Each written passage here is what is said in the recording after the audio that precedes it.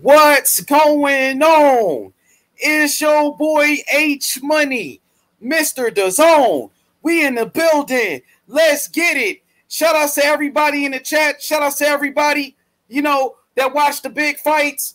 Jaime Munguia, he wins again. Gabriel Rosado shocks the world. It knocks out Bektemir Melikuziev. Beck the Bully got knocked out by Gabriel Rosado, ladies and gentlemen. Everybody hit the like button, man. We right back like we never left. Man, like I said earlier, sorry, guys. I haven't been going live. You know what I mean? My brother had a baby. I'm out of town checking on my nephew, man. And, yeah, man, we celebrating these great fights tonight. Also, we got Inoue. Inoue, considered to be pound for pound, so-called one of the best fighters in the world. Do you guys believe that Inoue is really pound for pound? Where do you guys have Inoue ranked on your pound for pound list? Do you believe that he's top 5? Should Inoue be ranked above Terrence Crawford? Should Inoue be ranked above Earl Spence? I don't think so. I don't think Inoue should be ranked above some of these guys. The Queen, Lisa Bell's in the building. Lisa. Shout out to Lisa Bells. Love you, Queen. I love you. Let's go. Method and Madness was good. He said Beck was out of shape. He was supposed to lose. Yo, shout out to my brother Method and Madness. Yo, Method, man, that boy Blade getting big, man. That Rottweiler you got, man, that boy Blade getting big, man. Shout out to Blade. Okay, IB. Who I be? Allende Brown in the building. What's good, Allende? Salute. Salute, big salute, JC. JC the Don. JC the Don in here. What's good? He said he got knocked the fuck out. Yeah, he got knocked out, man. I was surprised. I couldn't believe what I saw, man. That shit was insane. It was shocking. I was surprised the way he hit him. He hit him like on the temple.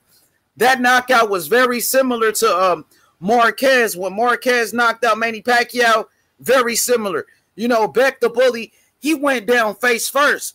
Now, Gabriel Rosado, he's a good fighter, but he's never been known to being a knockout artist. Gabriel Rosado, I never seen him knock somebody out like that before. You know what I mean? So I was surprised, man. But one thing about it, I believe it was in round number 2. Round number 2, Rosado started making some adjustments, and Rosado started counter-punching. He started counter-punching Beck the Bully. Hit him with some hard counter shots. And, the man made his adjustments, and that's what it's all about. Which fighter can make those adjustments to win the fight? And that's what Gabriel Rosado did, man. I still feel like Beck the Bully, he can bounce back. I'm not going to throw him under the bus. I'm not going to call him a hype job, but a lot of people was hyping him up, though. Remember, a lot of people was hyping up Beck the Bully and saying, he was going to be the next great thing. And, it's possible that he still might be, but he got to build himself up, man. He got to rebuild himself now, man, after getting knocked out like that. I mean, would you like to see a rematch? Would you like to see a rematch between Beck the Bully and Gabriel Rosado? Right now, Gabriel Rosado looks like he's trying to fight Jaime Munguia. He's moving on to bigger and better things for Gabriel Rosado. But Beck the Bully can bounce back. He just got to rebuild himself, man. It is what it is. Fuck it. Hit the like button. Let's go. No rematch. Oh, they said no rematch. Boxing God 7 was good. Rob 87 was good. They said no rematch right now. Yeah, it looks like Gabriel Rosado, he's moving on to bigger and better things at the moment. Okay, the Brotherhood. Okay, the Brotherhood in the building. Yo, I dropped the link. Brotherhood, let's cook. We got Jamal Charlo. I want to talk about Jamal Charlo too. I'm excited to watch Jamal Charlo fight. I know in the past I've been very critical of Jamal Charlo. I'm actually, I'm starting to like Jamal Charlo again. I know a lot of people, they've been ganging up on the Charlo brothers, but as of right now, I'm starting to like the Charlo brothers again because you got Jermell Charlo. He's fighting for undisputed. Bums only. See, dang. I told you they don't like Charlo. Hey, shout out to the Brotherhood, man. I dropped the link. Come cook with your boy H. Come cook with me. Bums only. Nah, I wouldn't say that. Jermell Charlo fighting for undisputed. How could we say bums only and this guy is fighting for undisputed? And that's what we talk about. Ain't that what we talk about all the time? Undisputed. One face, one champion, one name. Jermell Charlo is going for undisputed. As far as Jermall Charlo, I mean, at 160 pounds, really ain't none of the champions fighting each other. You know what I mean? Jermall Charlo, at the time, he wanted that fight with Canelo. He was the mandatory for Canelo, or they say his brother. Okay, so JC, I got this question for you, right? When Canelo Alvarez, when he was asked, would he fight Jermall Charlo? He said yes. He said yes, right? Remember Canelo recently, when he did that interview with Brian Custer, like when they asked him about fighting Jermall Charlo, he was thinking about it. He said it's a possibility. Now, when they asked Canelo about fighting Demetrius Andrade, he said Andrade ain't fought nobody. So as far as Jermall Charlo's resume, let's talk about Jermall Charlo's resume. Who has a better resume, Jermall Charlo or Demetrius Andrade? Let's keep the same energy. Jermall Charlo, he's coming off a pay-per-view fight against Derevyanchenko. Derevyanchenko, one of the toughest fighters at 160, and Charlo beat him. Who did Andrade fight in his last fight? Liam Williams? He said, I like it. He said, I like it, H. Let's go. Right now, I can honestly say Jermall Charlo has done more than Demetrius Andrade, and I love Demetrius Andrade. But if you look at Charlo's resume, Charlo beat undefeated Julian Williams at the time, J-Rock Williams. Charlo beat Austin Trout, who was another former champion. Charlo beat Sergey Derevyanchenko. He fought a tough fighter in Korobov. What has Andrade been doing? And I love Andrade, but what has Andrade been doing? Charlo ain't getting the respect that he deserved, bro. And Brotherhood was right. Shout out to the Brotherhood. Was good. Yo, what you say I'm right about? I ain't hear it. You've been right about Jermall Charlo. I know. I've been going back and forth, with Demetrius Andrade, and when I sit back and really analyze the whole situation, Jermall Charlo has done way more than Demetrius Andrade. You know, it ain't even, for me, it ain't even about how much he done. It's like what he attempted to do. You know what I'm saying? Like, what else can the man do besides work his way up the rankings and become mandatory and hope he get a shot? And just Canelo didn't give it to him. That's just what happened. And if Canelo did give it to him, we wouldn't be talking about Charlo the way the way they are. Because they be talking mad shit about Charlo like he ain't did nothing in the sport. But like I said, these same people will boost up fighters that ain't did nothing in the sport at all compared to Charlo, like Luke Campbell and shit. So I just don't understand. But yeah, I'm glad you waking up to the truth, bro. Charlo, he a real one, but I got him getting upset tonight, man. You know, I'm gonna keep it real today. Now I'm gonna just be honest. Now, I've been going against Charlo pretty much. Recently, I see a lot of people been going against Charlo, even Jermell Charlo now because of that stuff with Deontay Wilder. You know what I mean? I feel like it's not fair. I started off as a Charlo fan. I ain't gonna lie, both of the Charlo brothers fans. I like the way the Charlo brothers, they ride with each other. These are twin brothers in the sport of boxing, champions at the same time, right? These guys are doing some great things in the sport of boxing, and I like the way Jermall Charlo is a family man, without a doubt. I feel like Jermall Charlo is a true champion in and out the ring. You know what he does, for his family, as far as his kids. Jermall Charlo is a great father, you know what I mean? And I like what he's doing, man. You know what I mean? So right now, I'm becoming a Charlo fan once again. I'm starting to like Charlo again, So shout outs to Jermall Charlo, So I want to get your thoughts. Let me read the super chat first. Slide Tendencies. He said, "Look at him." Shout outs to H Money. What's good, Slide Tendencies? Thank you for the super chat, my brother. So now I want to talk to you about Inoue real quick, Brotherhood. I mean, some people think Inoue is number 2 pound for pound in the world. They got him ranked above Earl Spence, Terrence Crawford. Do you think that's right? Does Inoue deserve to be ranked above people like Josh Taylor and the rest of those guys? Do you think Inoue is really that real deal like they say he is, or is he overrated? Absolutely not, man. He do not deserve to be above the people you just named, not even Crawford. And you know how I feel about Crawford. So that says a lot if I'm saying that. And yeah, Inoue has been the same as Lomachenko and everybody else at Top Rank. They get hyped up a little bit more than they should. You know what I'm saying? Like, they just go a little overboard with it. I ain't mad at them. That's what they got to do. But, that's just the truth, man. I think he missed his chance to prove himself in my eyes when he skipped over the 115 division. He fought like a few guys there that nobody cares about and then pretended he can't make weight anymore when it's only 3 pounds. So, yeah, I didn't like that, and I don't think the guys he beaten at 122? Oh no, it's 118. I'm sorry. I don't think the guys he beaten there is like, marquee names, or like they ain't got nothing on Quadras, Estrada, Rung Vasai, Chocolatito, all of these guys I just named. All of them guys been former pound-for-pound fighters outside of Quadras. You see what I'm saying? I can't say the same about an old Nonito Donaire who was past it, and the rest of the guys he fought. So that's my opinion. Yeah, I agree with that. Like, he is a good fighter. I ain't going to take nothing away from him. He does have a lot of talent. He has a lot of power. But let me say that too, because I don't want to sound like I'm hating. He a good fighter.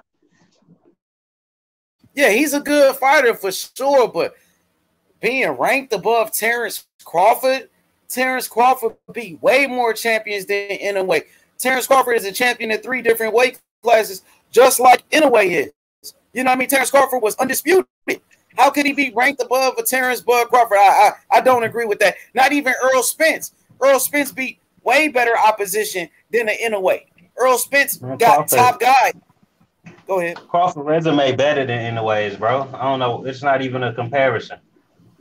Yeah, it's crazy how Inoue is, getting all this praise. I mean, he did win the World Boxing Super Series, like the Brotherhood said, at 118 pounds. That division wasn't that good. It wasn't like it was one of the best divisions in boxing.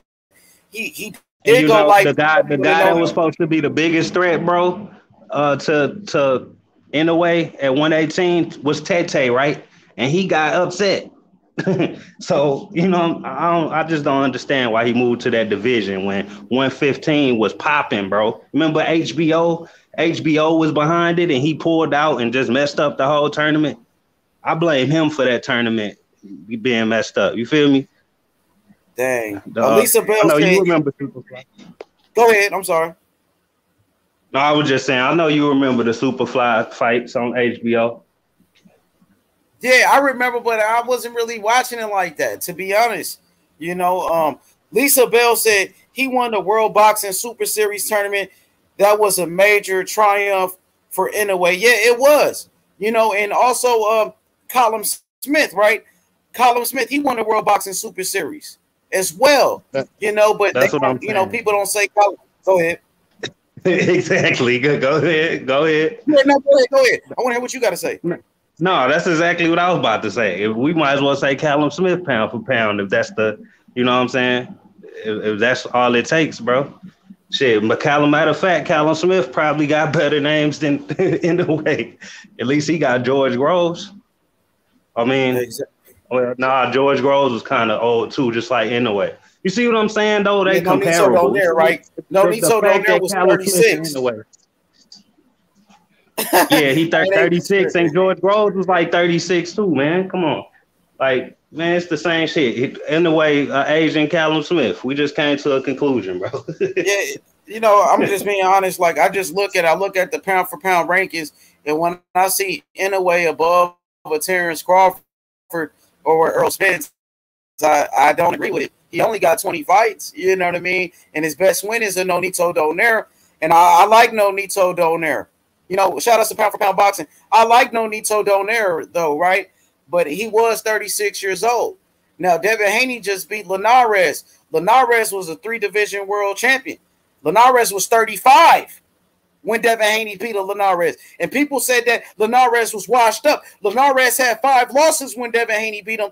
And when Inoue beat Nonito Donaire had 5 losses. He's been knocked out before by Nicholas Walters. Nicholas Walters knocked him out. And it's like, Inoue gets all the credit for beating Nonito Donaire, who was pretty much past his prime, who already got beat by, Rigondeaux. He got beat by Carl Frampton. He got knocked out by Nicholas Walters and all of that.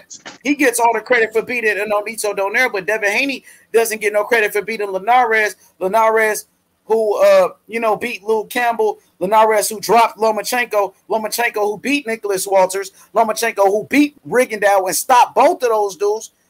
So I just feel like I just don't understand, man. Yeah, you know what I mean? That's all I'm saying. Like it's crazy. Yeah, I don't understand either. Like they pick and choose. They pick and choose what older guys get credit for beating and shit. Like, what's up with that?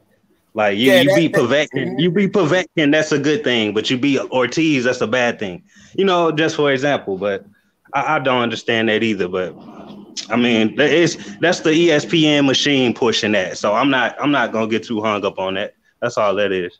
Also, they said, and now he's 38 and causes an upset to be the oldest ever bantamweight champion. Yeah, you give Nonito Donaire credit, but who he beat? Noureddin Obali. I mean, that division is weak. He was fighting like 3 divisions above that division. He should be knocking everybody out at that division. Yeah, see, and the thing is, go ahead, brother. You cooking? Go ahead.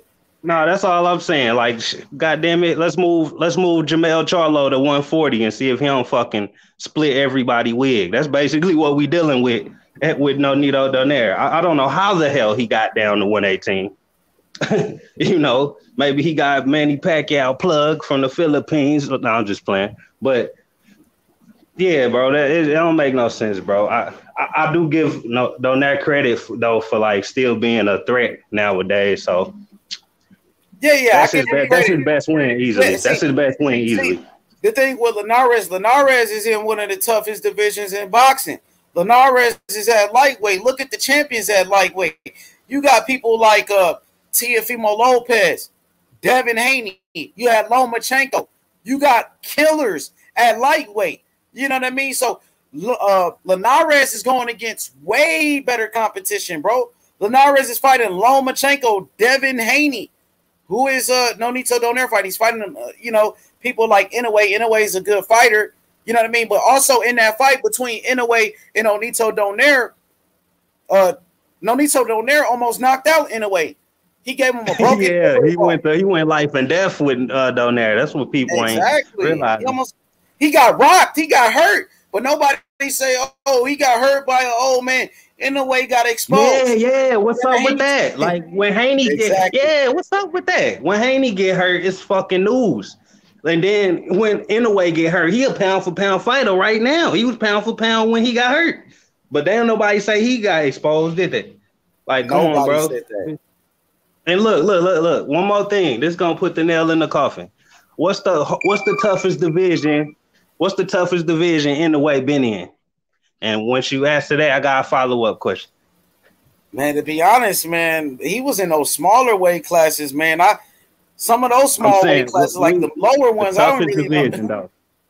I already named it. Maybe Superfly. Come on, everybody knows Superfly was the best division he ever been in so far, bro. Because they had a bunch of former pound for pound fighters in there, like Estrada, Chocolatito, Rungvisai, et cetera, et cetera. And they got what's his name? What's the dude name? Jonas?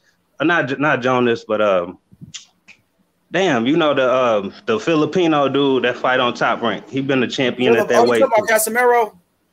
Not Casimiro. He like they call him like Manny Pacquiao protege or whatever. For real? He like the pretty boy from 115. What's his name? Ankaha. That's his name. Jerwin Ankaha. So he, Inoue dug all them killers at 115, bro. That was the hardest division he ever had been in. And what's the weakest? His resume is the weakest at 115. He ducked everybody there and then moved up. And nobody hold that against him. Like, I don't understand that. How the toughest division you ever been in was like the third division you was in, and then you just skip all the killers in that division and fight guys that's in a higher division, but they weaker than the guys in 115. That's like when Canelo moved up to fight Fielding, when you got a fucking killer like Andre at 160. It's like, I'm fighting the bigger guy though. Like, who the fuck cares? We know Andre can fight better than Fielding. We know a perfect example for Inoue. We know fucking Chocolatito fight better than anybody he fought at 118. I know that for a fact. So Brotherhood, you say that Inoue actually did duck Estrada and Chocolatito? He ducked those fights? He ducked the whole division, bro.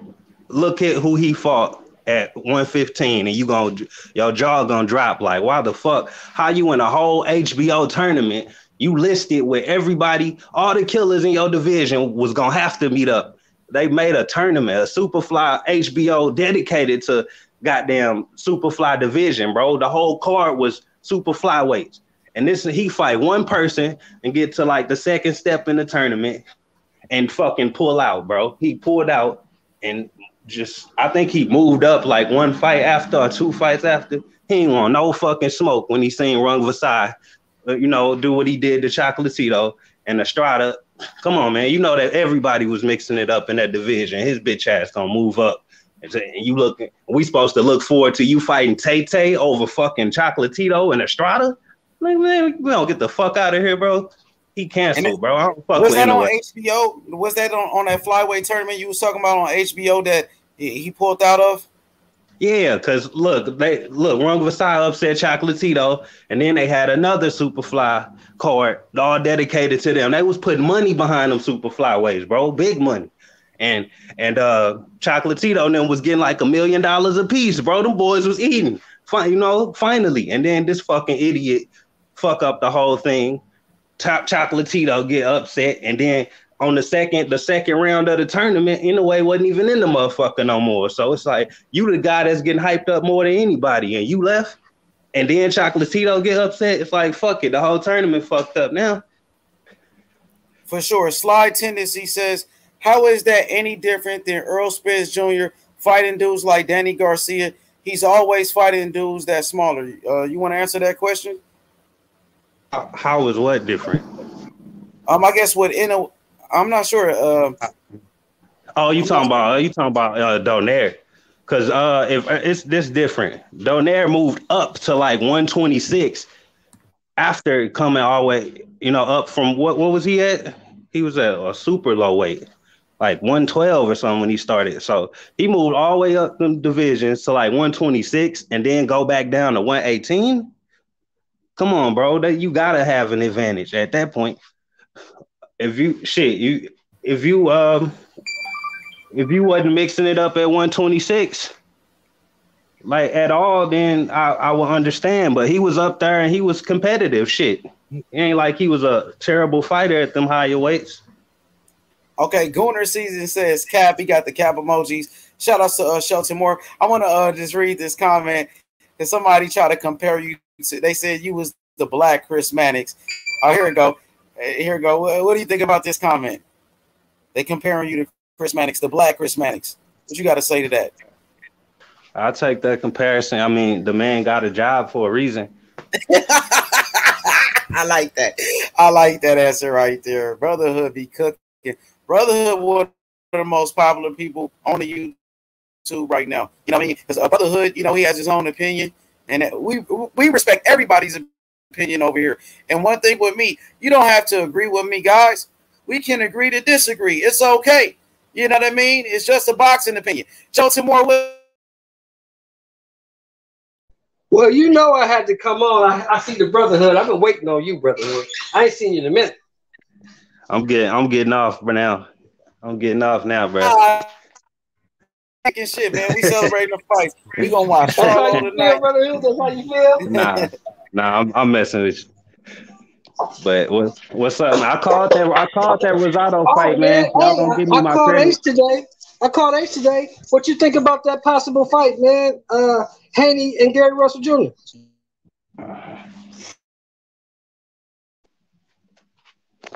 Brotherhood, you remember that fiasco, man? What, about a year ago when we did all of that shit and the fight never fucking happened? You remember that shit? You talking like you gangster or something? Yeah, man, that shit was crazy, man. That shit was funny on Fred Show. Me and Gary Russell had some beef. Gary Russell. Me and Gary Russell. What Gary said. That Ace Money. Oh, you got some beef right now, don't you? You got beef with the other Russell, right? Oh yeah, I mean, shit. A lot of these dudes make threats over the internet. I ain't gonna lie, Sheldon. I be receiving death threats all the time over this YouTube shit. You know what I mean? All the time. You know what I mean? So it's nothing new to me. You feel me? Like, I'm here to talk boxing, but I will defend myself. Now, hold on, Age. I definitely defend myself. I don't take no threats lightly. You feel me? Ain't that too far? Have we gone too far, Brotherhood? I think we've gone too far, bro. Yeah, man. I mean, that's the problem, bro. That's why I don't even be coming around that much no more. I'm tired. The shit is toxic, bro. Niggas, like, there's really niggas online that's that emotional about the sport where they will kill you. They will kill you, bro. It's that flat out. Simple as that. And I ain't trying to be around no toxic state of affairs, though, homie? Ain't that a sad state of affairs? It's fucking terrible, bro. I think these dudes actually cry in real life when they favorite fighter lose. That's the type of people we dealing with. That's crazy, because you know what? I think the same thing. Dude told me the other day he was gonna fly, let him know where I live at in Los Angeles. He tired of me. He got to come see me. I said, okay, well, I'm gonna tell you what. If you want to do that, that's fine. But don't think you're coming out here and getting Marcus of Queensberry rules, because you're not. Don't think you're coming out here and getting a fair fight, because you're not. So if you want to bring your ass out here, come on. We're going to meet you at the airport. We're going to drive you to your ass with me. We're going to stomp you the fuck out, and then we're going to take you back to the airport. So if that's what you want to do, come on. You say, might even feed you. Send nigga home with a goodie bag. Yeah, you don't get no fair fight. No fair fights in the streets. But what's up with these fights? What fights is next though? It's the I think Charlo gonna start first. Charlo, the PBC card gonna start first, and then we got Inoue coming later on. Are we interested in the top rank card or not? Man, I think, like, to be honest, it's like we know who's gonna win all these fights tonight, even on top rank. We know what's gonna happen. We know Charlo on the PBC side. Charlo gonna beat the hell out of Montiel. We know Inoue gonna beat the hell out the dude he's fighting. But you know, I do want to see more of Inoue, to be honest, man, because these guys be hyping him up like crazy, bro. And I just, you know, I want to see if he's really what they say he is. So that's why I want to tune into him. Let me ask Brotherhood. Is he number 2 pound for pound? I do not think so. Inoue? No, hell no. We were just talking about that. Hell no, man. I'll put Bud there before I put him there. Who's number 1 on your pound for pound list, Canelo? I don't got that's the thing. I don't got a pound for pound list because the people that belong there don't even really belong there. I'm not putting cheats on my list, and it's about 5 of them on the pound for pound list. So what's the damn point? Well, for me, I agree with you on that. I can't argue with your point. I can't argue. For me, Shelton Moore right now, number 1 will be between Terrence Crawford and Canelo. You know, it's between those two. For me, I got one of them. So 1 and 2, you got Canelo Crawford. Number 3, I'm gonna put Earl Spence. Earl Spence been doing his thing. Earl Spence, unified champion. He's the best guy at his division currently. You know what I mean? Number 4, probably Josh Taylor. Josh Taylor, undisputed champion. And I think number 5 will be up for debate. I know a lot of people got Inoue in their top 5. Some people got Usyk in their top 5. You know, what is your list? What is your list? My list is Canelo, Crawford, interchangeable. Spence, Josh Taylor, because he's unified, and then you got to put Mel up there because Mel has been doing his thing. Yeah, especially if he wins this undisputed, that should solidify Jermell Charlo in the top 5 pound for pound. I gotta go with Shelton's list, but I think Charlo still got to beat. He still got to beat Castano, and they just had their press conference today. Shout out to Karma Serene. What's good, Karma? I think Castano style perfect. What'd you say, brother? I was just saying, I think Castano style perfect for Charlo to knock him out for real.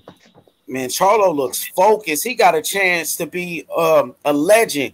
This win right here should put Charlo in the Hall of Fame as an undisputed champion at 154 pounds. You know, so I think we're going to see the best version of Jermell Charlo. I've been seeing the Charlo brothers. They've been hanging out with each other right now. I'm liking what I'm seeing from these Charlo brothers right now, to be honest with you. You know, so let's talk 160 real quick, brotherhood. So at 160 pounds, the champions currently, you got Jermell Charlo, the champion of the WBC. We got Triple G is the champion for the IBF at 160, and Demetrius Andrade is the champion for the WBO. Who do you think is the #1 middleweight right now? You know, as far as who's the best fighter at this moment?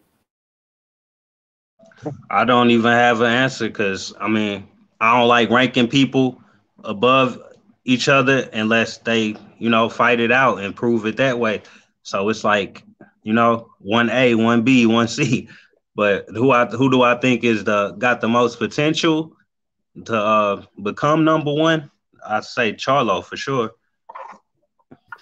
Jermell Charlo, yeah, he's been getting better. I like what I've seen from Charlo in his fight against Derevyanchenko. I feel like at this moment, Charlo has been looking the best. You know, no matter what people say about Charlo, Charlo looked good against Derevyanchenko. A lot of people thought Triple G lost to Derevyanchenko in that fight. Demetrius Andrade, his last fight against Liam Williams, Andrade he almost got knocked out. You know what I mean? And Liam Williams, he was never a champion. Liam Williams got beat by Liam Smith twice. So right now, at this moment, Jermell Charlo has been looking the best, even though I know a lot of people don't like Charlo. You know, you hate him or love him, just give the man his credit. You know, that's all I got to say, bro. Yeah, man. He a threat, man. I mean, people just gonna hate him anyway, no matter what he do, but you know, I like watching him fight, so I support him. I don't see him doing nothing like the other fighters like Broner or Tank doing outside of the ring to where he deserves the hate he gets, you know. So I just don't understand that. They seem like good people in the ring and outside the ring. Like they just be chilling with the fam and shit. So I don't see how you can't support some guys like that. Shout out to Mad Chad Boxing. Everybody subscribe to his channel. Mad Chad, what's good? He said Andrade and Haney have similar styles. Yeah, both very slick boxers. I think Andrade is a southpaw and Devin Haney is orthodox. Man, I bet Haney can switch. I think it's a little bit different though. To me, I think they different, but they are slick boxers, right? And they are great boxers, which makes them similar. Go ahead, brother. I say, what you think about Haney trying to switch, bro? I think he could do it. I thought about that too. I'm gonna be honest, because I like when fighters like Marvin Hagler can switch, even Jaron Ennis and Terrence Crawford. He's a young fighter. He can still learn how to do it. I think I seen him in sparring. Use a couple of I seen him switch a couple of times during sparring. But yeah, I think for all fighters to learn how to switch would be great. Sorry about that, y'all. That was my electrician on the phone. I had some business to take care of. It's all good. Shout out to Exclusive News Insider. What's good? Everybody subscribe to Exclusive. Subscribe to the Brotherhood channel. Shout out to Reese Mack in the chat. What you think about that, Shelton Moore? Brotherhood said, what do you think about Devin Haney learning how to be a switch hitter like Terrence Crawford and Marvin Hagler? I think that'd be great, to be honest, because he's very young. He still can learn how to do it. Is he ambidextrous is the question. Man, Haney gotta be at this point, man. I know he could. I know he could do something, man. He could do something. I think he still can learn it because he's so young, and it's best at this age, at a young age, to learn how to switch hit. learn how to put that in your arsenal. Because okay, let me ask you a question. Y'all play baseball, right? Did y'all play baseball? Man, in the hood, but not really though. Brotherhood? Yeah, I mean, not professionally or nothing. But you play baseball, right? Yeah. How hard was it to switch hit? That shit is not easy. No, it ain't easy. It's just not easy. Now, here's the question. But I'll I'm tell not you this questioning. though. I shoot pool left-handed. I'll tell you that. And I don't know why. I don't know why I do. But. Right. It's just some things you do. Now, here's the thing. I'm not saying, H, that he can't learn how to do it. I'm saying, is he willing to put in the work it's going to take to do that at this point in his career? All right. Karma said Haney is young, but he has been boxing a long time. He may not be able to switch. I thought about talking to Bill Haney about that. I seen Devin Haney during sparring switch to southpaw, but at 22 years old, he's still a sponge. He's still soaking it all in. So yes, to answer your question, Brotherhood, yes, I would love to see Devin Haney learn how to be a switch hitter and make those adjustments. Because some fighters, right, they don't know how to fight southpaws, and it's all about making adjustments. So yeah, I would love to see that. To be honest with you. That's what's up. What about since we was talking about 160 just a second ago, who would you like to see Jaime Munguia step up and fight? I'm thinking Rosado now, man. After Rosado, knocking out Bekdamir, the bully like that, yeah, man, I want to see that. And after the fight, Rosado called out Munguia. Munguia accepted the challenge after his fight with Camille. So yeah, man, and even after the Munguia fight, Munguia and Rosado, they met up and they were doing interviews together. So they talking about making that fight happen. I would love to see that one. And or maybe even Liam Williams, like Shelton Moore said, who Andrade just fought. Who's the better? Let me ask you guys the question. Brotherhood first. Who's the better fighter? Munguia or Rosado? Who's better? Not Rosado. Sorry. No, not Rosado. Not Rosado. Not Rosado. I'm sorry. Who's better, Munguia or Beck the Bully? Who's the better fighter? Munguia or Beck the Bully? I gotta say Munguia. Shit. I gotta say, because Beck ain't proving nothing to me. And once he did step it up, Beck got knocked out. Yeah, I mean, look, they say Jeff Horn beat Pacquiao and then Crawford beat Horn, right? And he get credit for that, beating the man and beat the man. Well, damn it, Munguia beat Saddam Ali and he beat Cotto. So let's keep the same energy. And Munguia, I would like to see him fight. Man, I wish Derevyanchenko didn't move down. I keep forgetting he moved down. Oh, I just told H that before you got here, brother. Derevyanchenko stops Munguia. Munguia ain't ready for Derevyanchenko. You think so? Put it this way, I'm gonna shock you again. I'm gonna shock you again. Yeah, I'm gonna shock you again. The Liam Williams that showed up to fight Demetrius Andre stops Jaime Munguia that showed up today. I don't know. It'll be a firefight. I'm gonna go for Munguia.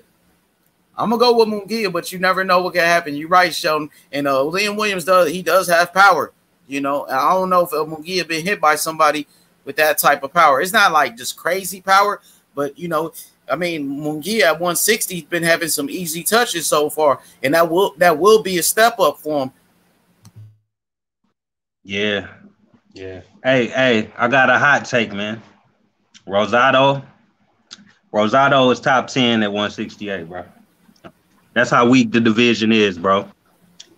Trust me. 68 always been like it's never been one of the strongest divisions in boxing. It's, you know what I mean? I think when Andre Ward was in that Super 6, that's probably one of the best eras at 168. You had Carl Froch, you had Andre Ward, Mikhail Kessler. I believe even Joe Calzaghe was still fighting around that time.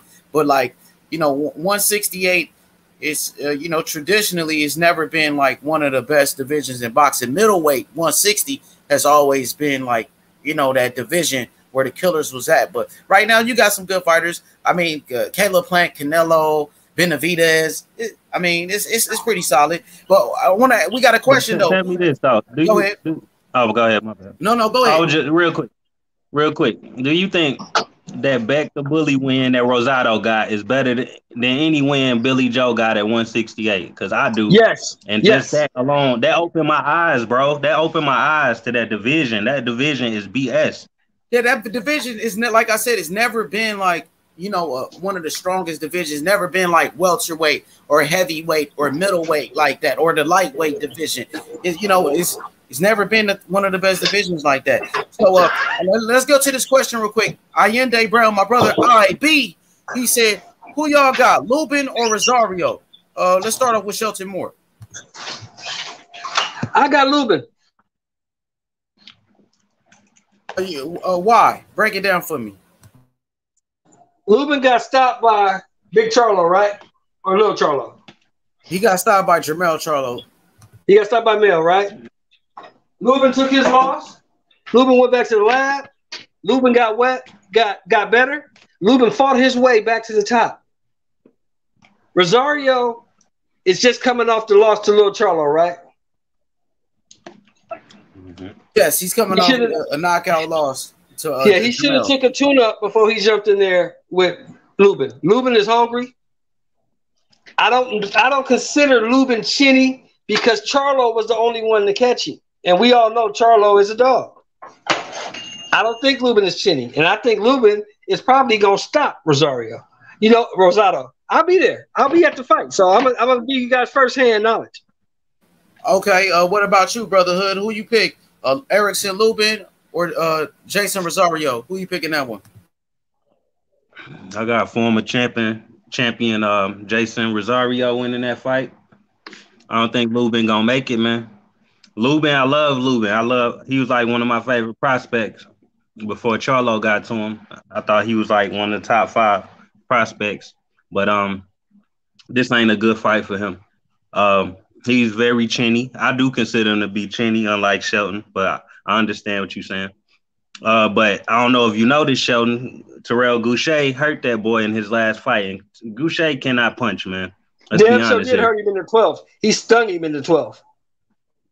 Yeah, and also Gallimore should come up with some shots.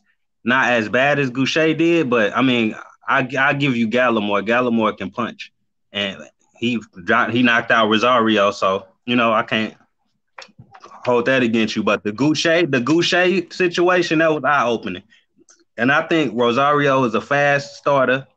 He one of the strongest punchers at 154, if not the strongest for real. And the guy is really a middleweight, man. I don't know how the hell he getting to 154, man. He's Lubin. He at the very least he gonna get his chin tested, and I just personally don't think his chin gonna make it 12 rounds. Okay, let's go to Sly Tendencies. What up, Sly? How you doing, brother? What's up, guys? Hey, Sheldon. What's up, panel? How's everybody doing? Breaking down boxing. Got my kids this weekend, so we having fun.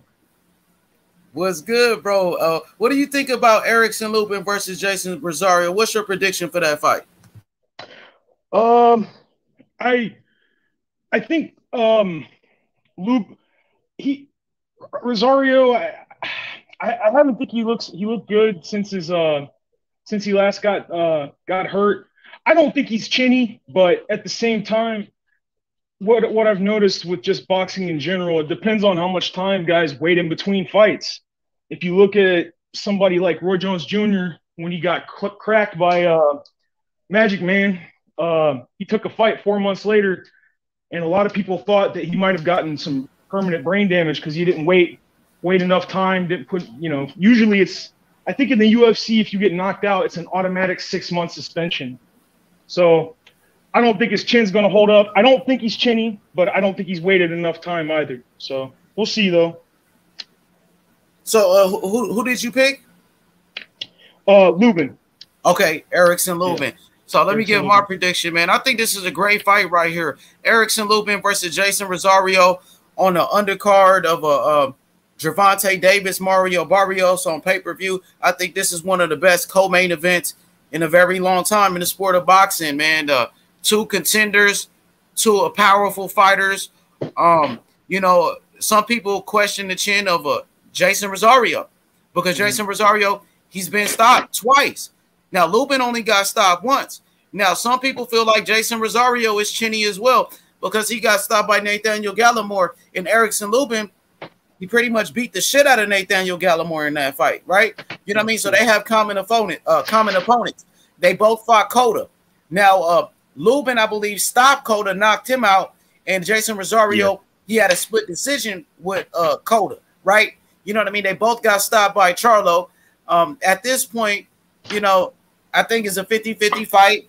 It's a very dangerous fight for both fighters. I'm going to go with Erickson Lubin. You know, I think Lubin, he has one of the best trainers in boxing, Coach Kevin Cunningham from St. Louis. He's a future Hall of Famer in the sport. You know, he trained great fighters like you know, Devin Alexander from St. Louis. Also, Corey Spinks, who was an undisputed welterweight champion. Erickson Lubin is undefeated with Coach Kevin Cunningham. Now, I believe Kevin Cunningham will have a great game plan for Erickson Lubin in this one. It's 50-50, but I'm leaning towards Erickson Lubin, to be honest. That's my breakdown. Mm-hmm. He's got. And I want to add real quick. Add real quick, I just want to say, Rosario, if it means anything to anybody, I think Rosario has the better resume or the better wins, the bigger wins. So if that means anything, I'm just making y'all aware of that. Yeah, because he was a champion. You could give him credit for knocking out J-Rock, Julian Williams. You know, he showed the power at a championship level. I feel like Rosario was at a higher level and was successful at least that one time, you know what I'm saying, and became a champion. Lubin was at a higher level and got comatose. So, I mean, I don't know if that means anything, but I'm just putting it out there. I ain't really putting that into my prediction. I think it's a 50-50 fight too. Okay, Chance Dotson with the super chat. Shout out to my brother Chance with another super chat. He says H Money. I got Lubin as well. Yeah, and I'm actually cool with Erickson Lubin's trainer, Coach Kevin Cunningham, and you know we supposed to get an interview in with Erickson Lubin and his trainer. You know what I mean? So hopefully we could do that sometime next week. When is that fight though? Is that next Saturday? Lubin.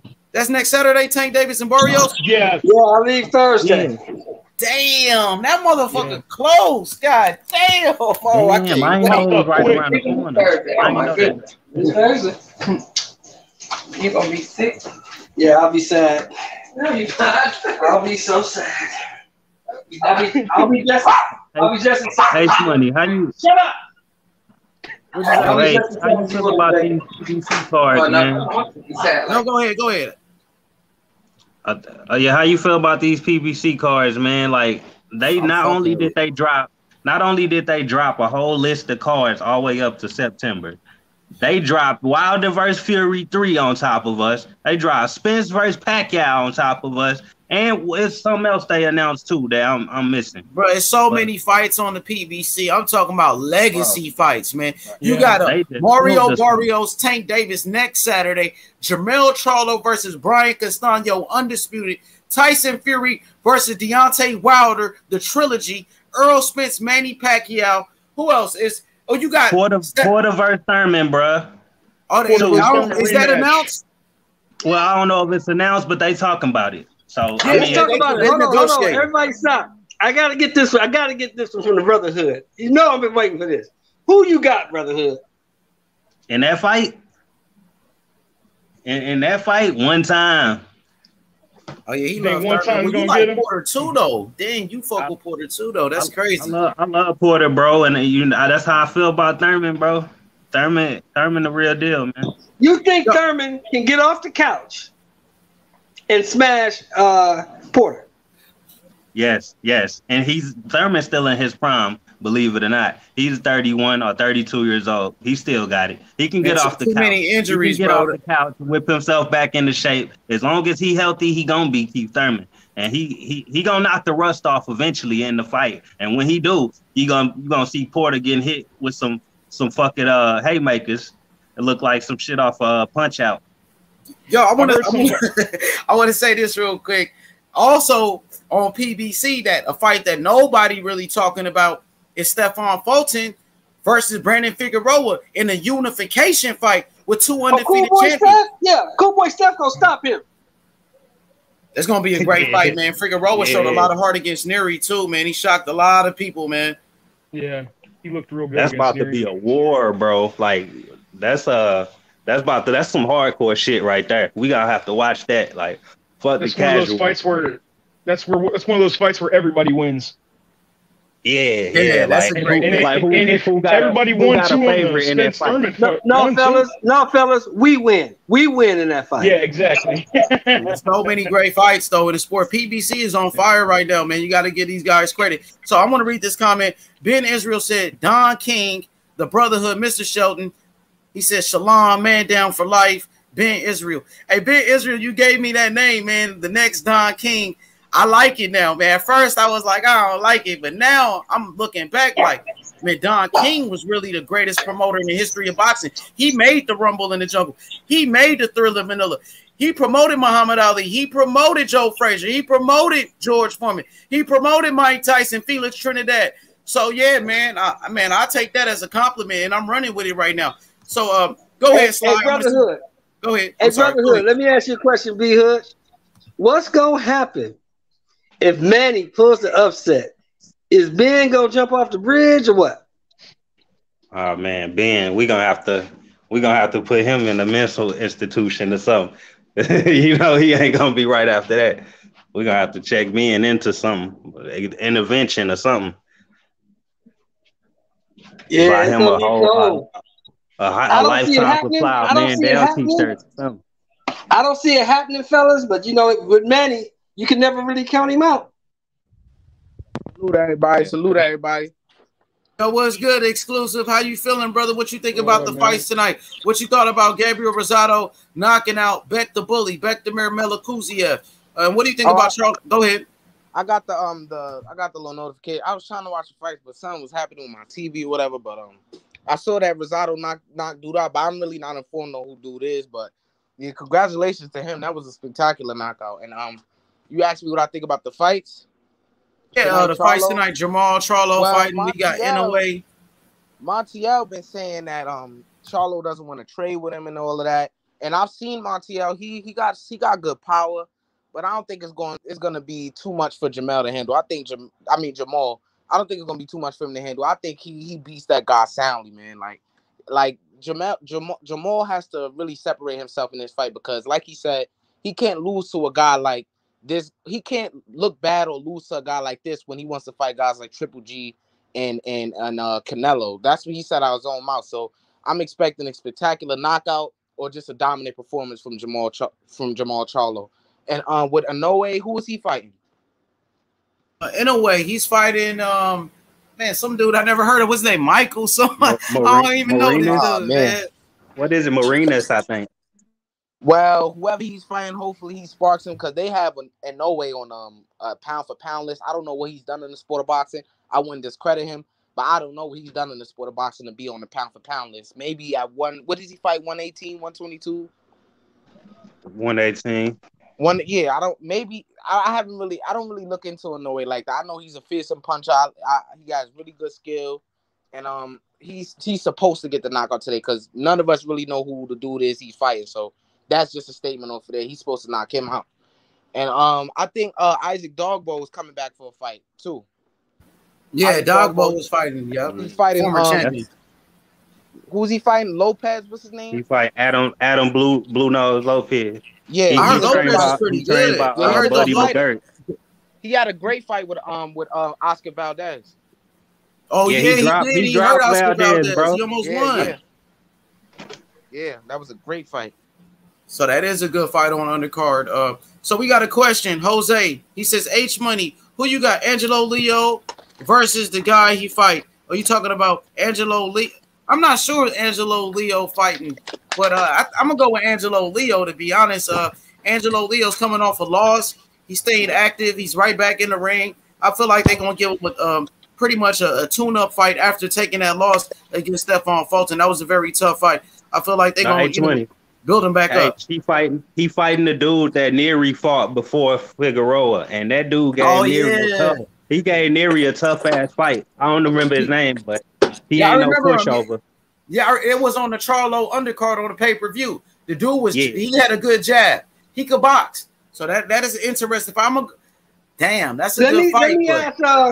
Let me ask Exclusive and Brotherhood this question. Is Luis Neri who we thought he was?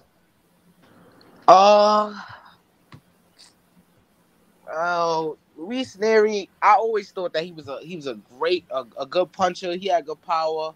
He had pretty good skill, but I always felt like he got hit too much. Like he's one of those fighters that's in wars and stuff like that. When he's presented with a fighter that has certain skills, and we seen that in his last fight where he got put in there with a guy who can box and he could slug it out. He slugged it out with him and he got stopped. I mean, I don't really think he was that really highly coveted, but it was a lot of hype, a little bit of hype surrounding his name, but I wouldn't say he was what he was hyped up to be. I wouldn't. Okay, I'm sorry. Go ahead, Sly. Let's see what the brother Sly think about it. Go ahead, Sly. Well, I mean, I wouldn't write him off just with that one. I mean, he did get put to sleep, but he kind of has that what's his damn name? I forgot his name. But he kind of has that like that war style that like let's just trade until somebody falls face first on the can. And that's entertaining. It's fun to watch, but anybody that has that style, they're never going to be the champ for a long time. You know, you gotta box at some point. Like you can't slug it out for forever and think you're going to just be the best of all time. So I think he could come back to it. He can come back. You know, he's just got to get a couple of wins, and he's definitely got to keep his hands up. Brotherhood, what did you think about Luis Neri? Was he what you thought? Was he what you thought he was? Hell yeah, he was already proven, man. He was moving up there and to be great. I mean, basically, he fighting a guy that don't even look like he belong at 122. That motherfucker look like a lightweight. But Neri, he beat what's his name? I can't say the Japanese guy name. He beat him twice, and I'll never forget that. He iced him twice in his hometown. You gotta give him credit for that. Yeah, Yamanaka. And Luis Neri, I can't take credit away from him for one loss. And he's very young. I think he's like 23. Dude is young as hell. So I'm not counting him out. I think he fell in love with his power. Yeah. Exactly. He fell in love with his power, like they say Wilder did. I think that's all that happened. He's coming off some good wins too. He just he got caught, and he's in the right position. He's still in a position to where people just have this kind of this thing with, oh, he's got a loss now, he's useless, and it's like, nah, man, the best fighters in history have lost and came back. So I forgot though. I forgot that motherfucker is a cheater. So he might not be what we thought he was. Motherfucker might be who's a cheater? I forgot. I almost forgot about his little ass man. Luis Neri. Yeah, he is. I forgot, bro. So he might not be shit, man. How is he a cheater though? What did he do? He tested positive, I think, he came in overweight of like fucking 4 pounds. That don't make him a cheater because he missed weight. Bro, no, I think he did both. No, he did both, bro. He did both. This motherfucker come in overweight like 10 pounds to beat Yamanaka. Yeah, was it because of the meat, like Canelo, or was it something else? Yeah. Listen, wait. Wait. Let me finish. Let me just finish it out. The same camp that he was with is the same camp Canelo was with when he got busted. I'm just putting that out there. He was with Reynoso when he got caught. I'm just putting that out there. Yes. Well, I didn't know about that, so I'm not gonna say much on that topic. So we got a question. Same tacos, H. He ate the same goddamn taco. Man, I don't know much about the meat thing, so I'm I don't know, so I can't really speak on it. So Ivan said Stefan Fulton versus MJ Akhmadiev.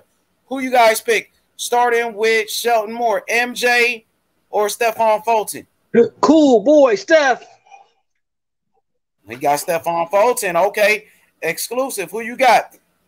Stephon Fulton, MJ Akhmadiev. Stephon Fulton. You got Fulton too? Dang, sweep so far. Okay, slide tendencies. Who you got? Stephon Fulton versus MJ in a unification fight. Y'all are sleeping on Akhmadiev, man. He's gonna get it. You got MJ. Okay, brother. Oh, yeah, I got MJ. Ain't that the dude? Ain't that the dude Rosado just knocked out? No, MJ. MJ, No, not him. You know, MJ in the smaller weight classes. MJ just beat. Come on, y'all know their names. Okay, I'm just making sure. Hey, come on. I know you talking about now. I'm tripping. Stephon Fulton, yeah, man. That fight gonna be interesting, bro. I don't know much about the Akhmadiev dude. I just seen his highlights, and he looked dangerous from that. So I can't make a informed opinion. I just think it's gonna be a good fight for the fans. Well, Cool Boy Steph looked dangerous in real life, real time. Oh, he looked like the truth. I can say that. I seen plenty of his fights. Well, did y'all hear what Virgil Hunter said? He said that Barrios is gonna bust Tank head to the white meat. Yeah, Barrios stopping Tank, y'all. He's stopping and taking him. Tank Camp said that's the trigger right there for Tank. Tank feeling he even more motivated for this fight. Y'all watch that Barrios versus Akhmadiev fight, man. Barrios is a fucking dog, bro.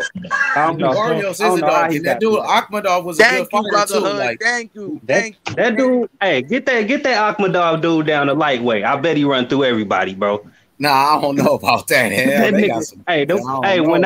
When him and Akhmadiev fought, bro, I think both of them is top 140 pounders, bro. They just on the wrong side of the street, bro. Akhmadiev was a good fighter. Yeah, Akhmadiev was a fighter that people. I think he was an Olympian too, and people just didn't know who he was, but he could actually fight. Yo, I just want to get my prediction. Beast, man. What you say, Sly? Hey, let me ask H Money something. H Money. What's good? How long have I been calling for How long have I been calling this fight? H. How long? Man, it's been months since the fight been announced. Since they even start talking about that fight as a possibility. You've been going with Barrios, and I agree with you. I'm going with Barrios in that fight. I think Tank Davis, he's making a big mistake going to 140. Without even a tune-up fight, you're going straight after a tough fighter like Barrios. Barrios, go ahead.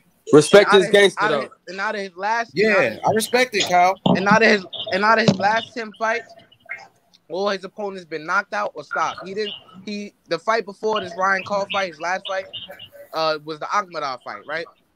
In that fight, it was a dog fight, but he dropped the man twice in exchanges. The man got power. And he got power and he got speed. Look, one thing about big height advantage on Tank too. A big height advantage, bigger than anybody that Tank fought. If he keeps him on the outside, he can just jab his face all night. That's not true. It's not true. But Tank ain't never been in the ring with nobody. Who's taller than Barrios that he fought? Jose Pedraza is a tall fighter, bro. Oh yeah, Jose Pedraza is not 5'11", bro. Yeah, he ain't 5'11". Like 5'9", though. He pretty. He's not 5'11". We're talking 140 pounds. 2 inches makes a big difference, man. Not really, man. Let me just get my prediction real quick, y'all. Let me just answer this question. Stephon Fulton versus MJ Akhmadiev. 2 great fighters, 2 fighters that I like a lot. But if I had to pick one, I like Fulton. I talked to him before, but I'm going to go with MJ, bro. MJ. Ooh, hot take, yeah, there you go. I like MJ. MJ, the truth, bro. He got a lot of skills. Southpaw. He got power. He can box. MJ, bro, became a champion, I think, in only like 7 fights or something like that. So, man, don't sleep on MJ. Don't call that man MJ. There's only one MJ, man. Yeah, but that's what they call him. That's what they call him. That's crazy. But I'm gonna go with Murajan Akhmadiev. I think he's the better fighter. He has more dimensions to his game. But Fulton he's a beast too. Not to take anything away from Fulton. I like Fulton, but I think MJ will win the fight. But go ahead, Kyle. The boxing section. First of all, good. Hey, Cool Kyle D. You my man, 100 gram pots and pans the whole 9. But bullshit. Now, good and goddamn well, Cool Boy Steph is going to mop the floor with that boy. And number 2, Jose Pedraza, he's only his arms only an inch shorter than Mario Barrios. So his reach is 70 and Mario Barrios is 71. So let's not act like it's a crazy difference. Hold up, brother. Wait, Ain't I about to see you out there this weekend, brother? Oh, you damn Skippy. Oh yeah, so we gonna talk about it then. Okay, you going to that Barrios fight too with Tate? Come on, man. I don't miss shit if I can make it. You know what I'm saying? Yeah, I'm on the first day of smoking. Okay. Yeah, and I'm going to Vegas back-to-back months. And of course I'm going to go see Cool Boy Steph unify the belts. So yeah. Oh, you know, I just got the ticket, Tyler. I'm in Vegas with you, brother. I'll be there. But what fight? Come on, man. Stop playing. The Bronze Bomber? I said I'll be there, bro. Y'all better watch history happen. Let's go, baby. Two time. Hell yeah. Y'all want to start with that shit. Y'all crazy as fuck. Hey, you know, I got to go to be the voice of reason, H. I got to go to be the voice of reason, bro. I know, exactly. Hey, listen. They can say what they want about you. You know what I'm saying? But at the end of the day, my relationship with you is different. You know what I mean? So yes, sir. It's all good. Hey, Kyle, you already know it's been war though. Like you already know, nigga, it's been war like a motherfucker with this fight. Hey, listen. Do I agree with everything you say? How you said? No. But at the end of the day, you know what I'm saying? We can disagree. You know what I'm saying? Correct. Agree to disagree. And we're gonna disagree on this because Tyson Fury is going to sleep. He's going to bed. You know what I'm saying? Oh shit! Come on, son. Let me get off Deontay Wilder, man. Because he was quiet. Hey, you doing a lot of talking, and I know Wilder didn't say one word. And the last time I checked, Tyson did you watch the interview with Fred? Well, let me just say this: Tyson Fury, his trainer Malik Scott got exposed. Malik Scott, Deontay Wilder's trainer, got exposed by Tyson Fury. Tyson Fury whooped his ass and busted his eardrum. You know what I mean? And he beat the Deontay Wilder's ass. So he beat Deontay Wilder's ass. And he beat his trainer's ass. So, man, I just can't wait. Wilder was on Wilder beat his trainer ass too, though. So what you mean? Like, what are we talking about? You think that was a real fight? Wilder beat his own trainer's ass. He didn't beat Malik Scott's ass, yo. Hey, let me say this, though. Look, I'm going to tell you this. Now, Deontay Wilder, he's the guy that always said, speak it into existence. Speak it, receive it, believe it. Speak it, receive it, believe it. He didn't say a motherfucking word. That nigga wouldn't even speak at the press conference, nigga. So what happened to that? Somebody please tell me. Hey, let me speak on that. Let me speak on that, man. Look, he shouldn't have had to go to Fred to do an interview. He should have did the shit right there in the guy's face. Like facts, Sly. For what? Let him speak. That's what he's been doing. He was scared to answer those questions. I'm in control of this shit. I ain't got to answer these white folks. Let Brotherhood cook. That nigga was scared to answer questions, bro. Hey, I'm going to answer these white folks. I'm going to look, bro. Let me answer real quick. I just want to point out one thing. Look, don't he got a white trainer by the name of JD's and he's with Shelly Finkel, right? What is all Come on, man. You don't give a fuck about that, Kyle. Come on, man. Come on, man. Hey, look, listen to me. Real quick, bro. Let me make one point. Go ahead, Cook, Let me make one fucking point, bro. Y'all done told this man to shut the fuck up and stop talking and stop making excuses for 16 months straight. 16 fucking months. Y'all just said, shut the fuck up, Wilder. And when he comes to the press conference, y'all expect him that y'all want him to talk now all of a sudden? After 16 months of telling the nigga to shut the fuck up? Hold on, wait. I ain't finished. Give me 10 more seconds, please. Look, and y'all expect him to say all of the same shit y'all just told him to shut the fuck up saying for 16 months. Y'all want him to come on stage and say, all right, glove gate, let's talk about it. But y'all done told him to shut the fuck up talking about glove gate. So tell me, what do y'all really want? Hey, you know what it my is, question. my question. Let me ask my question. My question is, what do y'all really want? Do y'all want him to shut the fuck up? Y'all want him to talk? Can we decide right now? So I got you, Sly. This is what we want. We want Wilder to keep the same fucking energy. Now, you had a lot to say on the internet saying Tyson Fury cheated. You was on some juice. Mark Breland spiked your water. The suit was too heavy. You made every excuse in the game. But then when it's time to answer these questions, you were quiet with your headphones on, trying to ignore the media. I thought it was some whole shit, and I just can't wait for the fight, man. I feel like, Wilder should have kept the same energy. You call Tyson Fury. I don't get it, bro. Let me finish. He called Tyson Fury a cheater on the internet. Why not call him a cheater to his face? Keep the same energy, because y'all said bro. that's an excuse, right? Y'all said that's an excuse. You said stop making excuses, right? So when he does exactly what you wait. So when he does exactly what you asked him to do, stop making excuses. He ain't go to the press conference to say none of that shit that he been saying. He did exactly what y'all asked him to do for 16 months. Not about and y'all got a problem. Y'all got a problem with him doing exactly what y'all asked him to do. That means y'all just fucking hate him, bro. Let's slide. Listen, I was a Wilder fan before. I was a Wilder fan. I first saw Wilder fight when he fucking fought Bermane Stiverne the first time, and I was a Wilder fan. People aren't a fan of the excuses. Here's the thing that nobody wants to say. Everybody wants to defend him. Here's the problem. If every time you make an excuse and then someone goes, well, can you prove that? And they go, no. And then they make another excuse and another excuse and another excuse. He's made so many excuses, and then he finally gets to look the dude in the eye, and he doesn't say shit. And on top of that, this is the biggest thing. If boxing's all about the money and the glory and all that shit, why ain't he trying to sell the fight? Why does he expect me to be better sell the fight? Y'all worried about the fight being sold. Y'all was saying y'all don't even want the fucking fight. Give me 1 second. Let me just say this now. Deontay Wilder is embarrassed, Sly. The guy doesn't want to talk. He doesn't want to be in front of the camera. His own trainer, Malik Scott, said he didn't want to be here. But just a week ago, you were still making excuses when you were talking to Ray Flores on PBC saying it was white privilege why you lost and all of that nonsense. Oh, the Jews. Somebody put a spell on me. I was hypnotized. Man, this guy he's a fucking joke, bro. And that's all I got to say, man. I didn't even want to bring up Wilder. I was talking about everybody else.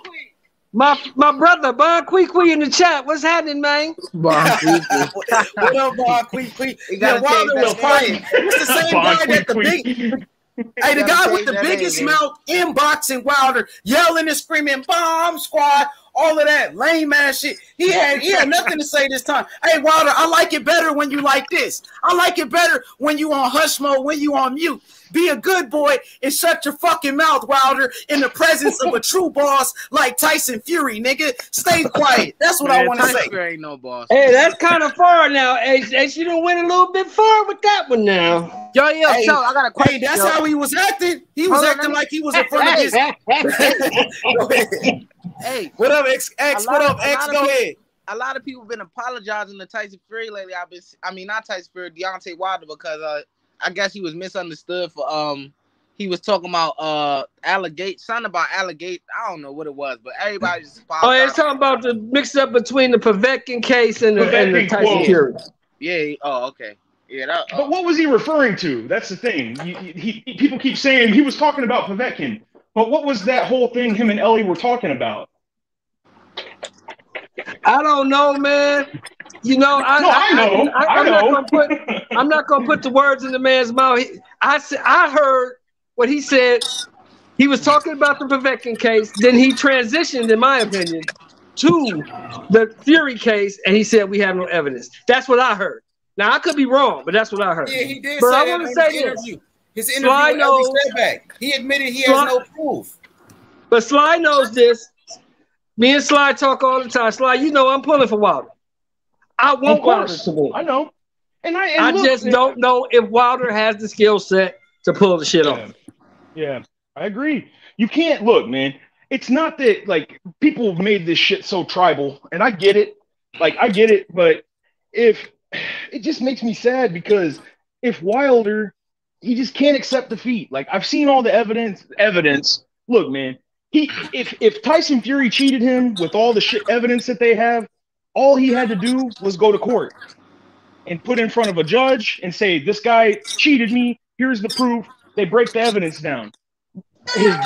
We got all these dudes quoting shit, and instead of doing that, he's going, it's 4 white men against 1 black man. What do you think's gonna happen? And look, I am not gonna deny for a fucking second that race doesn't have anything to do with it. But here's the problem with that. We're talking about a dude that's worth almost $100 million. And anybody, I don't care what color you are, when it comes down to court cases and the law and all that other shit, money talks and bullshit walks. So that's why I get pissed off when I hear that shit, because I'm just like, man, this dude's worth all this fucking money and he can't take it to court? But let me say this, bro, to your point, Sly. Yeah. There's racism in boxing. There's been racism in boxing since the inception of boxing. We all understand that. Absolutely. Racism didn't have nothing to do with what happened in February of 2020. Yeah. The man got beat. Period, point blank.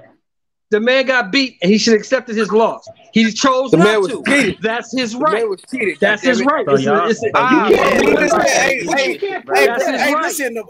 But he took a loss, and he made excuses. That's what I have a problem with. I have a problem with the excuses, not the fighter. Wilder even said it in an interview that he has no proof that Tyson Fury cheated. Okay, he even admitted it. Let me said it himself. To that point. All right, hold on real quick. All right, when I was in middle school, right, I threw a ball. It hit my partner's sister in the face, right? Nobody knew I threw the ball. Nobody knew I hit her with the ball, right? But her. She said, he hit me with the ball. Everybody said, man, we didn't see it, right? So I hit her with the ball. I said I did not hit her with the ball, but I hit her with the ball. She couldn't prove that I hit her with the ball, but I still hit her with the goddamn ball. So you can't say just because you can't prove it, just because you ain't got no proof of it, don't mean it didn't happen. And bro, matter of fact, bro, let's get back to trying to act like the shit impossible though. That's not real right there. Don't act like the shit is impossible. We speaking facts. We're not, making up things or Wilder. He said it himself. He didn't have proof, bro. He wasn't even saying nothing about it at the press conference. So let's just leave it at that, man. You know what I mean? Let's make circumstantial. Go ahead. And like they had an arbitration for it. I mean, they dug deep. If you feel what I'm saying. I mean, I don't know. Yeah. I'm not in there. I'm not Wilder. I don't know what happened, but what we have to show is facts. And the fact, we know what happened. He got his motherfucking ass beat. He got beat That's up. what happened. And look, and here's the other thing. If that's the case, y'all should respect the fact that he willing to jump back in the ring and try to get his shit back then. But y'all don't even respect that at the least. Y'all some fucking haters, bro. No, you don't. Wait, no, you don't. Let me finish. I've been quiet. I've been quiet. Let me finish. I've been quiet. Let me finish. Because if you did respect that, then you wouldn't be sitting here whining about Wilder not taking Fury to fucking court. No, wait, let me finish. Stop yelling over me. I'm gonna finish. You sitting here saying you wanted Wilder to go to court and fucking whine to a judge about cheating rather than fucking get his third fight and fucking solve it that way. You was just sitting here whining and saying, why didn't he take Fury to court and he got cheated? That's some pussy shit. Wilder did it the manly. Wilder did it like the man should do and just get back in the ring and fucking solve it that way. Respect that. It's a very fucking lead. Hey, let's not respond and then we gonna switch the topic. Here's what I think. Look. Here's what I think. Honestly, he lost the second fight. In my opinion, he got beat by the better dude that night. I feel like he underestimated him. He came in heavier than he ever had before. And all this suit talk, and they changed this, and he spiked my water. He just got beat by the better guy on the night. And here's the thing. This is something that's going to make all you guys happy. Guess what? I think that I wanted to see Undisputed, but Tyson Fury agreed for the third fight.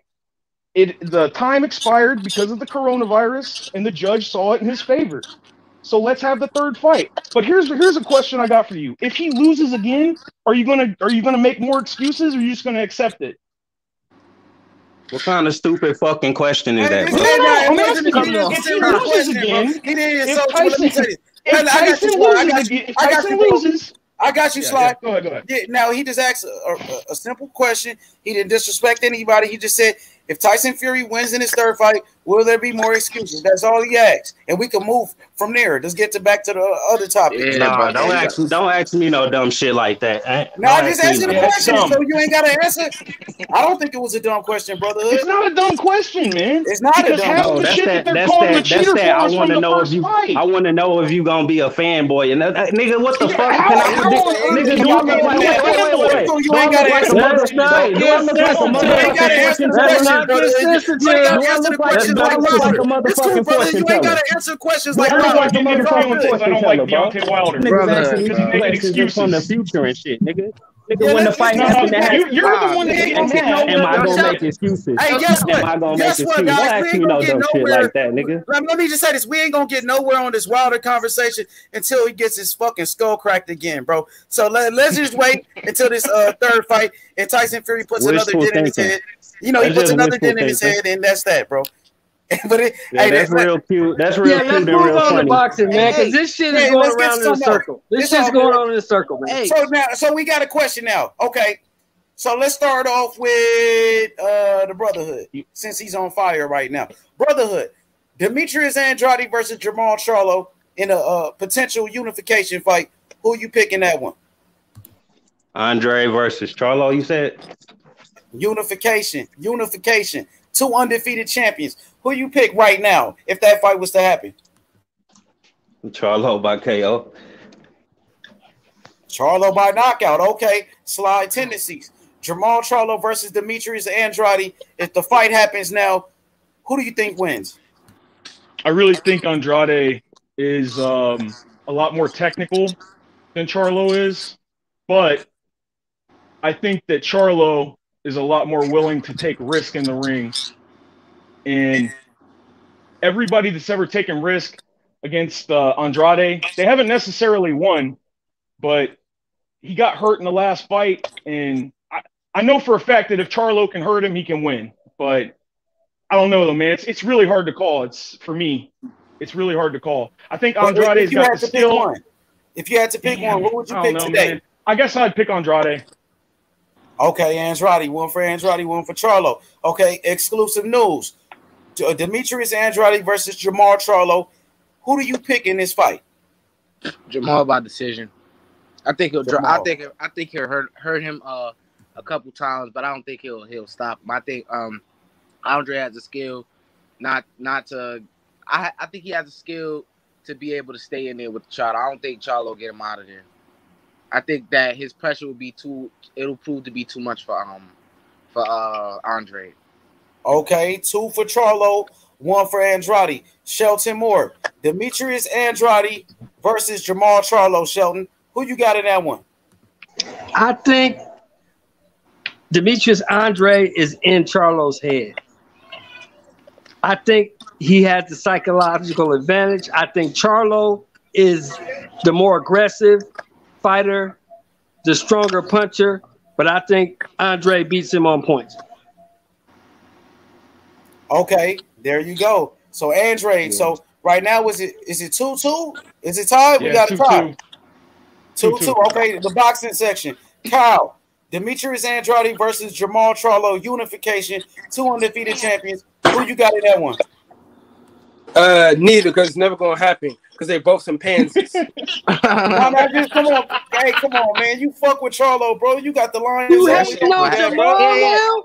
Now you hating on Jamal? Don't turn on him, dog. Don't do let's it. be real now. That fight ain't never gonna happen. Charlo he really don't like him, bro. He really don't like him. Let me ask real quick. I wanted to ask about that because everybody, I don't know the whole history of it.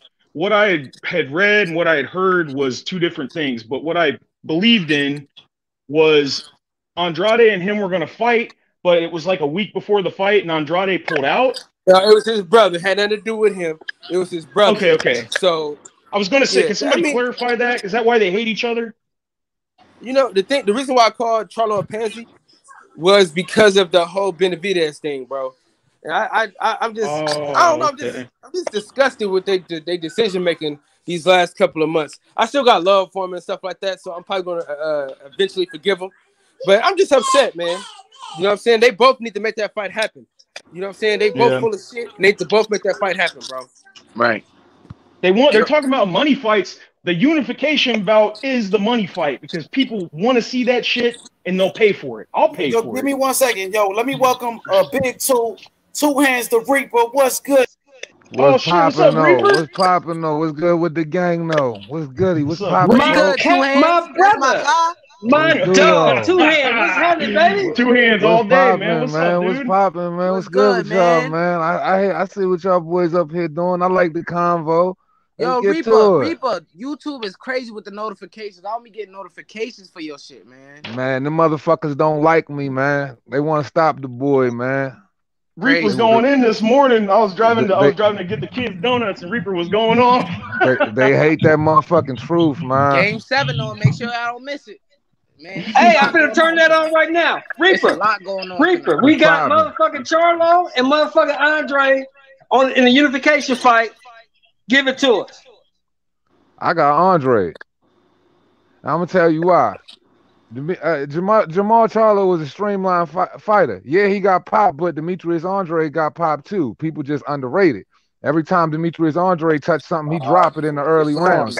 You know, the thing about it is, though, but, you know, Demetrius Andre has hella footwork. And the one thing we know about Charlo, he's a streamlined, flat foot fighter that's straight A to B. So all he's going to do is dance on him, you know what I'm saying? Sweet science and power is always going to prevail. So I put Demetrius Andre just outclassing him and just making him look bad, man. And when I've seen him fight guys like Sergey Derevyanchenko, when I've seen him fight guys like Matvey Korobov who beat him, you know what I'm saying? If a Matvey Korobov could outclass you, a Demetrius Andre with his boxing acumen, a Demetrius Andre is definitely going to outclass you. So it ain't no chance that Jamal Charlo beats that boy, man. But you know, I would love to see it. You know, it'd be a good fight, man. You think if Andrade got hurt by Charlo, I'm not taking nothing away from Matvey Korobov, but yeah, of course. Of course. You know, people act like Liam Williams can't hit. Liam Williams got popped too. And, you know, he took his shot. You know, the thing about it is this is boxing, man. People are going to get hit, man. And I think Demetrius Andre would, you know, handle Charlo very easily. Very easily. Because, like I said, man, styles make fights. And that's a very easy style for Demetrius Andre, man. Very in and out, soft power fighter. Very good in the inside with the uppercut. Very good on the outside with the straight right hand. Very good with the hook. Always using lateral movement. Is always very precautious about the moves he makes. You know, but he's not apprehensive when it comes to, you know what I'm saying, being with his output. So yeah, I see Demetrius Andre styling on him. You know, like I said, man, Matvey Korobov ain't no Demetrius Andre. You can ask me whatever you can want. I get some clarity on something? You can ask me whatever you want. You just said that it's boxing. You gonna get hit, right? But somehow you think Andre gonna just breeze through Charlo that easy, but without getting hit. But why wouldn't he? I don't understand. Why wouldn't he breeze through Charlo? Because you just said it yourself. It's boxing. You gonna get hit. It's boxing. People get hit. So if I'm referring to another fight that he got hit, of course that's a fight that he got hit. That's what I'm asking. That's what I'm asking. What makes you think? What makes you think Charlo's going to hit him, and that's just going to be the Achilles heel of everything that's just happened in that fight? Bro, so you just think it's just going to be one shot with Demetrius Andre? My question, homie. I wasn't done asking my question. Well, you asked one question. I'm responding to one question. Well,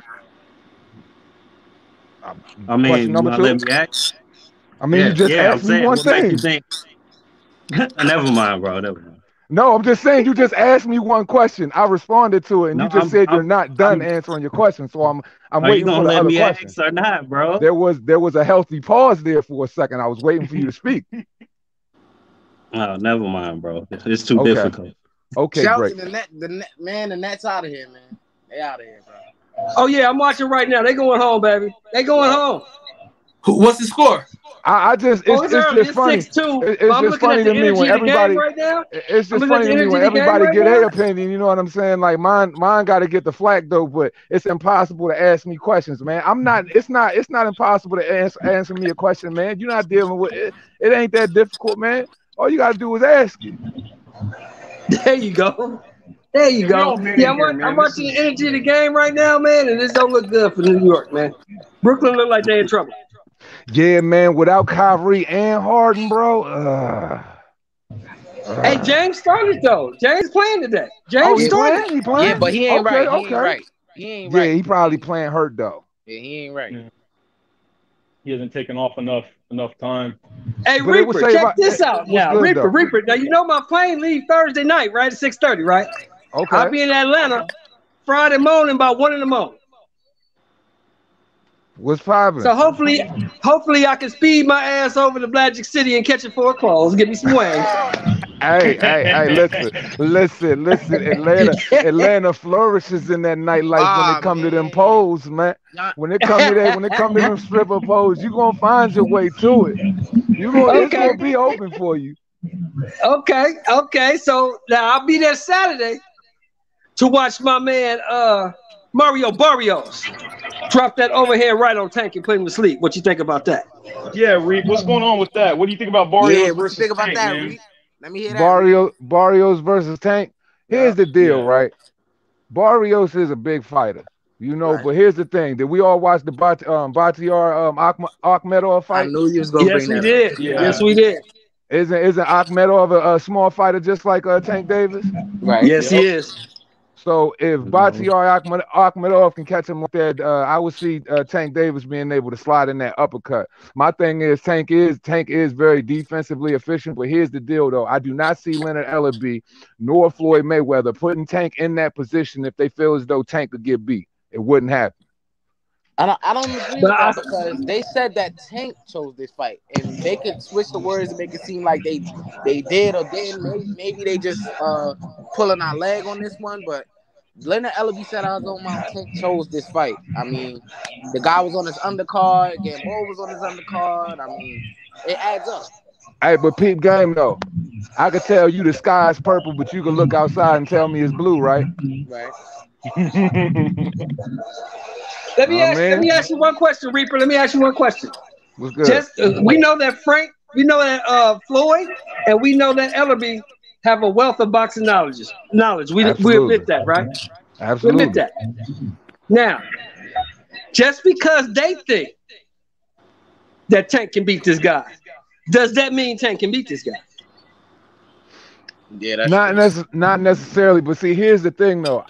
If we're looking at Mario Barrios, and if we're gonna let's look at it like this.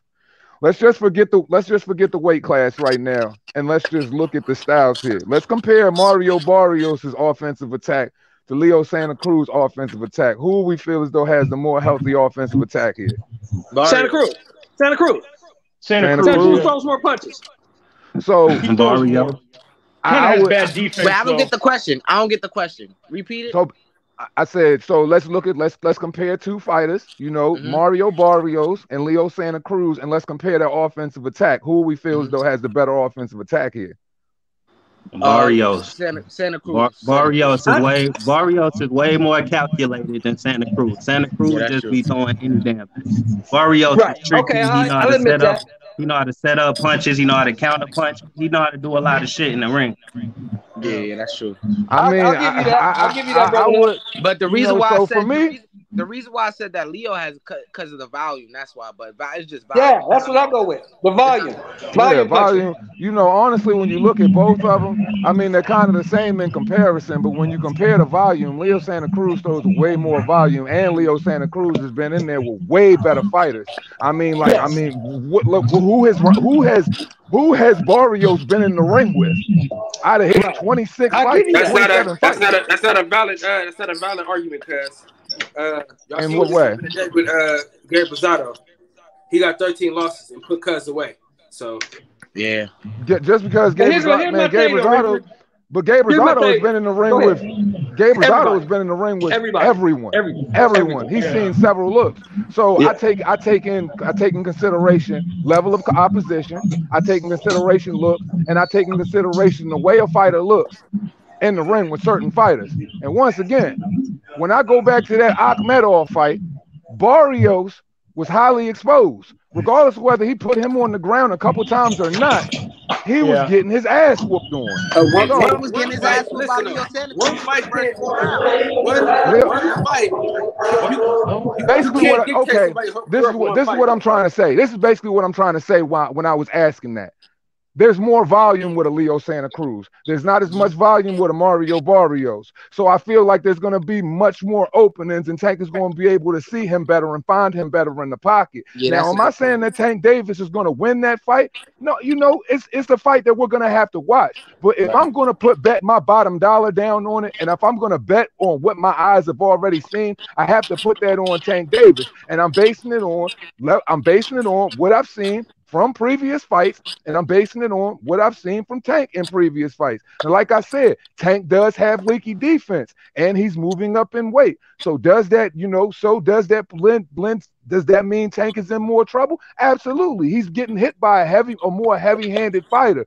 But once again, I do not think that Leonard Ellaby or a Floyd Mayweather is going to put him in this position if there was a significant risk there, because I really don't feel like there's significant risk with a Mario Barrios. I feel like that Mario Barrios fight is at 140 is an illusion to make Tank look good to collect another regular belt.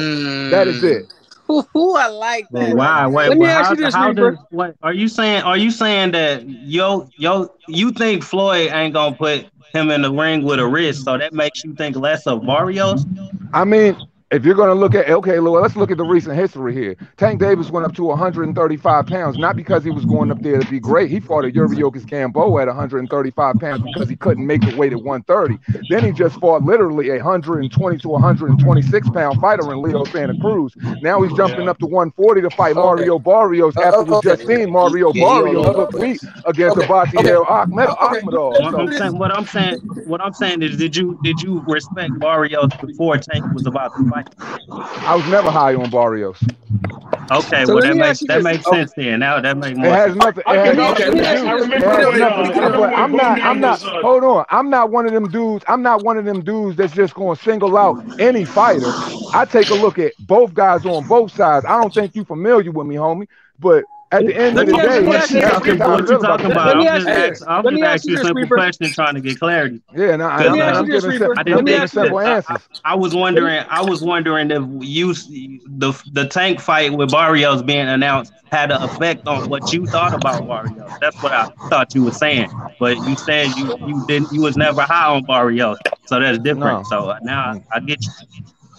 Now let me ask you this, Reaper. What's poppin'? When Tank fought Santa Cruz, can we both admit that there was not a time in that fight that Tank was worried about anything Santa Cruz was throwing at him? Man, Tank was getting this face hit up like a game of Simon Says, man.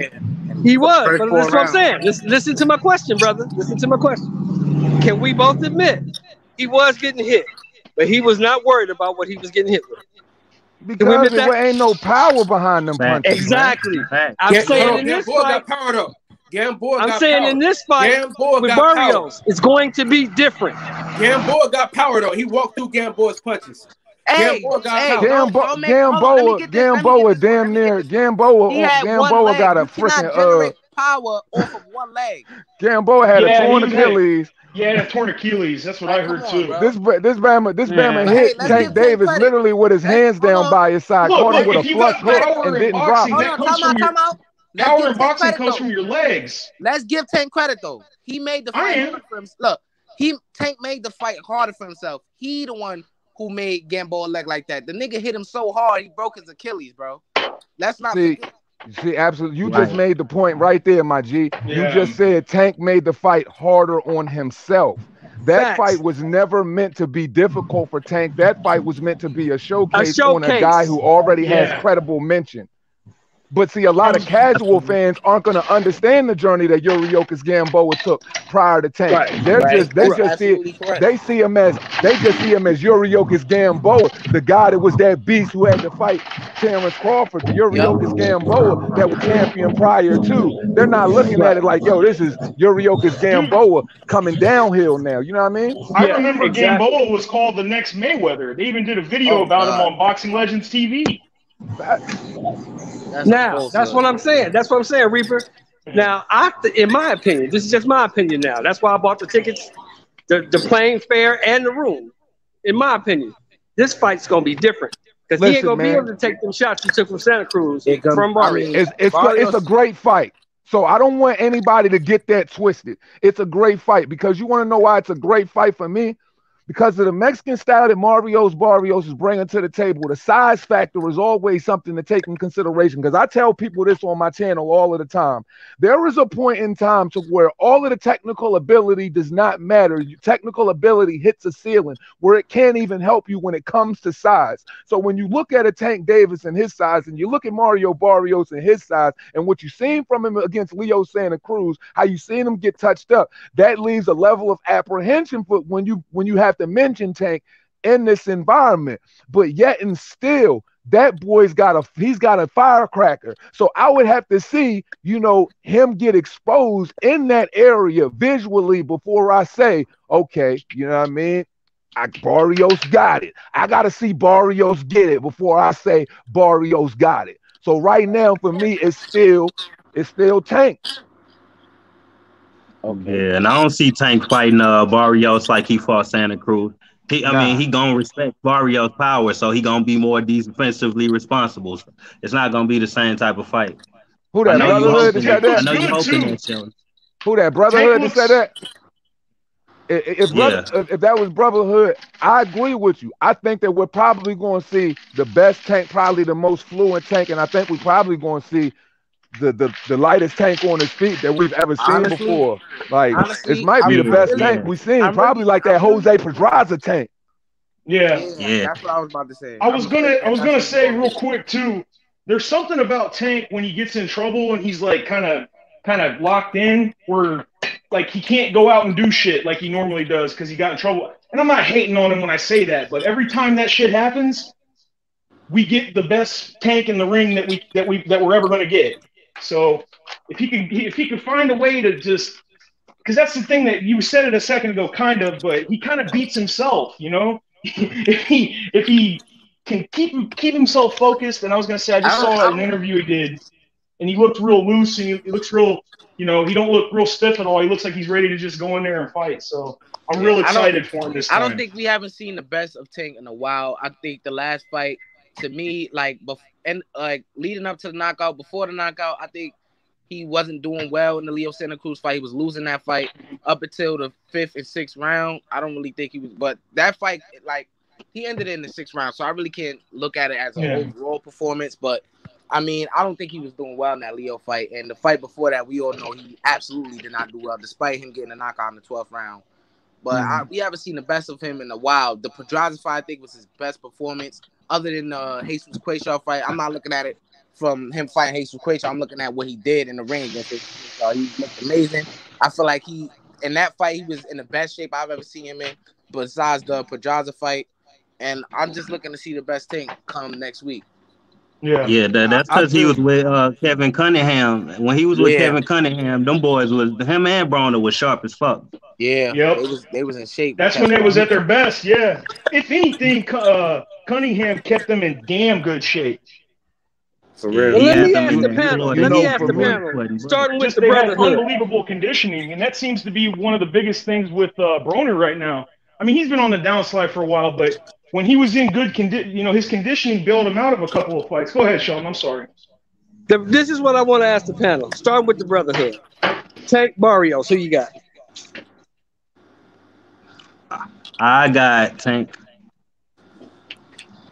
But I think it's I don't know. It's a dangerous fight, man. I can't say it's 50-50. I'll just say it's dangerous. Exclusive. Man, I got Shell. Don't ask me that. Sly? I'm actually leaving this conversation thinking that, I thought it was all Barrios, but man, I like Tank though. That's the thing. I love Tank. I love watching him fight. You know what you're gonna get when you see a Tank fight. And I'm walking away from this though, man. I'm edging.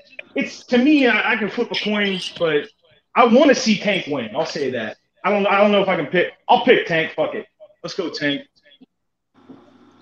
Kyle D. What's up with the player? What up? Tank Barrios, who you got? Come on, man. I got a big Tank, man. You know what I'm saying? Show that man some respect. Y'all gotta understand this. y'all seen that he didn't look good against Gamboa or Leo Santa Cruz, but he made that fight more exciting than it needed to be. Tank is a dog, man. He got heart, so that'll take you a long way. And what I'm gonna tell you this is Jose Pedraza was the best win on Tank's resume. As far as Gamboa was a little older, but Gamboa had just come off a great win though, a great knockout win. So let's not forget about the great knockout win that he had before he fought Tank. So keep that in perspective. And they delivered what Domino's. I don't know who it was, but I know he knocked him through them damn ropes. You can still order it though. But I got Tank. Okay, you got Tank. Two hands to Reaper. Give it to me. I got Tank knocking him out in 6. Get here. I'm gonna order it when you get here. I got Tank by knockout in 6 rounds. You say 6 rounds? Yep. 6-round knockout. Y'all can hear me? No, hell no. That's too waste. I say about 11 to 12. Hey, you know, everybody has their own opinions. You know, mine is one that he gets knocked out in 6. It's, you know, everybody. Barrios getting knocked out. You say Barrios get knocked out in 6. You say Tank stops him in 6. It's Tank. My wife said it is Tank. That's not a reach or nothing. He a knockout artist. Shit, that's what he do. You talking about a shorter fighter? You talking about the shorter fighter with his best shot being a quick twitch uppercut, and he has to get in his wheelhouse to do damage. So knockout in 6. Hey, my wife said Tank in 8 or 9. Whoa! That's a good one. That's a good one. That's a good pick. Because she's right in the middle. She's I got Barrios going the distance. She said she's sticking to it. Cause see, I was gonna say around 6 to 8, but I don't like giving, like, you know what I'm saying, very predictions. So I'm sticking with 6 because I don't believe it's gonna go past. I don't believe it's gonna go past 8 rounds, but I do believe he could definitely knock that boy out in 6 rounds ASAP. Yeah. No problem. Well, I'm gonna be there, so I know y'all gonna go live. I'm gonna tap in with y'all, let y'all know when it's all said and done. I'm gonna tap in and we'll have a good conversation on my way back to the hotel. Bullshit, man. For sure. It's gonna be an exciting fight to watch. As far as the matchup, it's definitely gonna be an exciting fight to watch. Definitely. You know, I take nothing away from the matchup. Yeah, let's transition to the other fight on that night. We got Lubin and Rosario. Starting with the Brotherhood. Who you got? Oh, I already picked Rosario. I got him by knockout. Exclusive? Same, man. Come again? Same, man. Same. You got him too? Yeah, man. Knockout by Rosario by knockout, man. Yeah, I don't think Lubin Chin is made of paper mache, man. that nigga Chin made a origami and shit. Yeah. Man, y'all are fucking with me now because I'm taking Lubin. They got that origami. Slide tendencies, go ahead. I thought, look, guys, his chin might be made out of balsa wood, but balsa wood can hold a lot of weight. So it's gonna hold a lot of weight too. I think Lubin will get pounds of pressure. Nah, man, because his fight against Gaché wasn't, and Gaché, I'm not knocking Gaché, he's a good fighter, but man, he's supposed to look better than that against Gaché, man. Yeah, he looked pretty bad. But no, not really, because you gotta look at it, man. It's the punch availability. You know, people don't understand that. It's punch availability. People have to want to get punched. You know what I'm saying? People want to fight. They gotta want to be able to put themselves out there to get knocked out. And it takes two to tango. Not doing that. See, that's what people don't understand, man, about the styles in the fights. When they say the fight is boring, the person is supposed to bring the fight to them. So it's hard to be a counter puncher. Because Lubin is a counter puncher, so it's hard to be a counter puncher against another counter puncher and expect the best action. Rosario is not a counter puncher. Rosario is coming forward, and he will get countered, and he will go to sleep. Good night, Irene. I heard you, pal. Like I heard what you're saying, but I respect the fact that Goucher is an Olympian and everything. So I ain't mad at him having a tough fight with Goucher. I'm just mad at his chin looking like that versus Goucher, bro. That's all I'm worried about. Because Rosario hit like a fucking super middleweight, bro. Believe it or not. Listen, man. Rosario is gonna walk through everything the motherfucking Erickson Lubin throws, and he's gonna hit him with a Yeah, I hard, believe straight so right too, hand. man. I'm trying to tell you, that boy hits with the power. That boy hits with the power of his hood behind every punch, man. That Yeah, boy you hits with the Hey, see, power of ask South you America see, you behind ask see J how every Rock. fucking you punch. see Two how hands. That Ask boy J got Rock. look horsepower. at this. You see how Jamel fought Rosario. He was setting him up, but he was very cautious. He was holding a lot to set. He was making Rosario chase him. You feel me? And he would clinch, and he was just making Jamel him didn't come like to his him. power. Yeah, Mel didn't like it. He didn't. That's why he fought the way he fought. And for Hey, real, that fight was Lubin iffy have to to me. fight Rosario, oh my bad. Oh no, you Hey, good, bro. fellas. Go ahead. Hey, no, I was gonna say two hands. Ask J Rock about his power, right? Oh yeah, meltdown. Ask J Rock. Yeah, J Rock. J Meltdown. Rock said, "God damn." Cookie, Yeah, man. That's like a cookie going in the milk. That boy yeah. I ain't crumbled. gonna lie. J Rock chin is a chandelier, man. It's pure glass, bro. Pure And glass. when I, you look. I I've think been watching boxing. J Rock Chin might be I've been better than watching Lubin's. boxing since 1969, fellas. I ain't never seen a motherfucker stand up in the ring say, "God damn." He did say that. J Rock got hit, man. He said, "Damn." Yeah, He got hit. But The I still cannon. say Lubin is gonna get this boy out of here. it's them bananas, bro. That banana The power. cannon. Slim, yo, he's got the most vicious straight right and left hands, bro. Like, and he's relentless. My thing is, it's something about his heart, his relentless ability. You know, he doesn't have a problem with taking a punch. Even when he's dazed, he has a tendency to pull that Timothy Bradley rustling, providing the call, walk through it, and just continue to throw punches and fight it out. And he might wobble you even when he wobble. It's just that I just think that Erickson Lubin is not going to be able to handle the pressure that guy's going to overwhelm him with on the front foot. And when he get touched, man, he's going to go to a familiar place, a fetal position. Yeah. Hey, look. My man said the Rosario fetal one of them position. heavy. You cold for that, two hands. You cold for that. Yeah, he's messed up. Hey, Rosario got some heavy hands to where he don't gotta hit you like with full power and he'll hurt you. He one of them type of dudes. Yeah. And his left hook, like if Lubin have to get on the back foot and circle around the ring, Rosario gonna catch him with that fucking left hook, and it's gonna be night. Trust me, bro. Lubin got to make it. Okay, let's transition to the other fight. Let's transition to the other fight of the night. It's another fight that night, y'all. We forgot about. You got my man Masahiro Nakatani. Taking on the GOAT. The supposed what does my man what's my man Skip Bayless say? The phony GOAT? Taking on the phony GOAT. Lomachenko. I got it a draw. The samurai. Or Lomachenko slim. What you got, Kyle? Who you got?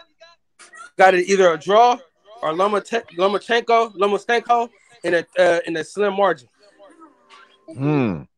It's not a bad prediction, actually. Man, I got Loma, man.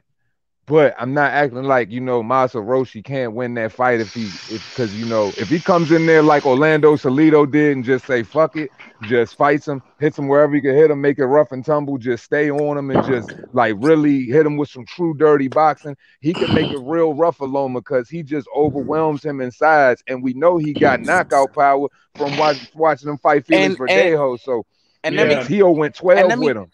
And let me say this. Let me say this. Y'all need to really go back and watch the Teofimo fight, because in that fight, the dude got skills. He's one of those fighters he's very irresponsible on defense. He doesn't have the best defense, but he has a good offensive attack. He has blistering fast hands and the wind tank. And he knows how to put combinations together. He could take a good punch. And it's hard to get that, man. He's a tough out for Loma, man. That's not an easy fight. My thing is, he just got a weird. He has such a weird awkward style, and the way he throws punches is not. There's no one real way to gauge it, because he's always coming forward, high on the endurance, and he's just throwing shots from everywhere, man. So it's going to be a really unorthodox fight for Lomachenko. It's not going to be an easy night, but I'm a firm believer in skills pay the bills. But my thing is, man, just make it rough and tumble on that boy. Go in that joint and disrespect that nigga like, you know what I'm saying, you a bully, like you a bully in school, man, and you just, you know what I mean, just putting pressure on niggas. Like, you just going to have to just make it ugly, man. Slide tendencies. Who you got? Man, I'm looking at this fight like Ali versus Norton. We got the master boxer versus the fighter. Nah, he's a good boxer, but he's just so unorthodox. It's like he reminds me a lot of what's that guy's name? The fighter elbows. He just fought. He just got beat by Beneil Dariush. Tony Ferguson. He reminds me a lot of Tony Ferguson because he's just crazy. He does all kinds of crazy shit. If he can make it ugly, he can win. And I think one of the ways you beat Teofimo, and I never thought, I mean, I think Teo is good. I'm not hating on him, but I never thought he was like the most amazing. He shouldn't have been pound for pound after 9 pro fights, in my opinion, whatever. But I think that he can really, you got to go in there with the mindset that I don't give a fuck how good of a boxer he is. And I really think that's how Teofimo beat him. So, which it was a close fight too, but yeah, if he can make it ugly, he can win. So I'm gonna go for the upset. It's a good fucking exclusive. fight. Exclusive. Man. Your turn. What you said, brother? It's your turn, man. Masahiro Nakatani and the phony goat, Lomachenko. Who you got? This nigga said the phony goat.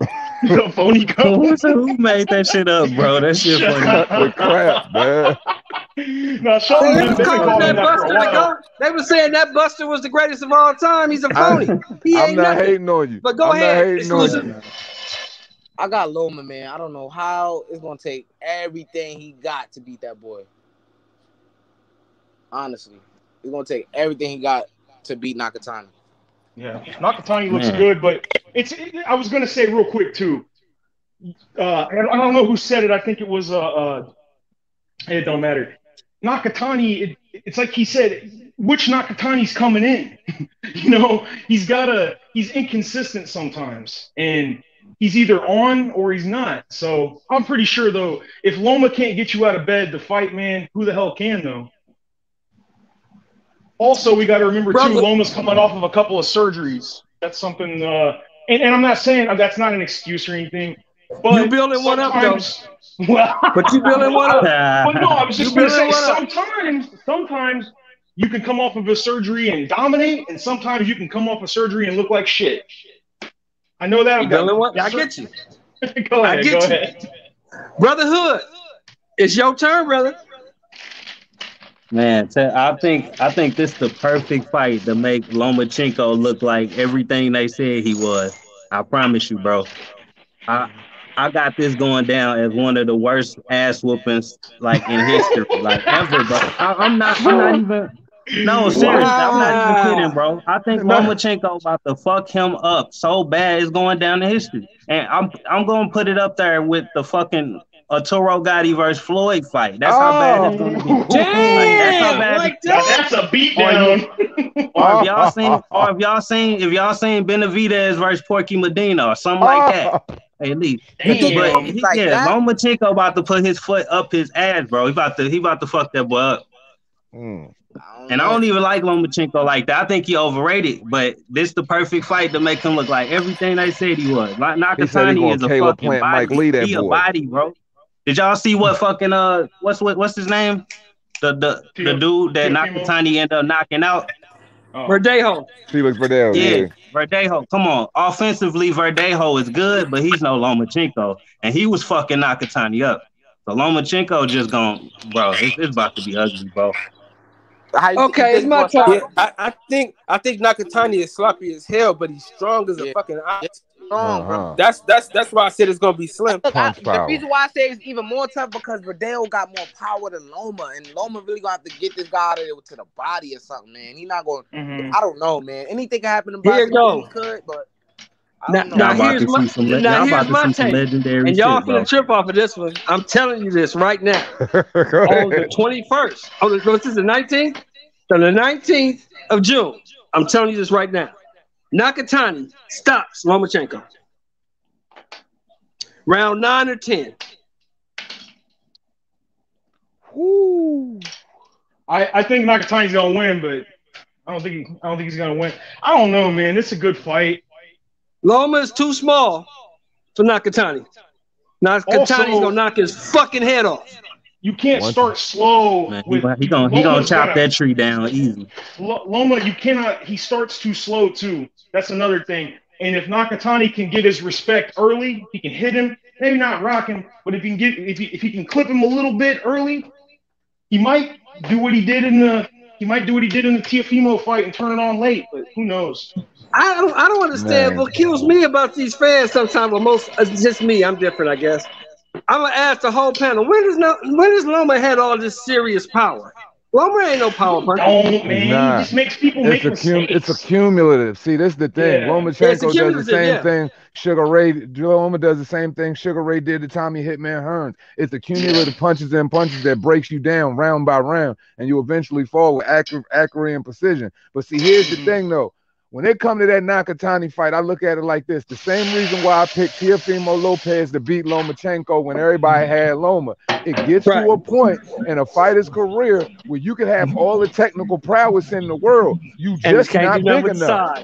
Can't do that with the size. Yeah. That's what I'm going with. That's what I'm leaning on, two hands. That's why what you're saying isn't like it's something so outlandish to where I'm like, damn, you nuts for that shit. Nah, not at all. It's actually it's an accurate prediction because I could see this fight going one or two ways.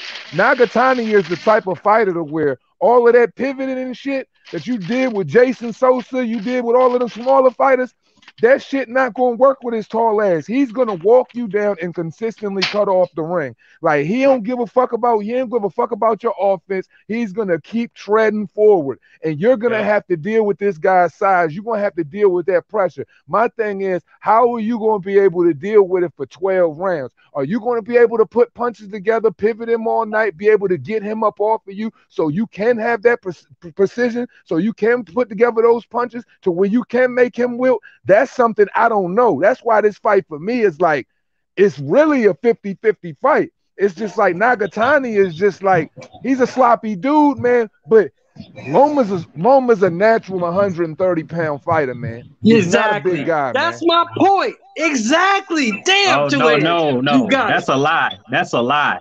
Hey, not a lie. I ain't gonna call you a liar. That's your opinion. But Lomachenko, when he was fighting in the amateurs, bro, he was already at 132. When he fought in the World Boxing Series, he was fighting at 135. So he really drained himself down when he started. But here's the thing. Here's my point, Brotherhood, and this is to you. Because I've heard you say this take a few times. But this is what I stick on. Now, two hands, you've been knowing me. Kyle, you damn sure know me. Sly, you know me. I don't give a fuck about none of that. I give a fuck about who you fought and who you beat. Yeah. And Lomachenko ain't fought nobody. He got two good wins on his record. That's the case. He got Gary Russell. Fought nobody. He got Gary Russell, and he got motherfucking the dude that Haney just stopped. Haney just beat. Yo, Linares still got Rigondeaux. What about Rigondeaux? Rigondeaux was way too small for him, and you know that. Let's keep Rigo out of this. Rigo's 118 Man, we still trying to figure out how old Rigondeaux is, man. You know them damn Cuban birth certificates be lost somewhere. You know them Cuban damn boxing certificates. He got two good wins on his record, and the rest of them dudes is B-level fighters at best.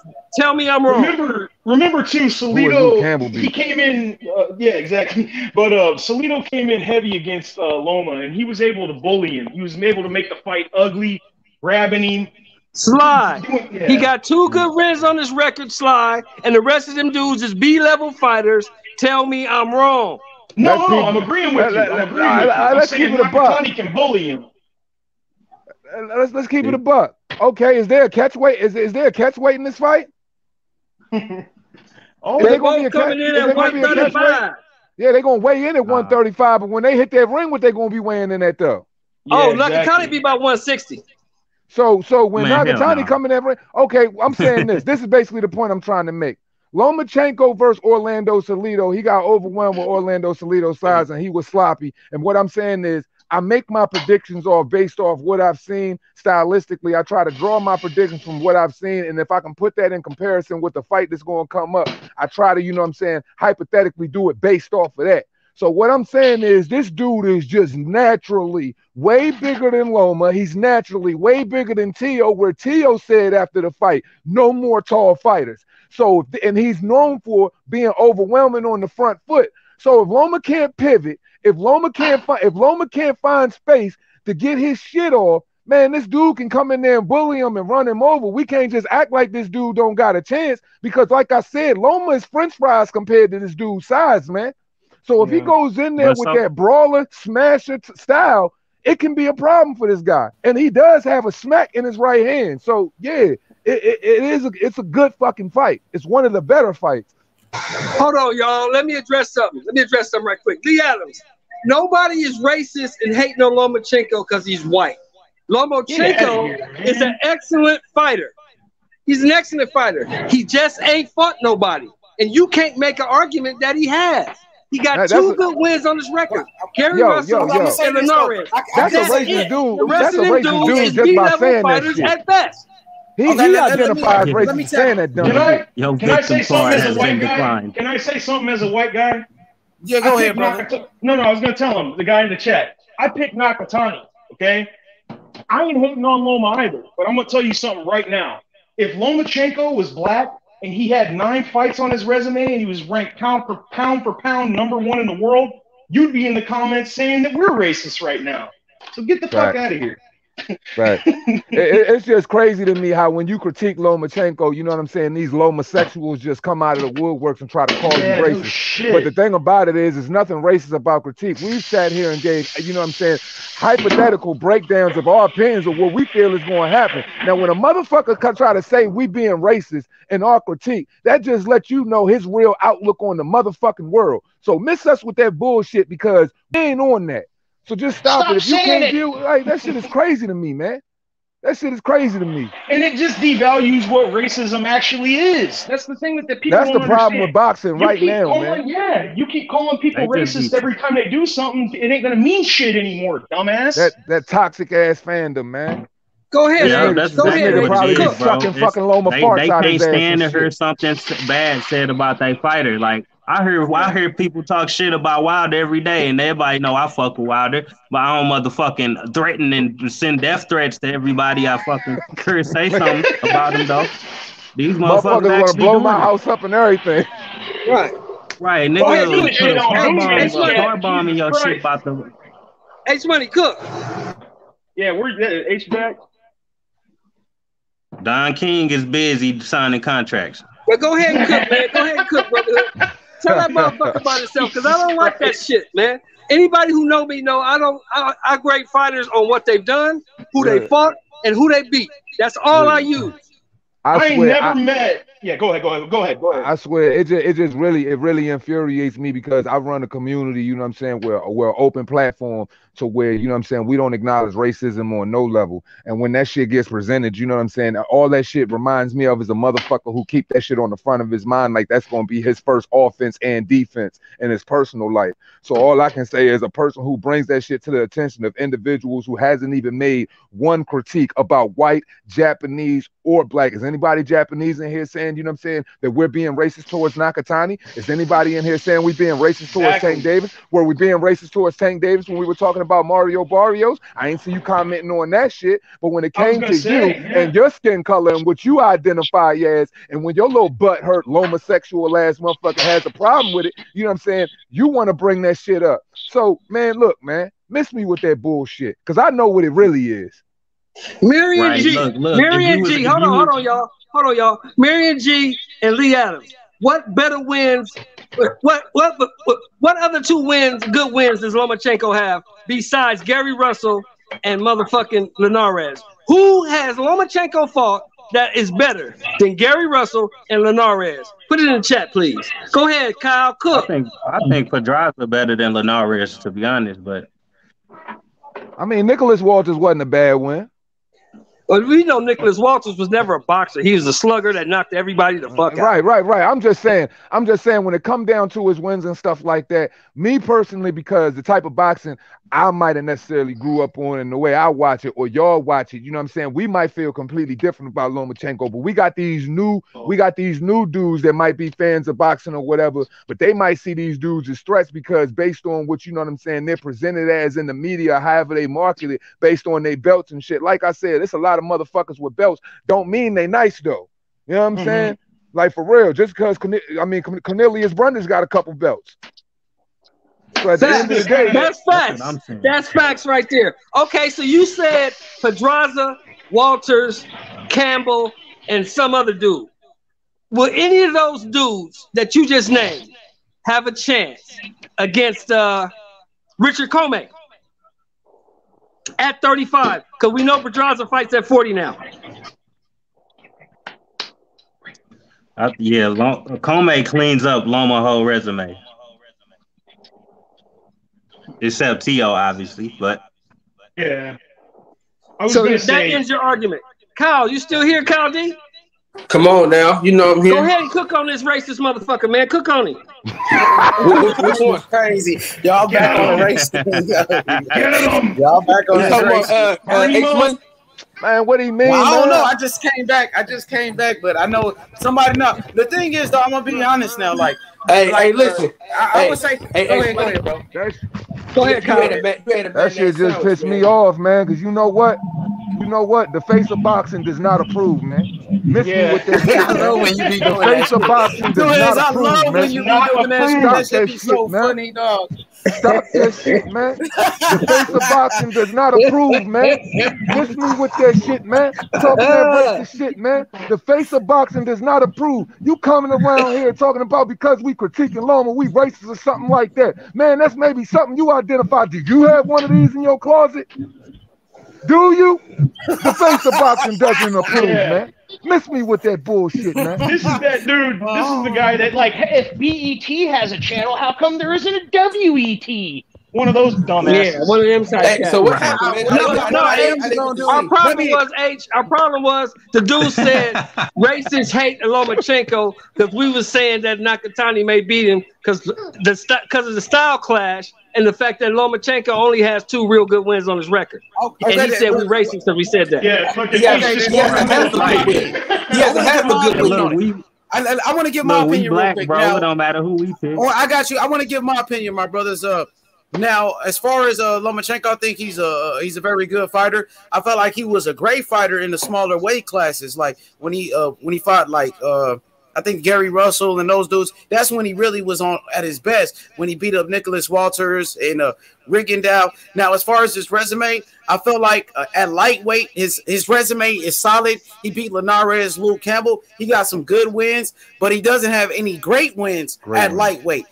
You know what I mean? If you look at his resume, I would say Gary Russell is his best win, and that was at 122. But I'm gonna give him credit for beating those other guys. You know, like the Nicholas Walters, even though Rigondeaux was smaller, Rigondeaux they still had, I think they had him ranked on the pound for pound list. Rigondeaux he whooped on Nonito Donaire. You know what I mean? I give him credit, man. I give Lomachenko his credit, but they did overhype him when they compared him. Look, they overhyped him when they compared him to what's his name? When they compared him to Ali. I think they did overrate him. Yeah, you know what I mean? But he is a good fighter though, and he got beat by Teofimo Lopez, and Teofimo Lopez is a very good fighter as well. You know what I mean? So. I mean, he did fight some tough guys like Tio, so you got to give him credit for taking that Tio fight. He could have done that. I take nothing away from Loma. That's the problem. I ain't taking nothing away from Loma. I just said that Nakatani is too big. He's going to overwhelm him with his size, punch him up, and knock him out. That's what I said. Hey, man, the face I respect your opinion, but I think Loma. How many fighters? Let's go. The face of boxing got something to say, man. How many fighters, man? How many fighters do you know when they win their first loss? They on the pound for pound, man. They first fight they lose, they on the pound for pound, and motherfuckers is erasing losses for them, man. How many fighters is getting their losses erased, man? Huh, man? Oh, Lomachenko, right? Lomachenko. So we can already say that these fools is already trying to make this dude something that he wasn't based off of his record in the beginning. He lost his first fight. He lost his first fight. They tried to erase a loss for this man. So when we sitting up here talking about this dude, man, ain't nobody putting nothing on Lomachenko that ain't there. But you want to put racism on the face of boxing in the panel, man? The face of boxing don't approve, man. You need to check yourself, man. Get your shit together, man. Ain't nobody racist around here, bro. Ain't nobody racist on this panel. You know what I mean? We give all fighters their credit, but I want to respond to self. Exactly. Yourself, man. Yeah, ain't nobody racist over here, bro. You know what I mean? We might have a difference of opinion, but it doesn't mean that we should call people racist. You know, I'm gonna just say that. Yeah, so let me respond to Shelton though. Hey, Shelton, I got Lomachenko. Yeah, I got Lomachenko dominating Nakatani. I think Nakatani is being overrated because he had a good performance against Teofimo Lopez. He did beat Felix Verdejo, but remember, Felix Verdejo had been knocked out already by Lozado, and Lozado got stopped by Javier Fortuna. Yeah, I think Lomachenko. Let me finish, brothers. Let me finish. Now, I think Lomachenko is too fast. He has very good boxing skills. I think Lomachenko will dominate Nakatani and beat the shit out of Nakatani the way the Brotherhood said. I agree with the Brotherhood. Yeah. I think Lomachenko gonna smoke him. Nakatani has no defense. He's very slow. He has no head movement. He's pretty much a walk-in punching bag, bro. I got Lomachenko beating the shit out of this dude. But go ahead, bros. I just don't want to get it twisted. When I'm lending my critique on anything when it comes to a boxing match, I'm solely speaking from a point to where I'm lending ear to both sides, how both guys would have their advantage in a fight. I'm not saying Nakatani will win the fight. I'm not saying Lomachenko will lose the fight because I picked Lomachenko to win the fight. I'm just simply stating how this gentleman could win the fight and how Loma could win the fight and how Nakatani could lose it and how Loma could lose it. You got to lend critique to both sides, man. We just not one way with the shit. I'm sorry, but I'm not in the business to try to please nobody that just tunes in on the panel. If you can't deal with objective criticism on both sides, then boxing just shouldn't be for you. Or you should just watch that shit in the silence and the privacy of your own solitude, my G. But throwing that R word out there, bro, is real ignorant and baseless. Yeah, don't do that. Hey, Cook Kyle. Hey, y'all speak for yourself. Talking about racist people on this panel. Y'all speak for yourself, damn it. Y'all talk about no biased people on this panel. Fuck that. I'm biased as hell. But racist a little bit. You know what I'm saying? On certain things. You know what I'm saying? I'm not racist to all white people, but some white people I ain't racist. Hey, man, we don't do that, Kyle. I'm just saying, like, that on no level. I'm just being racism. I don't support any type of racism, bro. Not at all. I'm against racism, bro. That's just me. I'm against racism. I'm not. Listen. I'm not saying. I'm saying some white people. I'm not saying all. Some. I'm racist to some of them. You know what I'm saying? The ones that come. Please leave that alone, bro. That's a bad look. That's a bad look. Yeah. Hey, Cal, leave that alone, bro. I don't even want to talk about that on. Yeah, that's on a bad look, homie. Fuck racism. Hey. Fuck all racists, bro. That's what I'm gonna say. Black people anyway, though. That's all I'm saying. Question: anybody watching the ESPN right now? Yeah. I was gonna say. I'm watching Angelo Leo right now. I'm watching Angelo Leo. Who fighting on ESPN right now? I don't want to miss the Dog Bay fight. No. That's on ESPN Plus, bro. ESPN got soccer. I know. UFC on right I'm now. watching Showtime. I'm just saying, like, who on ESPN if anybody watching? No, ESPN got soccer and UFC on right now. ESPN Plus. No. Top Rank Boxing on right now, bro. Not Francisco Vargas fighting tonight. Not in California, it's not. Yeah, I got ESPN Plus, bro. I was just watching it. Yeah, you doing Plus, bro. That's Plus. That's Plus. Hey, bro, who Francisco Vargas fighting tonight? Is he fighting? He's supposed to be. He's supposed to be on what card, bro? He's on which card? Ain't he on the Showtime card?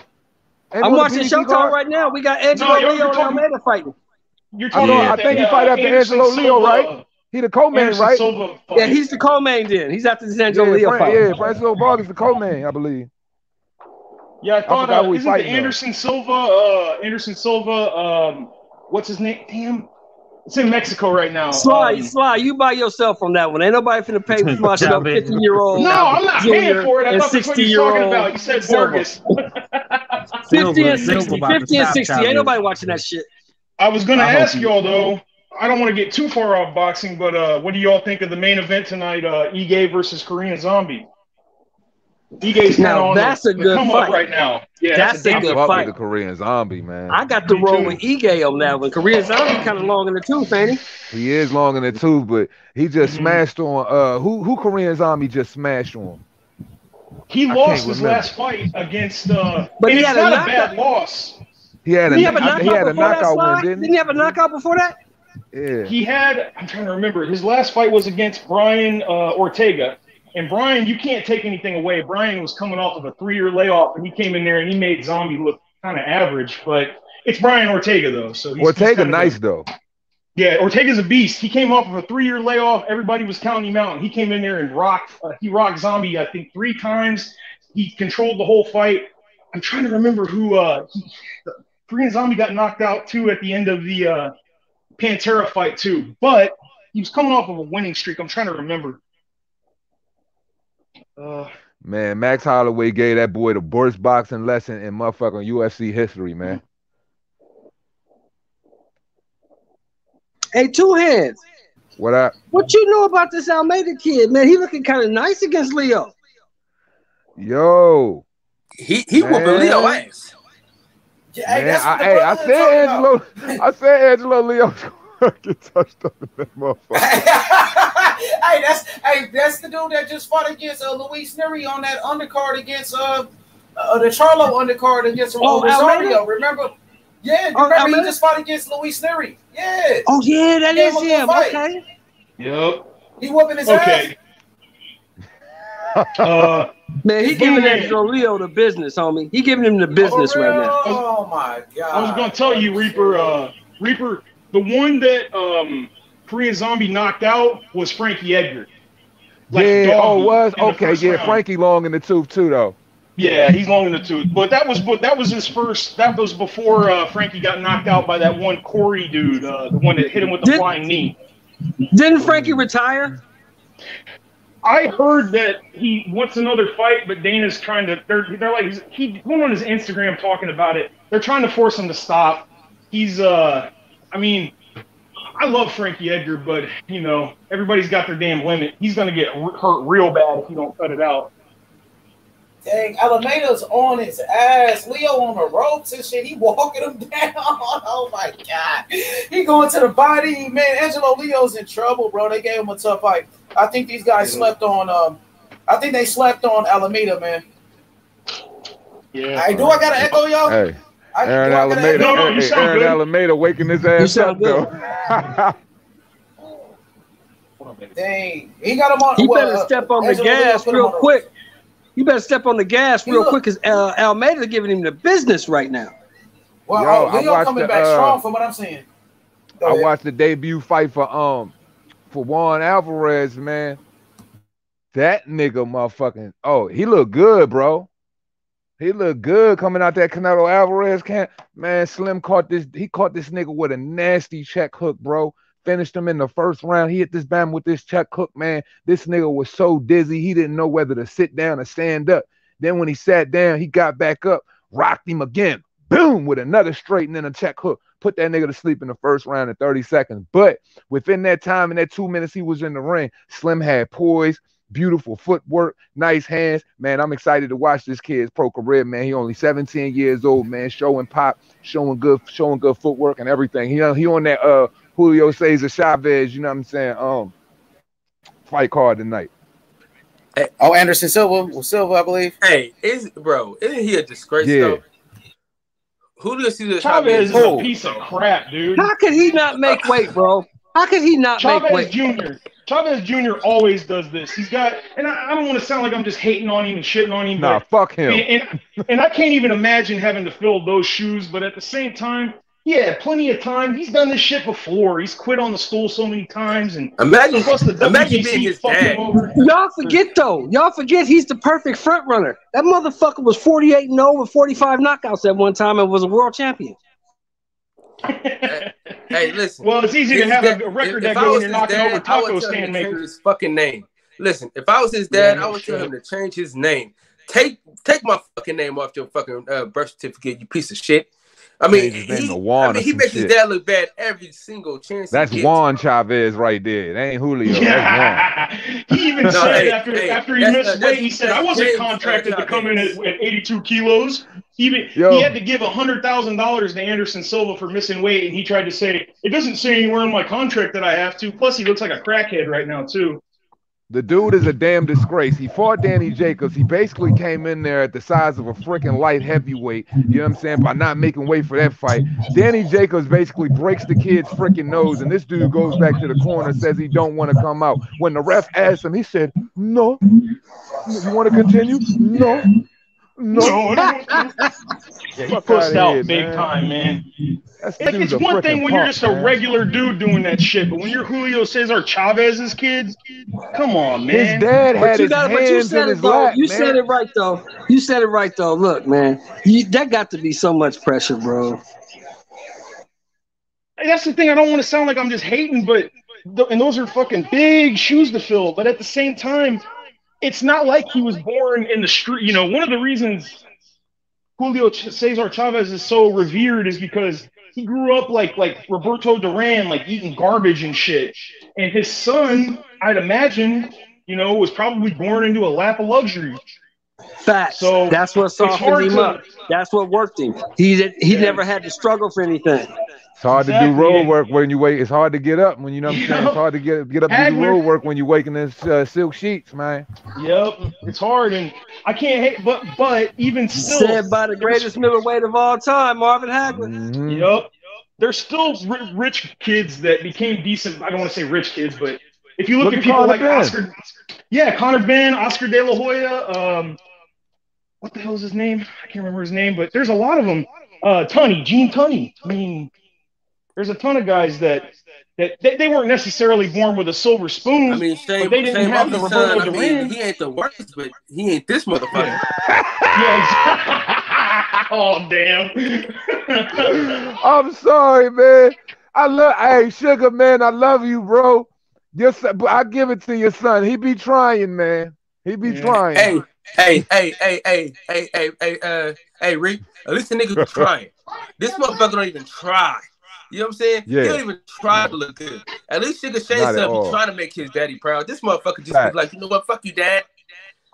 He's so damn spoiled by that lad. He's so spoiled by his father's greatness, bro. He just feels like he can just quit fights and it's not even a stain on him. And for me, that's absolutely disgusting because if you would look at everything that your father gave to the game, you got to think Julio Cesar Chavez didn't even suffer his first loss until like after his 70th fight, bro. Hold on. He should have lost to Pernell Whitaker, but they we know that. But still, yet and still, you know what I mean? The dude wasn't he 88? Wasn't he 88 and 04 he lost? Man, I thought he lost his fight like. Hey, let's pull up his box rec though. Pull up his box rec. You know how they always say, dude ain't never fought nobody. Look up his box rec. Who? Julio Senior? Yeah. Pull up he fought a lot of motherfuckers, man. He fought against Meldrick Taylor, Pernell Whitaker, De La Hoya, Costa Azul. You feel me? It was so many. Wait a minute. Hector Camacho and shit. That motherfucker fought Miguel Angel Gonzalez. Taylor dude fought some killers. Hey, hold on real quick. Meldrick Taylor was killing that dude until he got caught. Yeah, Taylor was winning the fight. I felt like Taylor should have won the fight, but you know, I felt like Taylor won the fight, but you know, they stopped it. You know what I mean? But you know why? Did you watch? If you watched that fight live, but you looked at Meldrick Taylor in the 6th round, and he looked like Meldrick Taylor. Mm-hmm. By round 12, no, they're not over. Your house shoes off. By round 14 seconds left, though. He was big. Yeah, Chavez a legend, bro. You can't disrespect Chavez in any way or fashion. He's one of the greatest fighters, bro. He's one of the greatest fighters of all time, bro. Over 100 victories. You gotta respect it. Listen, if we're not gonna respect Julio Cesar Chavez, let me just say, we shouldn't even be talking about Julio Cesar Chavez Sr., who are we gonna respect? You feel me? Yeah, you gotta respect these legends, bro. And that's real. That's real talk. I can't even talk about that. No. I don't he's think a legend, bro. I don't not respect him, but what I was going to say was that if they can let Tyson Fury get up after he got knocked down like that in the 12th round, why couldn't they? I mean, there was like 2 seconds left in the Taylor fight. Yeah, he deserved the 2 seconds. I agree, Sly. I'm not hating on him. But here's the thing we all got to look at. The ref is not looking at the clock. He don't know how much time is left. Taylor looked like shit too towards the end. He really hurt him bad. He like broke his jaw. Blasted Taylor in that. He blasted Taylor in that round, man. And in the rematch too, he got rocked. And in the rematch, Chavez destroyed him. So he really hurt his confidence after that. Yeah. He wasn't the same after that fighter. I mean, he wasn't the same after that fight. He was never the same after that fight. But he just come back and after that fight, he did go up and get a great win against He moved up. I think he moved up. He became a champion again. You're right. Yeah, he won the W. He won the. I think it was either the IB. I think he won the IBF at 154 right after that. Yeah, he did come back and move up and wait. It wasn't like the same Mildred Taylor, that we once took a lot out the of gold medalist, the undefeated champion. That loss was devastated. But like I was saying, man, Chavez is a legend. Let's respect the legends of the sport. And we could criticize. We could find a way to criticize every fighter if we want to. You see how people criticize Floyd. Some people say Mike Tyson didn't fight nobody. You know what I mean? You can hear anything, bro. So I just like to give fighters you can't criticize a guy for his era. I get that. Yeah, for me, I can never criticize Julio Cesar Chavez. He gave so much blood, sweat, and tears to the game, and you got to think during the time he was fighting real opposition, bro. And to carry the torch the way he carried the torch for his country, you know what I'm saying? Like, that man had a whole country on his back, and he carried that shit the right way. But at the end of the day, you know what I'm saying? Like I said, just like H said, we can critique any boxer on any given thing because at one point in time, a boxer looked weak in the ring, and it might have looked to a certain particular group of people that he got helped by judges or he got helped by a referee. But at the end of the day, you know what I'm saying, we got to respect the greats who paved the way for, you know what I'm saying, what it is today. You know what I'm saying? So he was one of the original cash cows too. He was a legend. Even like Roger Mayweather. Like if you hear what Roger Mayweather says about Julio Cesar Chavez Sr., you hear what Floyd Mayweather and the rest of the legends what they say about this man. He's a all-time great, man. You know what I mean? So let's respect the sport. What'd you say? Mike Tyson, his resume is shaky too, though. But he's still a great fighter. I'm not saying he's not a great fighter. Yeah, of course.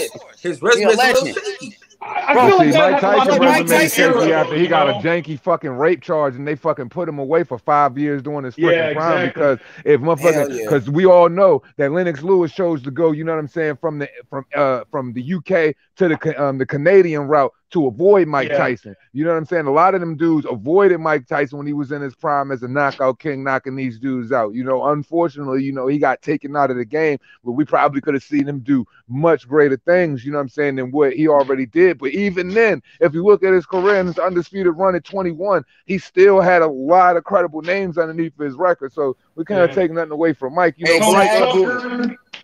Tony Tucker, you have Frank Bruno, Razor Ruddock. Shit, dude, and wait a second. And this is the biggest one. One of the greatest heavyweight champions, Larry Holmes. Mike Tyson knocked him out. Yeah, nobody put him on the ground until Mike. Like that. What's his name? The only he was 77 years old when they fought. No, he wasn't 77. He was 70 years old when he fought Butterbean, bro. Hey, I got you. Hey, the boxing section. You know that Larry Holmes was younger than Luis Ortiz. You know what I mean? When Wilder beat him. So, and Larry Holmes only had two disputed losses at that time. Michael Spinks. And I have such an issue when we talk about age because, we got to look at guys like the old Mongols. We got to look at George Foreman, how he came back on his run in the heavyweight in the 90s. We got to look at the alien from Executioner to the alien Bernard Hopkins winning IBF titles at the age of 46 years old plus. So, when I think of these things, man, it's just exactly. There are some anomalies, but that comes with, skill set, taking care of your body or whatever. But that just shows you that you can even be, I hate this discredit than great fighters, even in their All late I'm 80s, saying is, because Larry they Holmes was on his couch. skill set. Listen, Larry Holmes was Let on me his ask a couch. question. Don King knocked on his door and said, "Hey, man, I got this money for you to fight Mike Tyson." That's what happened. He was on his couch. He was retired. They got offered him $3 million. He could have turned that down. I mean, shit. Well, I mean, I don't think Larry Holmes was the same. Nah, Larry Holmes was real old and punch drunk when he fought Butterbean. It wasn't like that with Mike, though. Dude, look. Let me just say one thing, Sheldon. Okay, 1 point, Sheldon, because Larry Holmes came back after getting knocked out by Mike Tyson, and he beat Ray Mercer for a world title. For a still IBF, yeah. And he destroyed Ray Mercer, too. He didn't necessarily knock him out, but he schooled him. Ray Mercer couldn't even hit him. Hey, and let's not forget. Somebody got some music. 1 second. Somebody got to turn that music down, that background. Let's not forget. Ray Mercer's a world beater now? Mike Tyson ran through. Who? What you say? What you say? I said Ray Mercer's a world beater. Nigga, Ray Mercer was a gold medalist, nigga. You know who Ray Mercer was? He fucking beat the shit out of Tommy Morrison. Some people thought he beat Lennox Lewis in they fight. He had a tough fight with Holyfield. Come on, bro. Seriously. Nigga, Ray Mercer was the truth. Are you tripping now, bro? You saying first Chavez, now Ray Mercer ain't shit. Bro, you got to respect the game. I think people Ray need Mercer to really revisit. Dog.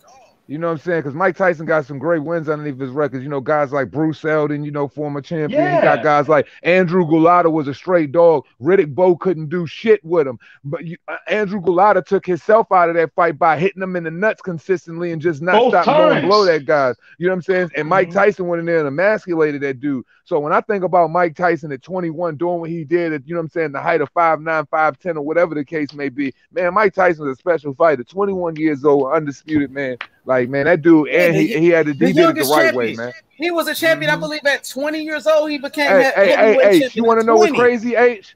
You want to know what's crazy, H? Mike Tyson became undisputed at 21. Floyd whips a 22-year-old Canelo Alvarez ass, and people say he took advantage of a kid.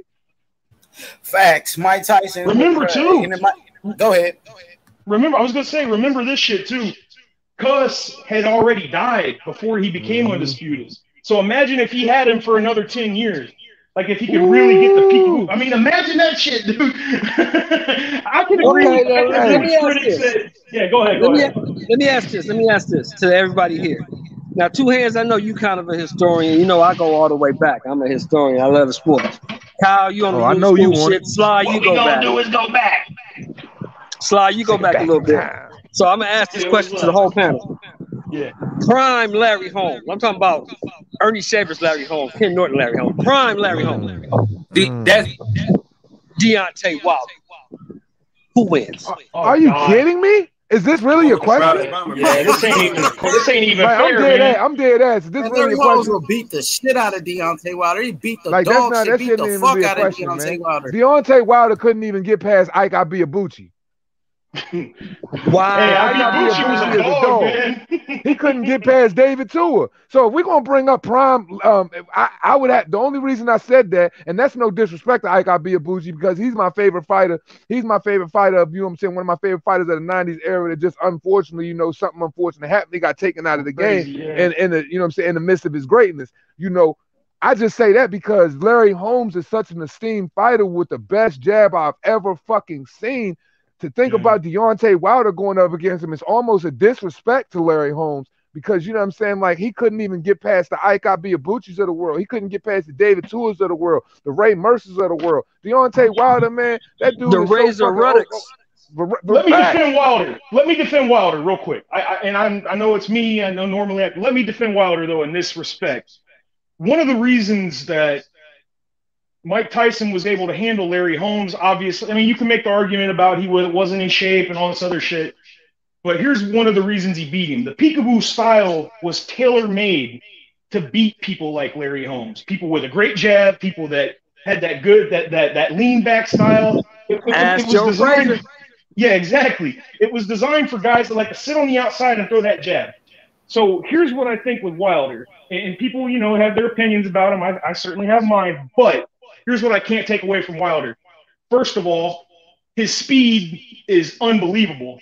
And I'm not talking about just running and shit. I'm talking about the ability to cover distance. Like it's not, you have to be fair here.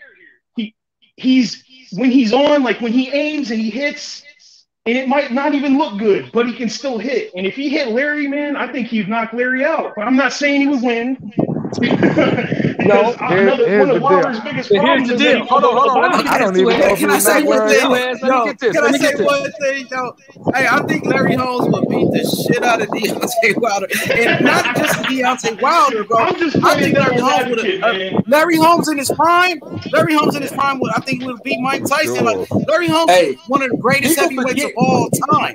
People Larry forget Holmes, one how of the good Let me Larry greatest. get Holmes this, was, H. bro. Let me All get right. this, H. People Let me forget get how this. Let me get this. Listen, look at I Larry saw Holmes' I resume, saw Larry bro. Holmes. Look, everybody's I saw chomping Larry at the bit Holmes. for this one.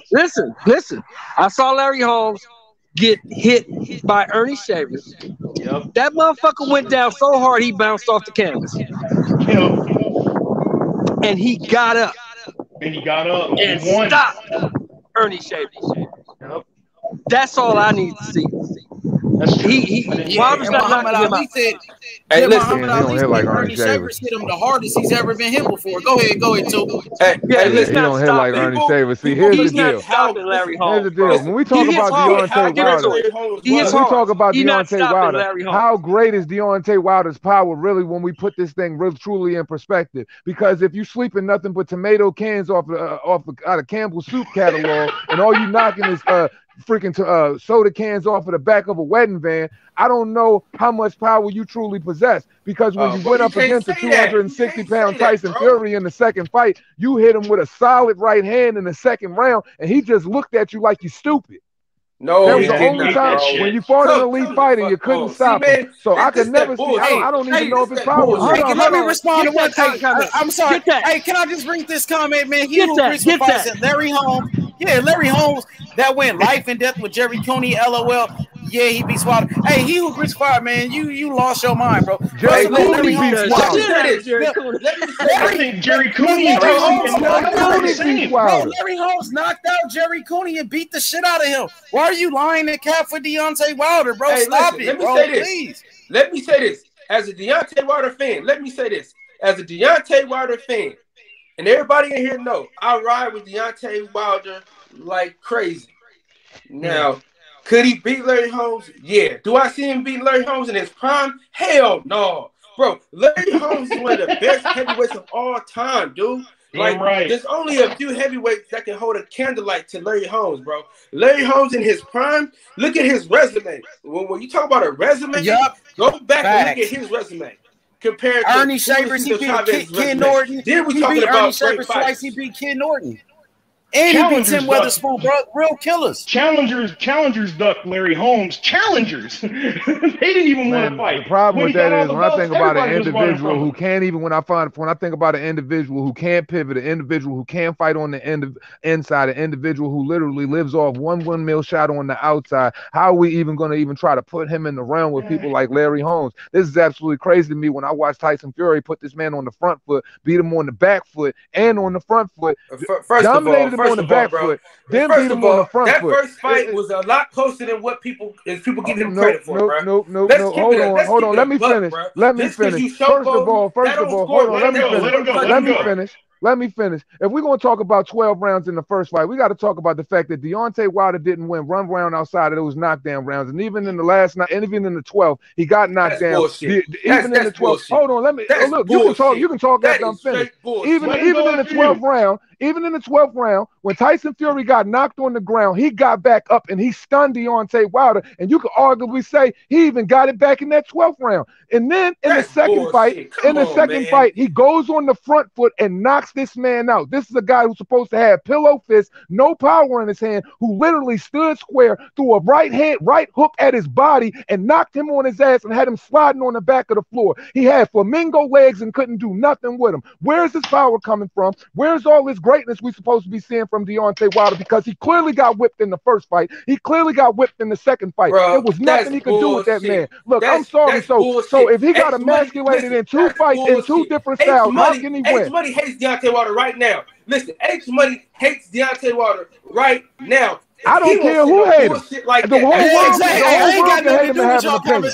The whole world can hate him and have an opinion. It don't change the fact. See, you're a fan of Deontay Wilder, so your eyes want to see what you want to see. But the fact is, he lost that fight. Okay, we can give him 4 rounds. He still got busted by 8. You could give him 4 rounds. He still got busted Hey, by 8. hold on, Out of hold on. 24 rounds, out of 24 rounds, he got beat 20. Out of 24 rounds, he got beat 20. One second, please. Go right ahead. 1 second, please. 1 second, please. Let me defend that right quick. Now, I'm in your corner, Reaper, and I was in H's corner. I said Deontay Wilder only won maybe 4 or 5 rounds in both fights combined. I went back. I hadn't seen that fight in almost 2 years.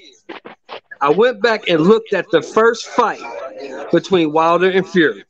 I turned the sound off. Everybody was gone. It was just me in the house. I watched the fight. I scored the fight. This is how I saw it.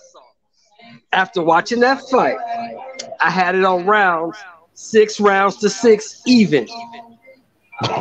And with the 2 knockdowns, I had to fight 115, 114, Deontay Wilder.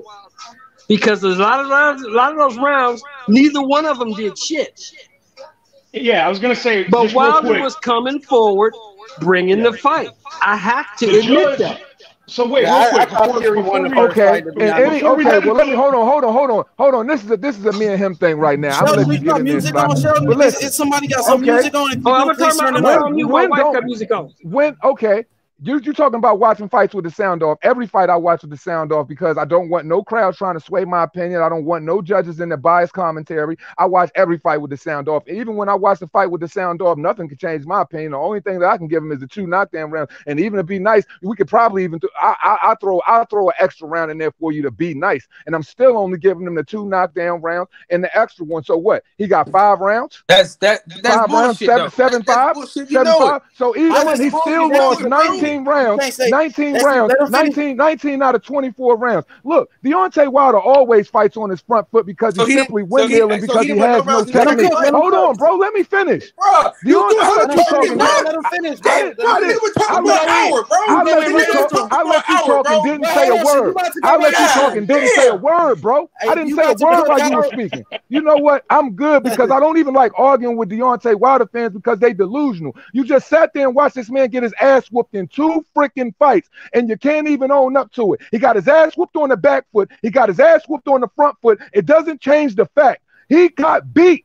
Period. Own it. Facts. You can be the biggest fan of him in the world, but the fact is, this guy doesn't have no technique. He sat right up there on the boxing voice in front of Nestor Gibbs because he got outclassed by Tyson Fury when he fought Dominic Brazil because he was in fear of him and said he had to get back to basics. With Dominic Brazil, you going back to basics, and you've been a professional for how long?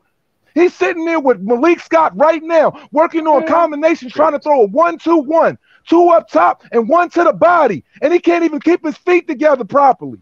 He's an unbalanced fighter, an unskilled fighter, and he wasted the entirety of his career, not even taking it seriously, not even focusing on his technique. Talking about me talking for an hour, the only reason we on this conversation because you want to defend Deontay Wilder. I don't care about him. It's your delusions that's keeping us here. Deontay Wilder got simply emasculated, beat butt naked, and the fact that man treated him so bad, he straight licked the Kool-Aid off that man's ear. There was nothing you could say about Deontay Wilder and freaking Tyson Fury in this fight, because he has shown you nothing but how to lose in 2 different ways. So what are we talking about the first fight? No. Hold on, let me finish. This is the last thing I got to say. This is the last thing I have to say. You were trying to find a sliver of dignity and the freaking miss of all of his errors. And you trying to find that in the first fight. Well, go ahead and hang on to that joint like Vince Carter with his arm in the neck. It don't change the fact that he has no skill set. He got emasculated, and his whole career was based off of carbon copy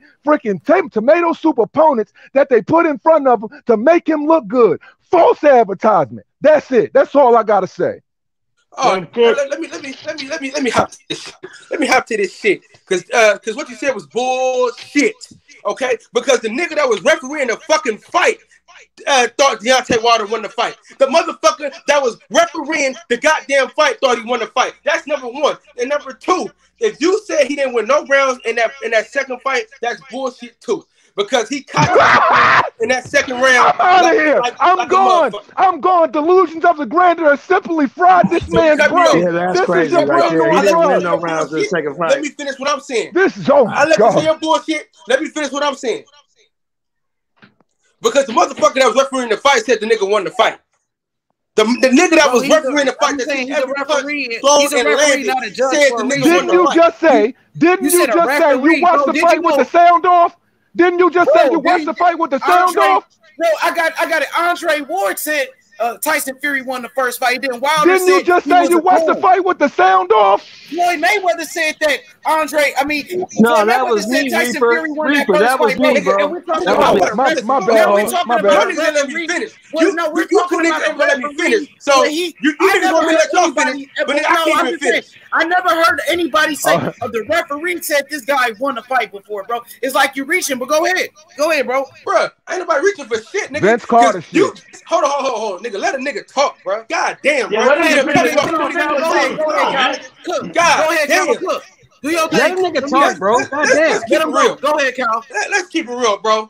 3 months ago, H Money, you was on the Deontay Wilder bandwagon, bro. So let's keep that. Ain't nobody was on Deontay Wilder bandwagon, nigga. Now you trying to put it on me. Wilder got his ass whooped and he lied to the people. He lied to me, nigga. He lied to me and said, oh, the suit was too heavy. Then he said he never said that. So don't try to put it on me because your boy got his ass whooped. Fuck that. He got his ass whooped and he lied to the people and he's scared to talk now, nigga. Now get over it, nigga.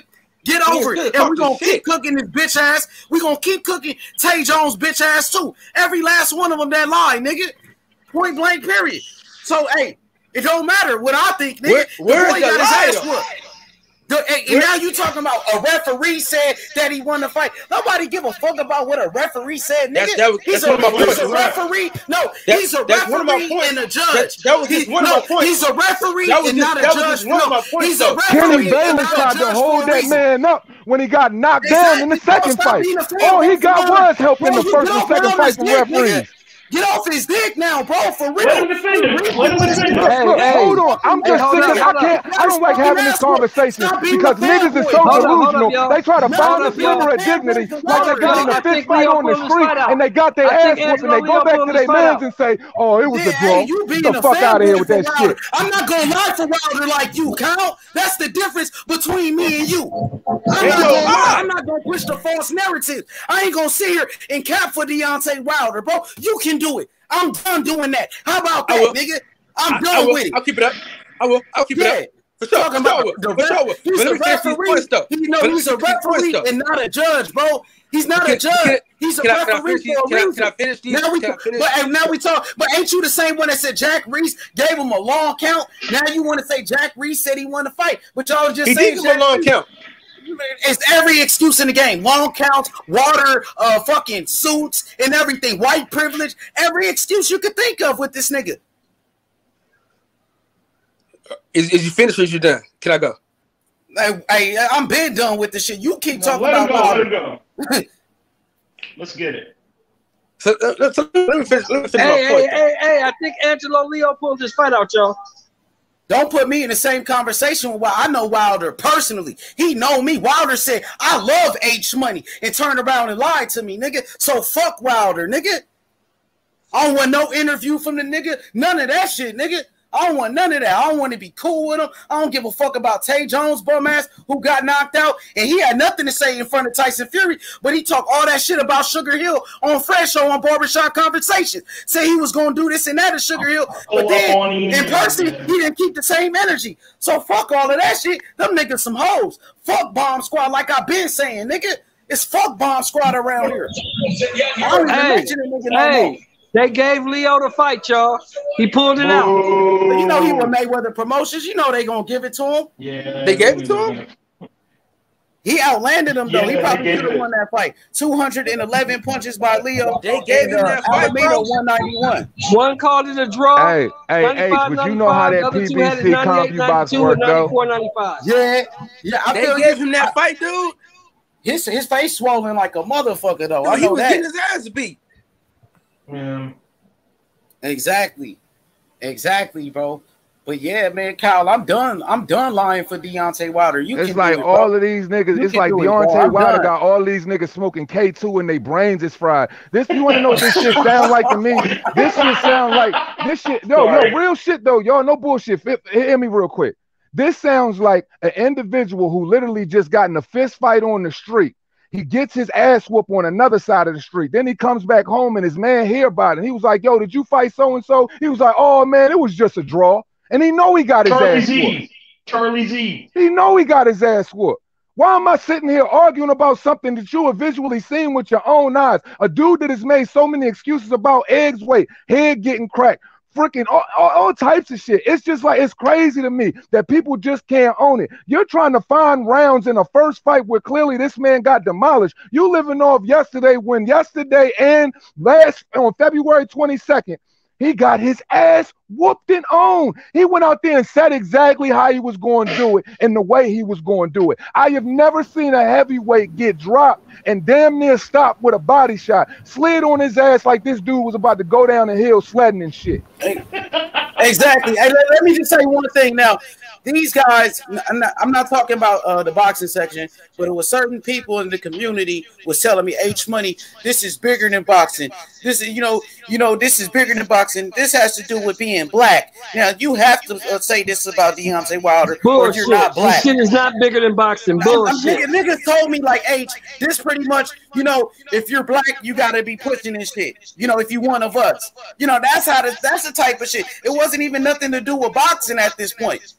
I don't push black. I don't push white. I push technique. I push styles.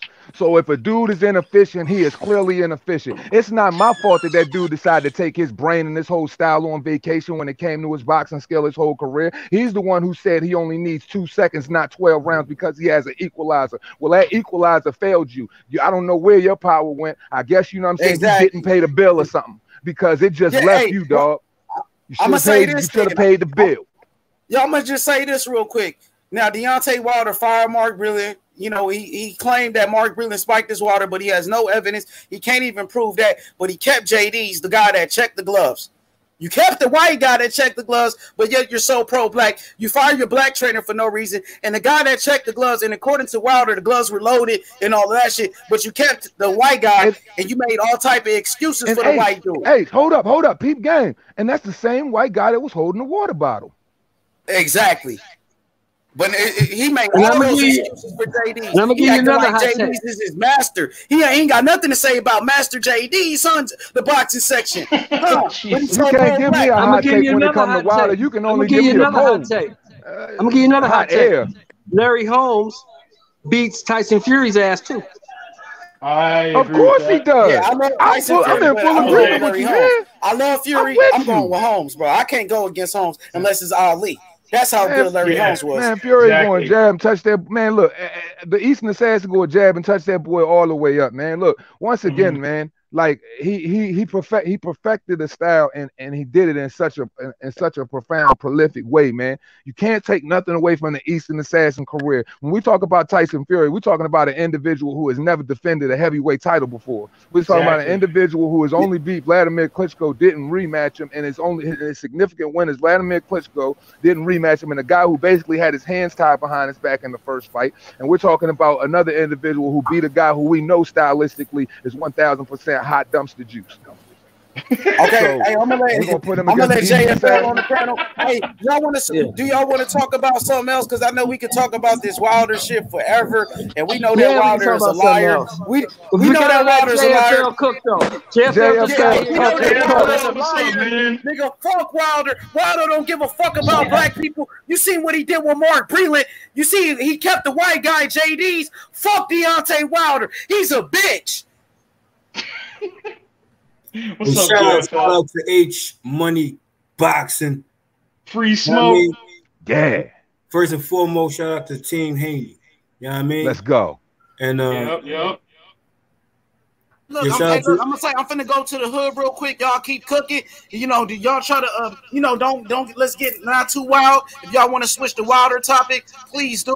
You know what I mean? But let's keep it respectful. I'll be right back, guys. Oh, we always gonna do that. JFL, go ahead and cook, JFL. I'll say this though. You know what I mean? Now, knowing that there's a trilogy that's going forward, right? JFL, man, where the hell you been at, man? Hey, listen, hear me out. Now, loyal team gonna be loyal team, okay? Now, 10 toes down, loyal team Wilder on this side, bruh. Well, not this side. Well, where I stand, You gotta take things in a reality more factually of what it was. Now, your opponent. Somebody got shot? TBS. This is the reason why I don't like people taking kids to any type of function they got going on at the lake. Somebody got some background Why noise. niggas ain't never just have a good time? It's daylight. Huh? Hey, y'all, man, it's probably best to talk about the fight, the Charlo fight, and other things. Go ahead, JFL. No, we was having a debate. Hey, TBS. Hey, H-Money. Hey, H-Money. Hey, I'm finna go to the hood real quick. I'll be right back. Y'all gotta go. Hey, real quick, H. You know how me and you go back and forth? My wife was like, y'all wasn't arguing with y'all. I said, nah, hell, that's my man. Are you finished or are you done? It's all good. I'll be back, y'all. I'll be back. Y'all keep cooking. Hey, I'm gone. Let's probably switch that Wilder topic though, for real. But I'm gone. Hey, Shelton, moderate the panel, Sheldon. Take over the panel, Sheldon, for me. I got you. Go ahead. Now, here you go. Y'all can, from the first fight to the second fight, we're going to have a trilogy, right? All I'm saying is the best honorable man win. Legitimate gloves win. Okay? It was a bump in heads with Wilder fans, with other Wilder fans, not including just the Fury stands or AJ stands. Okay? So I'm holding everybody put their name the fuck up because it's free fucking smoke. Okay? It's loyal team Wilder. You hear me? And 100% Wilder will be in the trilogy. Okay? 50% Wilder never quit. You hear me? 50% Wilder who endure dirty tactics from a gypsy chief with the Fury. JFL, if you don't stop that bullshit, man, we shall overcome shit. Hey, two hands. I ain't expect you to do that. Body already. 2 hands. You got no hands. Remember that? You got no hands. JFL, you already know who you cop the dudes to. You already, shout out to DS, shout out to Danny Swift Garcia though. Shout out to Danny Swift Garcia. You got no hands. Oh, I got him. You've been my body already. I got him. You've been my body already. Sounds like your hands are on something there, DFL. I got him. Hey, I'm saying this. Don't get it fucked up. Don't get it fucked up. Hey, 2 hands. Guess what? You can never, ever in life on a boxing conversation compare a Gypsy Chief Fury to a greatest of all time, the GOAT Ali. Not even the gloves. And show business. Never that. Who would do that? Okay. Who would do that? Respect the gloves then, nigga. Who would do that? Respect the gloves. Then respect the person who signed them then, dummy. Respect the person who signed them. JD's, didn't he watch? Didn't JD's watch him get wrapped? Doesn't the commissioner take the gloves overnight? Didn't JD's watch the gloves get wrapped? Didn't he sit there laughing with Tyson Fury while they was getting wrapped? Are you being delusional today? Are you being delusional today? Hey, I must be a paraplegic then. Shout out to the Wounded Warrior Project then, right? Shout out to the Wounded Warrior Project if I ain't got no hands. Shout out to the Wounded Warrior Project. If we're gonna keep playing the repetition game, shout out, I can do what you do, but I do it way better. I can do what you do, but I do it way better. It's just a little bit more bass over here. Reaper, I did 8 years myself, man. How you gonna say? 10th Mountain Division, 75th Ranger Battalion. So I got you, brother. Thank you for your service, dickhead. Hey, JFL, I think JFL, you need to get off that water. Stop smoking that water. Stop smoking that water. Stop smoking that sugar flavored crack you want. Check your and come back down to earth, man. Marvin the Martian, bring your slow ass back down to earth, man. Stop licking them short bus windows, man. We need the real JFL back. I don't know who you gonna be this week, man. You changing up every day, man. You like a little retarded chameleon, man. You don't know who you want to be, man. You a weird ass leopard always changing his stripes. You don't know if you a zebra. You don't know if you a zebra one day. You don't know if you a peacock the next day. You don't know if you a flamingo on Thursday. You don't know if you a kitty cat on Friday. You don't know if you a. Oh my God, I will crush you, boy. Are you finished or are you done? No, I'm never finished. I'm never done. When it comes to the retards, class is always in session. I'm just trying to get you a new wheelchair. I'm just trying to make sure we got the right wheelchair size for you when it comes to the Special Olympics basketball game. That's all. I'm just trying to make sure we got the wheelchair size right. Because the Special Olympics, we need you at your best. I need you to score at least 5 points in the game because you let me down last time. I need you to score at least 5 because the last wheelchair Olympics, man, you fucked the team over. We need at least 5 points from you in the paint, man. And stop trying to block everything with your face. It just don't work. Stop trying to block every shot with your face, man. KO, less than 30 seconds. You got no hands. This dude is out. This dude has lost his freaking mind, man. I swear like to God. Let me say this real quick. Wilder. Hey, Boom, man. Real quick. Wilder. 1 second. 1 second. JFL, wait. Wilder Let me ask a question. Hey, JFL. And then he be over here, and then he be over on my page calling me to go tomorrow. Say what you say. Then he'll be over on my page calling me to go tomorrow, sending a super chat. Miss me with that. Boom, man. I got a question. You already know. Hey, do I need to pull it up, JFL? Do I need to pull up the super chats? Do I need to pull up the sucking balls? Do I need to do that? Do I need to do that? Do I need to pull up the super chats you send me? Do I need to pull up all of the well wishes you send me? Do I need to do that? Because you acting a little delusional tonight. You acting a little delusional tonight. Real quick. Time out. I was going to say, Boomman, if JFL said the gloves are... Fucking dickhead. Slide Tennessee, switch the topic. Big Duce. Big hands. Big Duce. Big hands. Big right hand, big left hand. Sleep everything. No dose everything. Sleep straight everything. I got Ambien in the right. Hey, Slim. I got Ambien in the right and melatonin in the left. How you want to go to sleep? I got Ambien in the right and melatonin in the left. How you want to go to sleep? Who you talking to? How you want to go to sleep? Big Duce, Big Reaper, Big two hands though. I ain't big delusional. I ain't little delusional. I ain't little slow. I ain't a little. This ain't little cap. This big Duce, big Ambien in the right, big melatonin in the left, cracking blue head all day.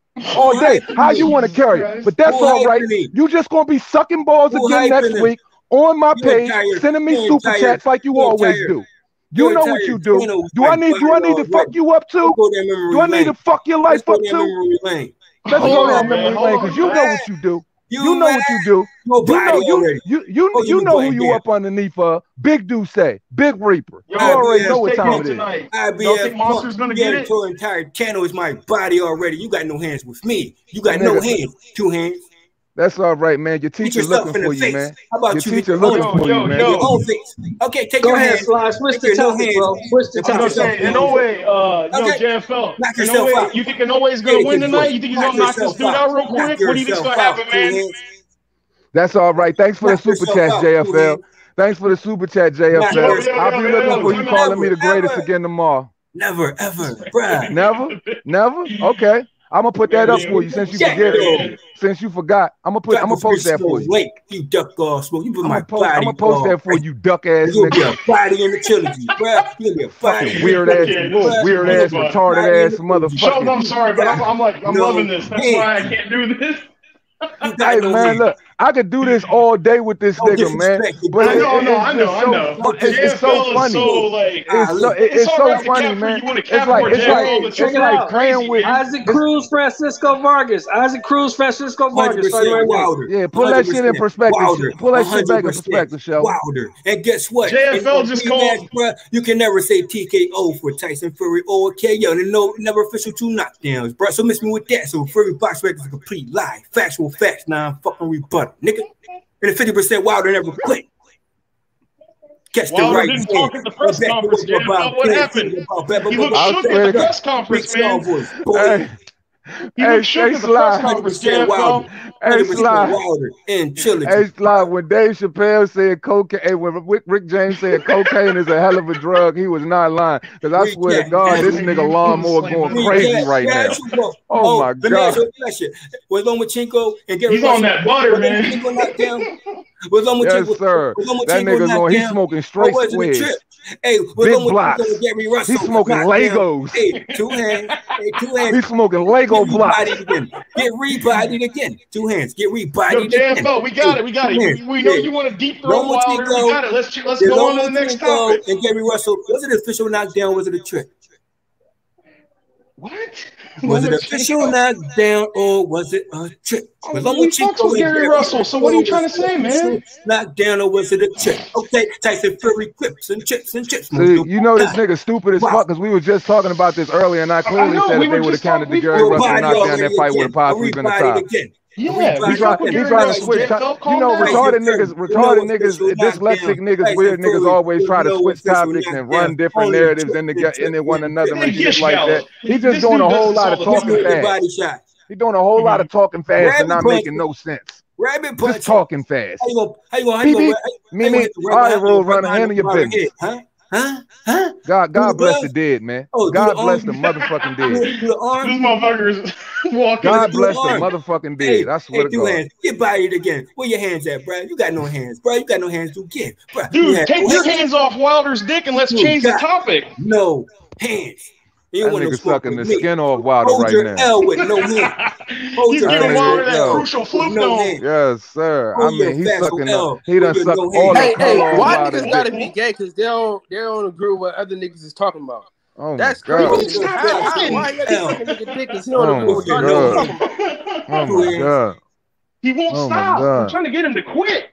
Oh my God. Never quit. I'm in a fucking auction at a crack house. Never quit. Wilder. Left hand. You catch that left hand in the back of your Yo, see what homie not understanding is this dude do this shit every day. He don't know who he want to be. Tomorrow it's going to be Danny Garcia. The next day it's going to be Devin Haney. Then the next day it's going to be fucking it's going to be fucking Charlie Zelenov. You never know who it's going to be with this dude. Reach it. Let's take it to bed. Now, with your body already on that too, so good luck with that. So your body rebodied again, year after year. Just my body, just own your, bruh, just hold your L with your no hand. I'm still trying to figure out what the fuck this nigga is even talking about. Like, really, I'm lost. Yeah, you definitely lost. Like, I need the GPS. Yeah, I need the GPS, man. I'm about to go out. I'm about to go out to the car. I'm so lost right now. Thank you for acknowledging your loss. Thank you. Appreciate it. Body. What the fuck is going on? Lomachenko, Gary Russell. Was it a trip or was it an official knockdown? Okay. Oh my God. Crack kills, man. And so does platforms, yo. You can deal with the indirect. I was gonna say the cutting agent they're using in his shit must be pretty weak. Dog boxing, for real. That shit, man. Look, man, get that nigga a little fentanyl. You get him out the way real quick. He just ain't hit that right batch yet. Oh my God! Don't say that. He just ain't hit that right batch yet. He gonna be up out of here in a little while. Don't worry. That fentanyl pack gonna take him all the way out. But your mouthpiece like AJ right about now. Facts though. Oh God, here we go.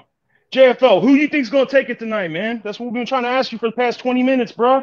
Who's taking that shit? You think Inoue is gonna win it? You think he's gonna get knocked out? What's gonna happen, man? You answer my question though. Was Lomachenko was official knockdown? Was the we just said we fuck with Gary Russell, man. What are you saying? What are you saying that? Bang with him or not, bro? I said, was it official knockdown or was it a trip? Let me go ask Candace real quick. Hang on. Okay. Man, retarded niggas love this type of shit. That's why he do it. Lomachenko. He's changed his character 4 times in the past 2 years, bro. I'm trying to tell you. He's a weird nigga. He's a really weird nigga. He used to troll my channel. First he started off as a troll. Then he was sending me super chats like monster on my dick. Now he's back doing this weird shit again. I'm telling you, this is just the anatomy of a fuck nigga. I just can't understand. Just tell me he's right. Just tell me he's right. You're right. No hands. Are you mad? No hands. No hands. Are you mad still? Your body, your repeated body again. So, nice try. What? Hold your mute button. Boom, don't feed this dude, man. Just let him go. Let him go. Hold your mute button. Damn.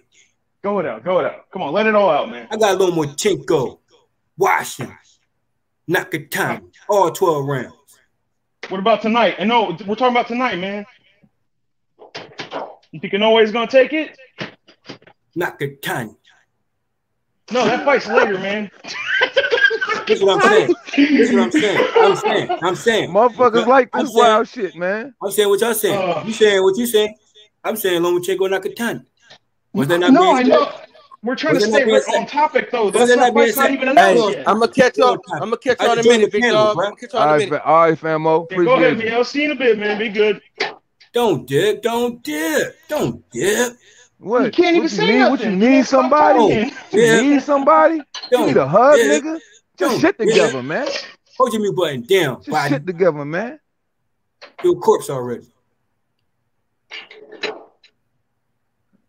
All right. Like I said, I got a little Muchenko. All 12 rounds. Okay. No, you're right. You're right. All right. I agree with you. You're right. Too Wilder, Kinko, damn, 100%. See you in the village. Free smokes. I feel like he's like constantly reading a cue card or something. Nah, that's just rapid fire retardation, man. That's all that is. Okay. Just rapid fire retarded. That's all it is. You keep rambling though. Oh shit! That nigga welling like shit, Slim. What I said was factual facts, non-rebuttal. What I said was factual facts, non-rebuttal. When you're a body already in advance, and you always been a body. Man, like man. No hands. Oh my god, man. Go, man. Look, man. What do you think? This will be funny. We were talking earlier, JFL. We were talking about Larry Holmes versus. I don't want to say his name because he's gonna spin him up. Give me a name, guys. Help me out. I don't want to say it because he's gonna turn into an auctioneer. What again? I heard. I don't know. Look, you know, with this dude, man, you just gotta let him run it, man. Just let this motherfucker, just let him run his Tesla battery all the way out till he gotta recharge that motherfucker, man. Just let that nigga go, man. Just let him drive that bitch off a cliff. This Tesla with a solar. Hear me. Free smoke. With a what? Free smoke. Well, okay. You said this Tesla with a solar? Over your head? Solar? Over your head? No, solar isn't over my head because if you said that, then you mean at nighttime you wouldn't be able to charge your shit, dummy. So eventually you gonna your car gonna slow down. No. See, you don't want to do the smart guy shit with me. You don't want to do the smart guy shit with me. Oh shit, Sheldon gave up on me. And no Tesla runs off solar, you fucking retard. The fuck? Yeah, you can't put a solar panel on a car. I said I'm a free smoke Tesla, bro. Something a different kind of breed, bro. No, I said you were a Tesla and you. I said I'm a free smoke. I had to correct ownership you. I had to correct you, bro. Man, this nigga crazy. I was gonna say this dude done killed the whole. I fuck with you, ABCDGSFL, whatever fuck your name is this week. From A to Z to Z to A, Pat Poops, free smoke. You already know what it is, man. I'm over your head. Nah, man, it's really not. It's really not. Jesus Christ. What about who's going to? I think you got a little too much value on you. I think you're putting a little too much value on your thesis. But like I said, there's levels here. Big difference. When I was growing up, I was like me and my brother and my sister. We was the only white dudes in the hood, and I was a little kid, and there was a dude. They would always say, "This is how you know you're in the hood." My neighbor. He's like, you're going to see this dude. He's in every hood. It was a skinny dude wearing pants and a fur coat. And it was like 100 degrees outside, and he wasn't sweating. And every time I hear JFL, I think it's that dude.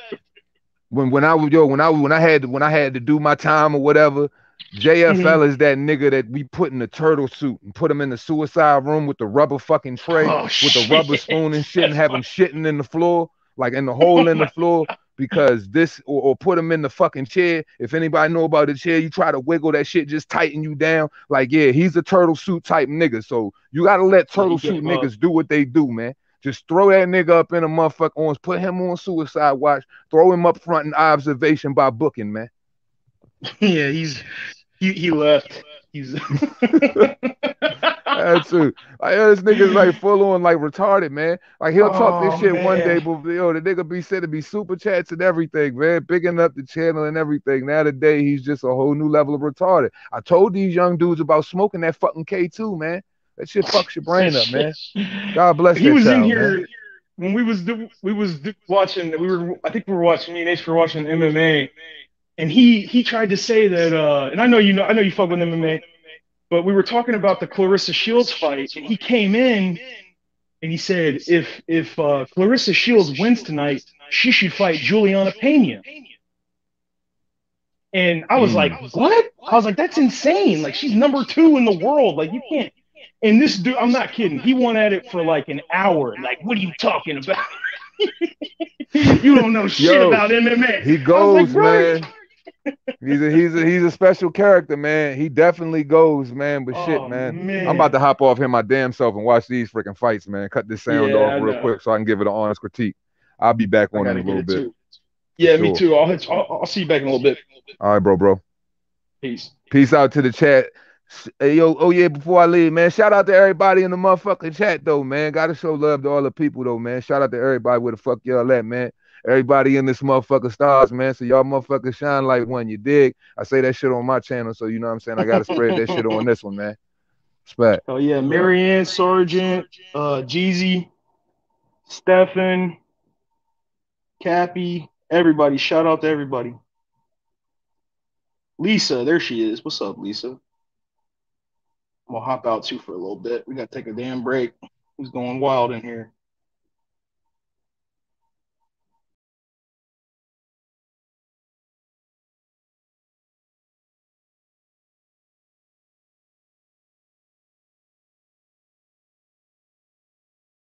He hopped off. You know, the show must continue. You know, everyone went off.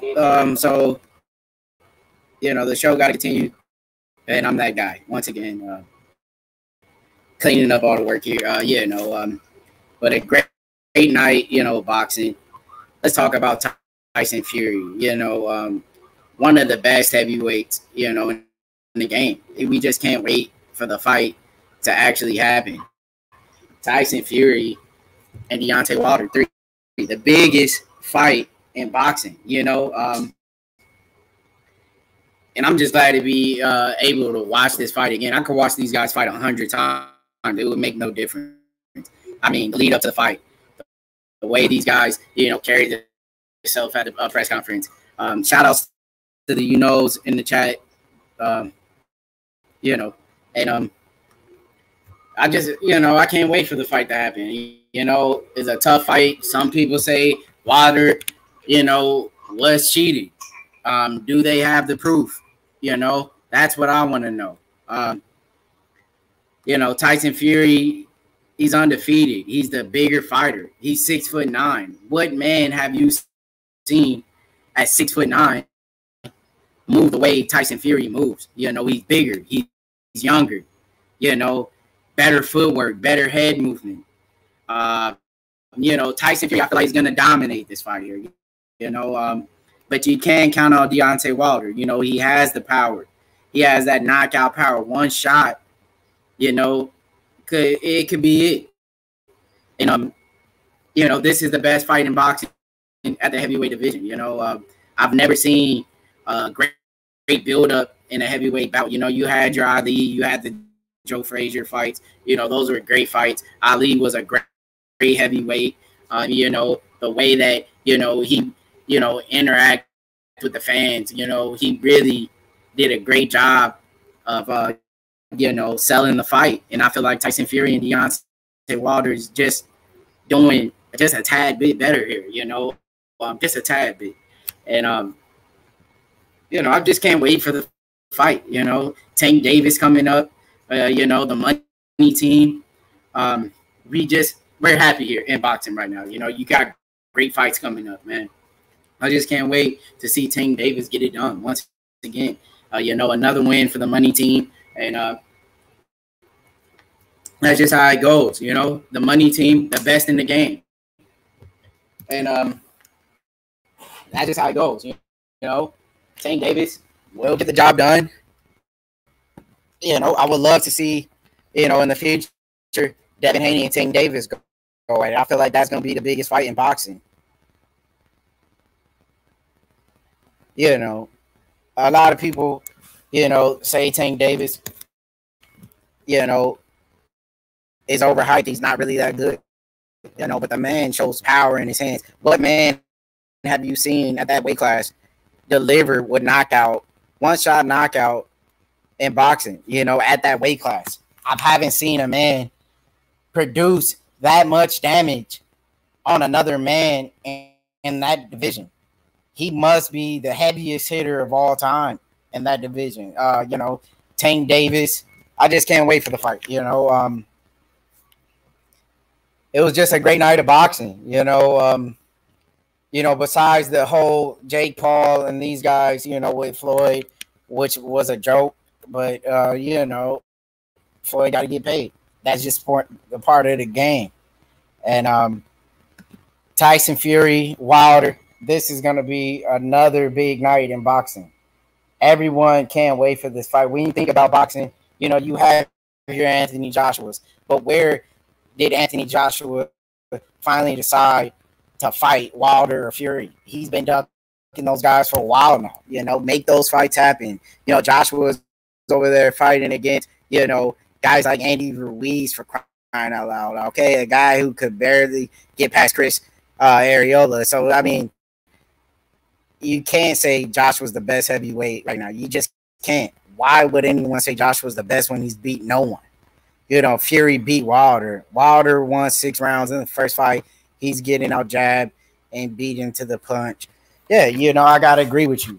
I mean, like I said, you got a guy that's 6'9", 270 pounds, moving around like if he's a featherweight. You know, it's never been seen. I mean, look at the reach of Tyson Fury. He's the bigger, he's the younger fighter. You know, he hasn't had, you know, took a lot of damage in the sport of boxing. You know, Tyson Fury's fresher. Wilder, a lot of people forget that Wilder's the older guy here.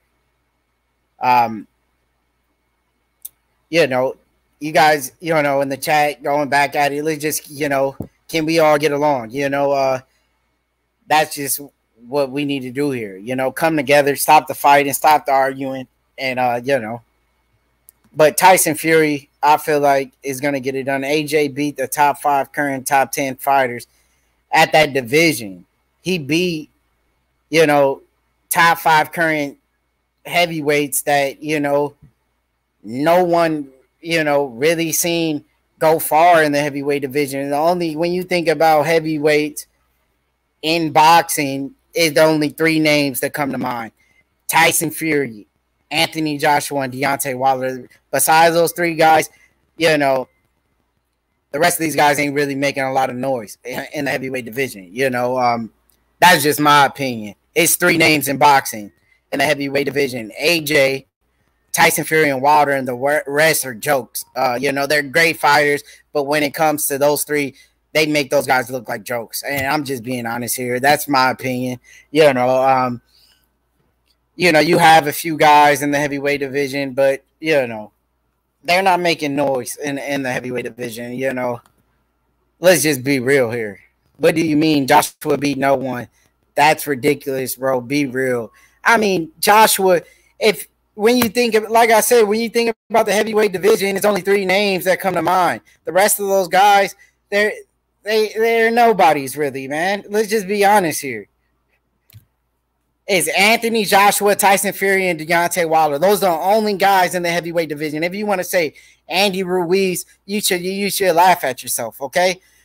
He beat Andy Ruiz, a guy, I mean, who looks like a bag of water. Let's be real here. He got in better shape, but the first time they met, he got knocked out, okay, by a bum in Andy Ruiz. So I don't want to hear about Anthony Joshua. This guy is a joke. He got knocked out by a bum. Whether you guys agree with me or not, that's facts, Jack. He got knocked out by a bum. You know?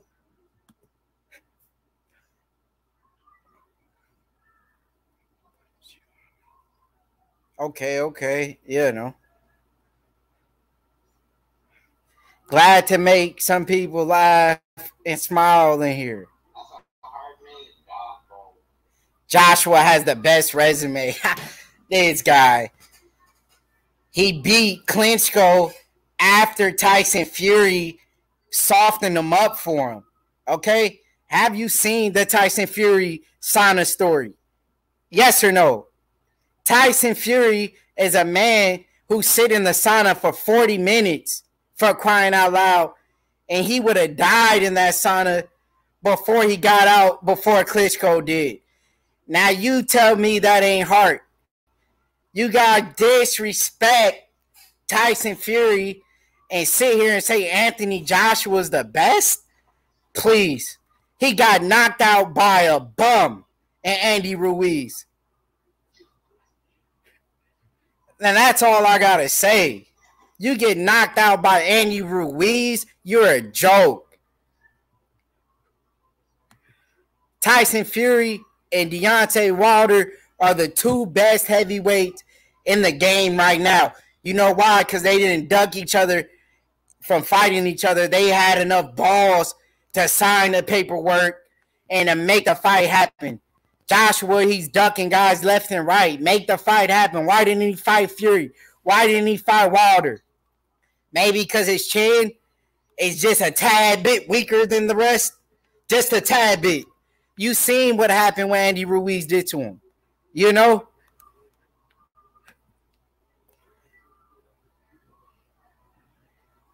And, you know, great night of boxing. We got Anderson Silva taking on Julio Cesar Chavez tonight. For a lot of people that didn't know. You know? I don't know what these people have been smoking lately. You know, I don't know if they hit in the spice again, the K2, you know, smoking that rock. I don't know, to sit here and say that Anthony Joshua is the best heavyweight. You guys should slap yourself, okay? Andy Ruiz is no bum, shaking my head. Oh, wow. The man who could barely beat Chris Arreola from Riverside, California, who's been on a hiatus for how many years? When was the last time you seen that dude fight, you know? After a freaking layoff, he comes back and pretty much I thought he won the fight. He beat Andy Ruiz, man. He landed the bigger shots. He had Ruiz hurt. And you gonna say Ruiz isn't a bum? Wow. Ruiz isn't a bum. Oh, wow. Okay. He's not a bum. Yo, Tap Out, what you think about this fight that's on now, Showtime? Is it the Anderson Silva and Cesar Chavez Jr. fight? I need to actually, tune in to it. I'm an Anderson Silva fan. I'm an MMA guy. Boxing really isn't my avenue, but I know a top heavyweight when I see one. And let me tell you, Andy Ruiz is not a top heavyweight. If Deontay Wilder would fight Andy Ruiz, he'd be snoring on the canvas. And that's facts, Jack. But yeah, I want to take a look at Anderson. Why not? Another dog fight. Surprise, nobody got clipped yet. Yeah, Wilder ain't ducking nobody, and Tyson Fury sure ain't ducking nobody. Until Anthony Joshua, before he got knocked out by Andy Ruiz, yeah, I probably could have said, he's a top guy. But, you get knocked out by a guy with a physique like that. Come on now. The guy doesn't even look like he trains, So what's the point of having all that muscle if you can't back it up, Joshua? You're sitting in a gym, lifting all these weights. What's the point if your chin ain't there, Jack? You're talking about real fighters. You're talking about Tyson Fury. You're talking about Deontay Wilder. Those are the top guys in boxing. All right. Anthony Joshua doesn't have Deontay Wilder on his resume. He doesn't have Tyson Fury on his resume. Okay. Tyson Fury has Wilder on his resume. He has the most scariest heavyweight in the game. Nobody wanted to fight Deontay. Nobody wanted to take that risk. But guess who did? Tyson Fury. He wanted to feel the power. Okay. He wanted to feel his power. He felt it. He got back up. You know, if Anthony Joshua would have took the shot, you know, from Deontay Wilder, oh yeah, you know, he might have been getting carried out on a gurney. But that's besides the point. Yeah. No.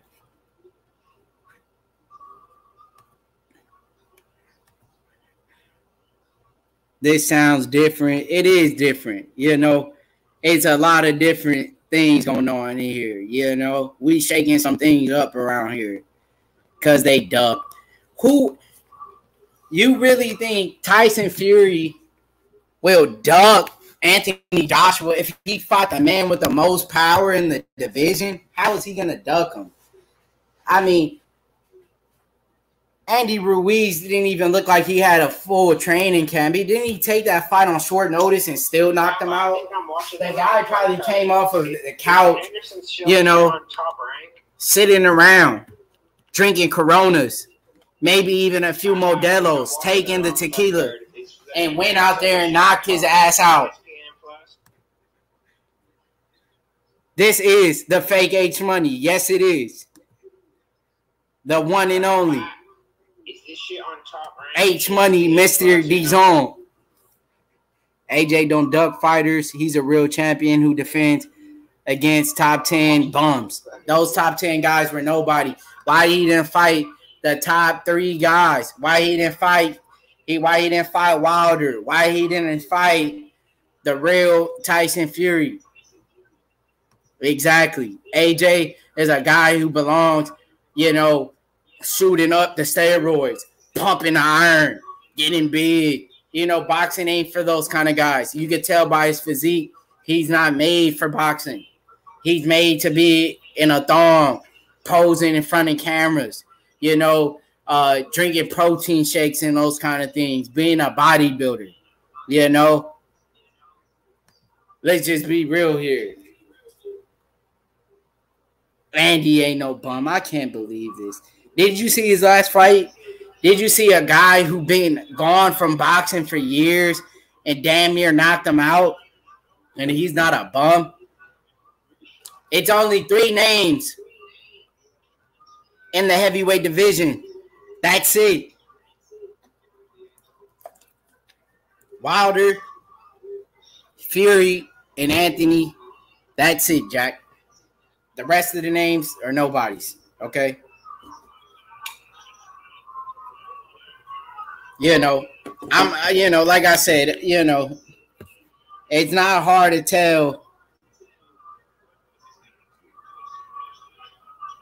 You know, I don't expect him to care what I think, you know, but the time, you know, when he finally decides to fight the real heavyweights like Fury, like Wilder, you know, he shouldn't care what I think, you know.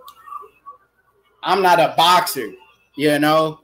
I watch MMA, you know. Here and there, I might take a look at boxing. But at the end of the day, I know who the top guys. I know who the real fighters is. It don't take a lot of work, you know. You know, like I said, put Anthony Joshua on the thong and put him on stage for a bodybuilding competition. That's what he's good at. Because his chin is not there. He got knocked out by a bum that no one knew, you know. Nobody knew that guy. Look at his physique, for crying out loud. I mean, the guy, does he even train? Because I've never seen a guy with a physique that bad calling himself a boxer.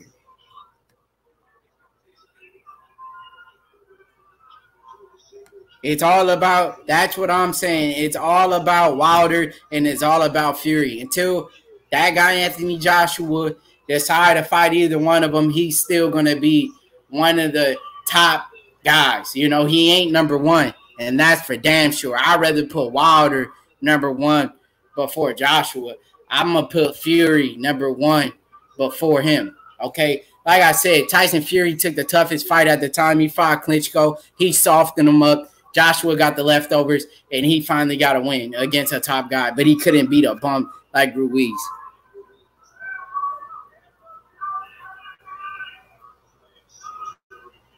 Yeah, no, I'm not here for clout. If that's the case, if I'm here for clout, you know, I'll be on YouTube streaming every day. You know, I'm not here for the clout. I'm here to give the people the real deal, not that bullshit. You know, the guy got beat. Has Tyson Fury got beat yet? No.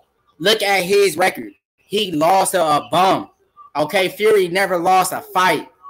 Okay, so don't come in here, sitting here telling me that Anthony Joshua was the best when he got a loss on his resume.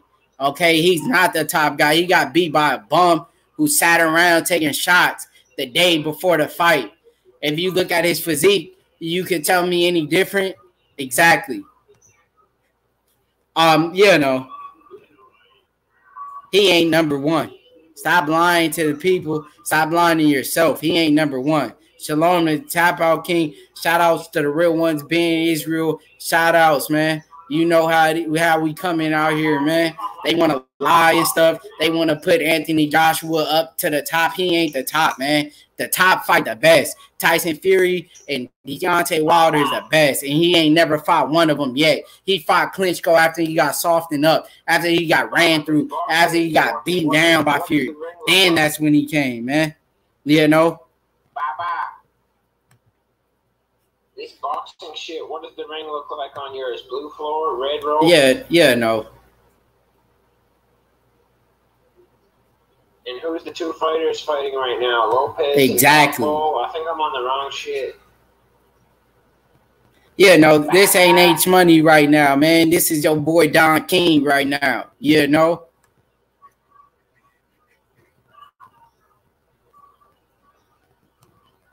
H Money will be back very shortly. You know, he had to take a little brief, and I'm the guy stepping in right now. I know a lot of people don't agree with me. A lot of people don't like my attitude because of how straightforward I am, and I tell it how it is. These people want to, they like to hear the things, the lies and the bullcorn that the people feed them. That's what they want to hear. I'm here to keep it real, Jack. And the real people don't get liked. And that's a fact. Shout outs to Free Smoke Boxing. Shout outs to everybody in the chat stopping by. I appreciate, the great debate in here. Everybody, it's a good time. Nothing serious here. Good laughs. And I'm just here, doing my job, filling in. He'll be back very shortly. But yeah, I'm gonna go ahead. I appreciate it. You like Anthony Joshua, in your opinion, that's your number one heavyweight right now. Who am I to tell you any different? I feel everybody has their own opinion, and I feel like, Tyson Fury and Deontay Wilder are the two top guys in heavyweight. That's just my opinion. And I feel like this fight, it's a great fight. I don't care if they fight 5 times. I'm going to watch it every single time. They do a great job of leading up to the fight. The last press conference wasn't too entertaining. Wilder didn't speak too much, but it's hard to speak after a man, beat you, to trash talk to someone who beats you, I'm rolling up this bag, the bully blunt. What up, man? I think I'm watching the wrong fight. Is this shit on Top Rank? I'm not sure. It might have been on Showtime. I'm gonna go in and try to watch this. Dog Bowl and Lopez. I don't know this. I think I'm on the wrong shit. But what do I know? I really watch MMA. So maybe you guys are right. Maybe I'm wrong. I don't know. I'm using VIP, but it didn't say. What does the ring look like? Blue floor? Let me take a look.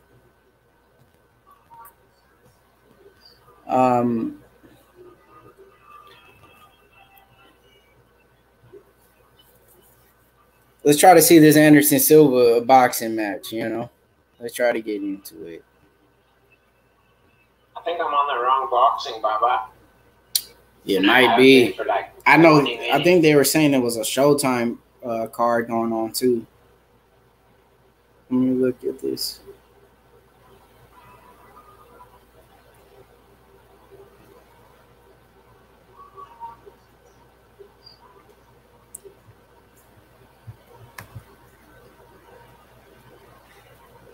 So it's two different boxing matches going on.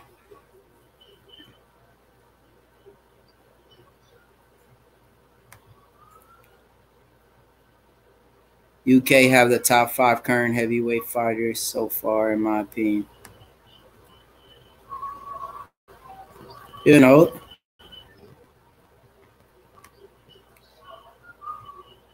Showtime card is better. I was literally falling asleep watching the Top Rank card. I guess the Top Rank one is boring.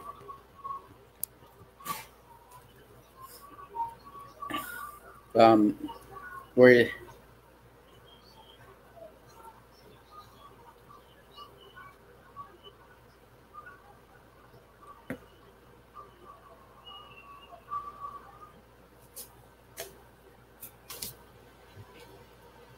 Yeah, I was definitely watching the wrong boxing, but I was just watching something different. Other boxing. I was watching Naoya Inoue versus Michael Dasmarinas. I was watching the wrong thing, Baba. I don't know whatever happened to it, dude. I think they took it off of a VIP. What the hell? I was watching it at first.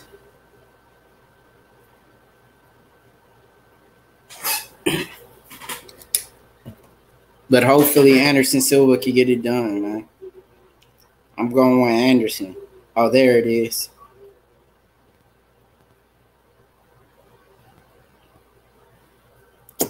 You know, just bear with me. You know, H Money will be back.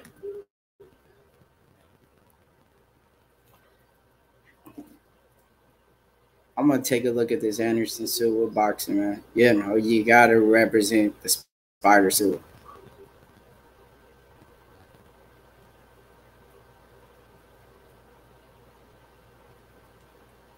Hopefully Anderson get it done. It's a blue ring, the one I'm watching. It's like blue and yellow. Canelo's in the ring right now, too. Like red, white, and blue ropes with a blue ring. Was Canelo in the ring? Canelo was in the ring on mine. Maybe you are in the wrong one. This fight, they're just about to begin right now. Nobody's even boxing right now on this card. Oh, I was watching the guy called Dog Bowl. DOGBOE Dog Bowl. Almeida versus Leo was a war.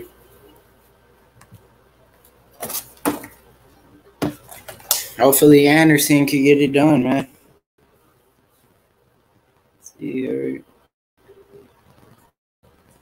I wonder what's going on in the NBA playoffs, bro. It's game 7. Is the Silva versus Chavez fight on the zone? Yo, I'm not sure, bro. 24. I'm not sure. I was looking at this Anderson Silva Chavez fight. It is on the zone. Oh, it's on the zone, the Anderson Silva fight? Canelo's in the ring. It's on the zone? It's also on Fight TV. Yeah, I think the Chavez fight and Silva's on it is on the zone. TV. Anderson Silva has no boxing skills or power, in my opinion. You know, he's an MMA guy. You know, he shouldn't really be in there. But and he's an old guy. You know, but he's a showsman. You know, he wants to entertain the fans and give the crowd something to look at. You know, He shouldn't be in there. I agree. He should go back, out of anything, continue with his MMA career. So Canelo is the fake boxing match. What happened to him being above that? Yeah, no. But hopefully Anderson could get it done. Ain't no game tonight, is it? I thought it was, man. Let's take a look.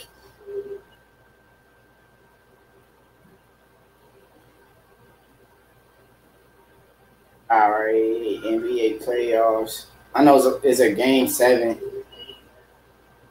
between the Nets and the Bucks.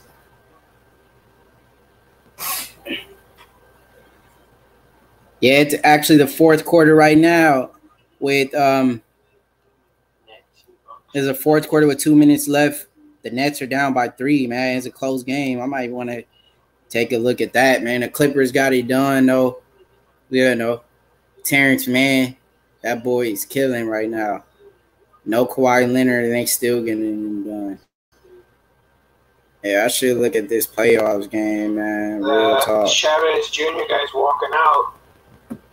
So they're about to fight right now. I think I could get on the zone here. No, that's a different guy. He's just got Junior Chavez on his headband. Never mind.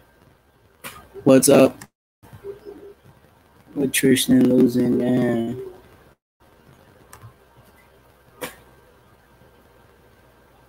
Yeah, no.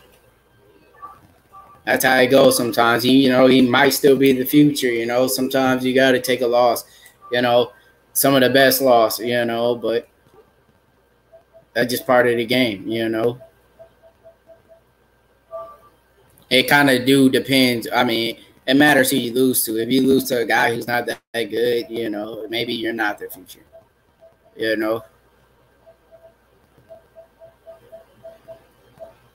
Man, that's a good game, going on right now.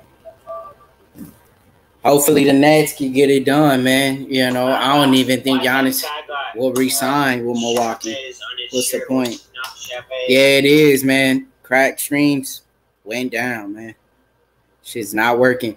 I mean, if you're on a cell phone, I use the iPhone. So if you got like an iPhone, best site to use is VIP Box or VIP League.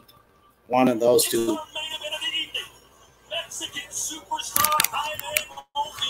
Those are one of the best, I don't think Anderson Silva's on the zone, dog. You tripping.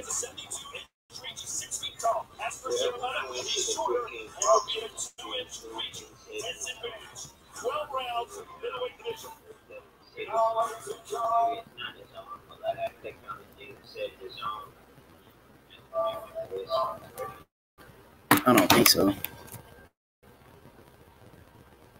They doing Vargas, bogus. NBA.web.site/today/Chavez/sport=box.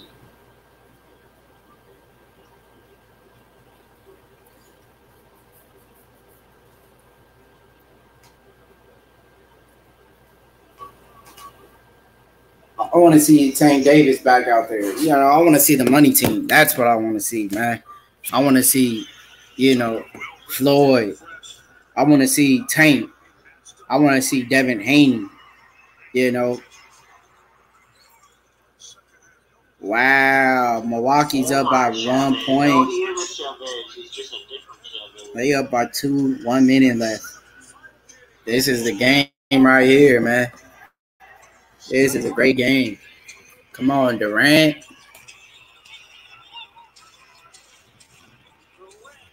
Oh, that's a foul. Come on.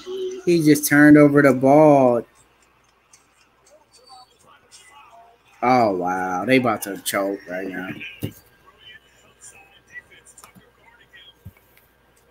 Next week, Tank. That's all it's about. The money team, man. Yes, sir. TMT, Floyd, Tank. That's what it's about, man. That is boxing. The money team. Ain't nobody like him.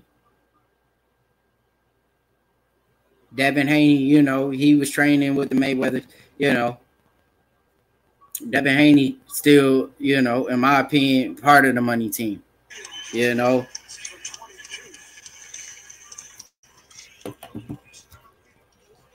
Yes, sir. I haven't seen a man at that weight class produce that much power. One shot knockout, man. He hitting dudes like Deontay Wilder at that weight class.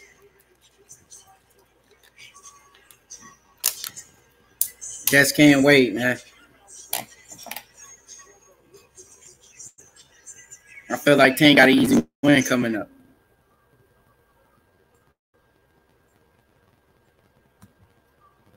Floyd should promote AJ. You know, he should. AJ, you know, he's a great fighter. You know, I like to see him fight Fury and Wilder sometime. But, you know, he's a great fighter. Floyd would do a great job with him. But I don't think he want to be, you know, underneath Floyd, you know, shadow and being a part of like the money team, you know. Terrence Crawford, great fighter. You know, I kind of like these fighters, you know, that try to take their own lane and, you know, not try to ride underneath Floyd and try to be the next Floyd. You know, you seen what happened to Adrian Broner. He was trying to go down that route and try to be the next Floyd. It just didn't work out for him. You know, you got to be your own self. You got to be your own fighter. But Floyd definitely will help, you know, with making him a big star, you know, for sure. Floyd can make anyone a star. Toughest G, appreciate it, man, for stopping by. Appreciate everyone, you know. Cruz is underrated. You know, he just might be. You just never know in a fight what could happen. I don't know. It just takes that one good shot to land. Wow, man, the Nets is down 4 points, bro. 1 minute left. I can't believe Durant choked like that, bro. Oh, wow. Yeah, that's it.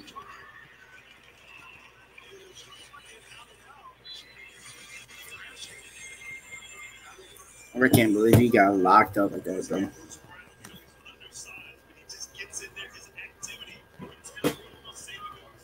This may be Tank's toughest test.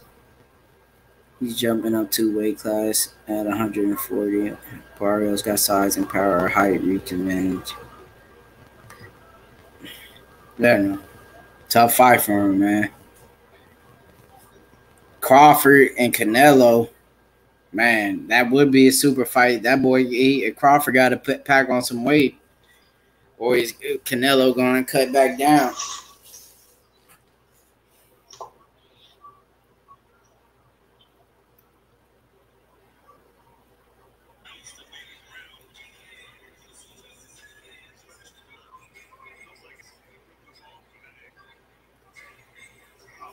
So the Nets maybe get another chance, man. It's a crazy game, bro.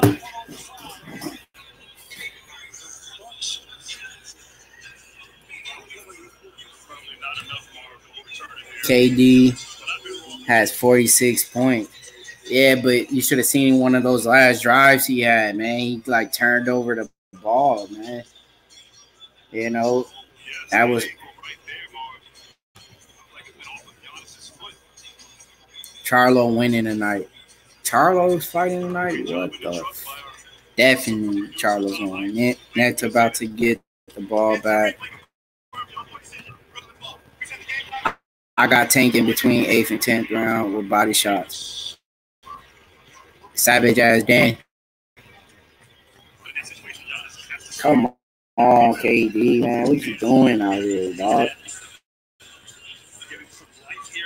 Steve Nash look hella pissed right now. James Harden out there. How you got Kyrie, Durant, and Harden? And you got Steele losing. Oh, wow. The rain hit 2-point game, 42 seconds, bro. This is a game, bro. Game 7, bro. Fourth quarter, bro. 2-point game, bro.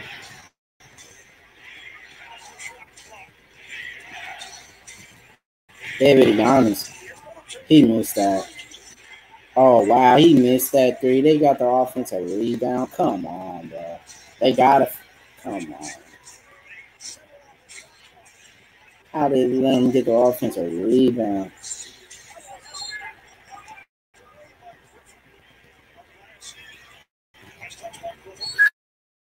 This is crazy game. Josh Taylor versus Tank. That'd be a good fight. Scotland. Josh Taylor. Dude look good his last fight. That'd be a great fight. Barrios.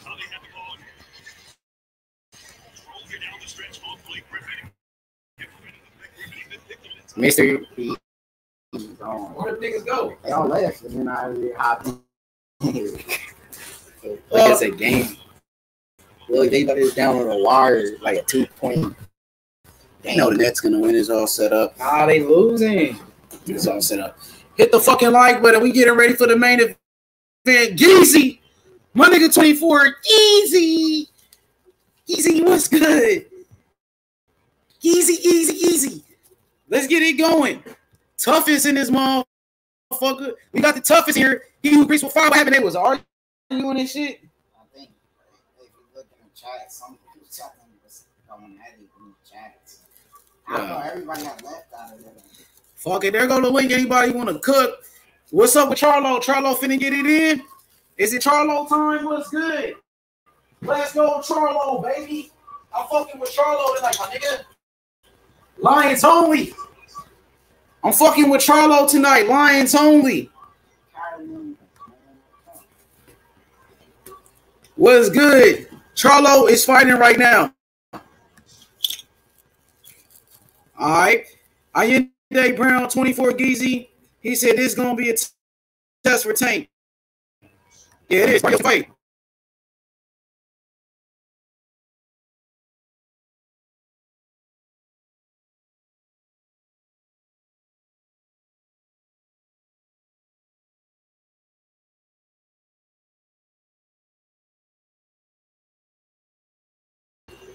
All right.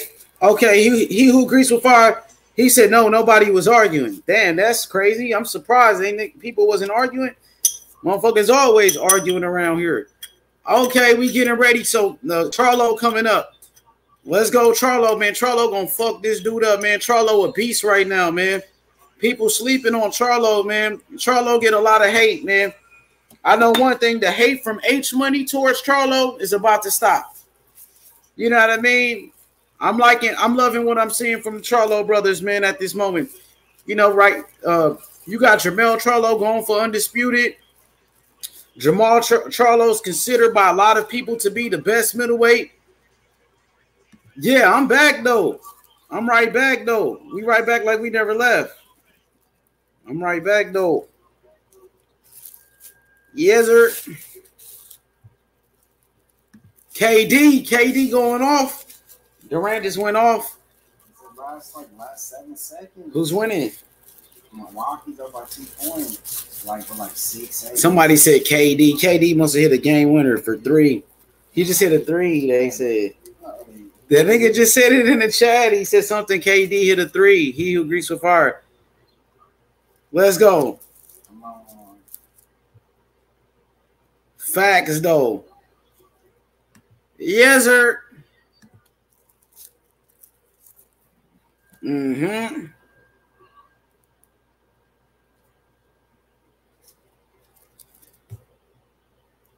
So we getting ready for the Charlo. Shout out to my nigga Charlo. Jamal Charlo, Jabel Charlo. Let's go, Charlo, man. I'm fucking with him. I'm fucking with him tonight, boy. Yeah, I'm fucking with him, man. Them Charlos, they some real niggas, man. I can't deny it, man. I like the way they carry themselves, man. I'm fucking with the Charlos, man. And I don't care who like it. You ain't got to, you know what I mean? You don't have to like the Charlos. Well, I do. You feel me? I'm fucking with them. I like the way the Charlos roll, man. They some real niggas out here, man. When Charlo coming out? He about to come out or what? Charlo's repping that H-Town, huh? Charlo's repping that H-Town. IB says Jamal gonna spark Montiel. Hit a buzzer beater. 1 second. Yeah, they got the lead now. Tied it up. What? That was a 3. What? IB said Jamal gonna spark Montiel. Yeah, he gonna beat his ass.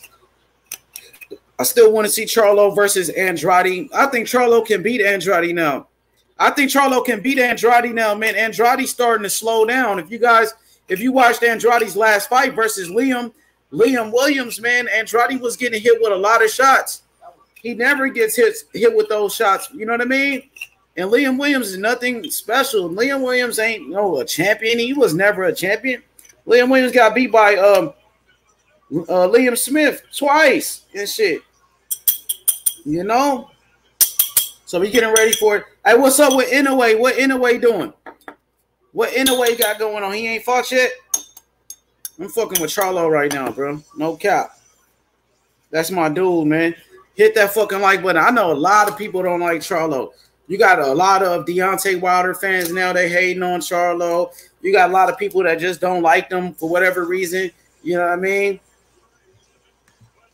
Oh, he said Spence was getting real big cheers. Yeah, Spence is on fire right now, man. You know what I mean? Can't deny. You got to give the man his credit. He about to fight Manny Pacquiao. And just imagine if Earl Spence is able to knock Manny Pacquiao out. Oh, man, he going to be one of the biggest names in boxing. You know, he already got a buzz right now, but now he got that opponent. He got that opponent that's going to take him to the next level, Manny Pacquiao. You got to keep it honest. Lions only. Okay, Lisa Bells. Lions only. Charlo. Okay. Let's go, Charlo, baby. I'm fucking with Charlo tonight, man. Hey, Inoue ain't came out yet. What's up with the Inoue fight? What's good with him? Fucking with my dog Charlo tonight, man. Charlo gonna get this dub. I hope Charlo knock his ass out. They be hate. I mean, a lot of people, you know what I mean? A lot of people don't like Charlo for whatever reason.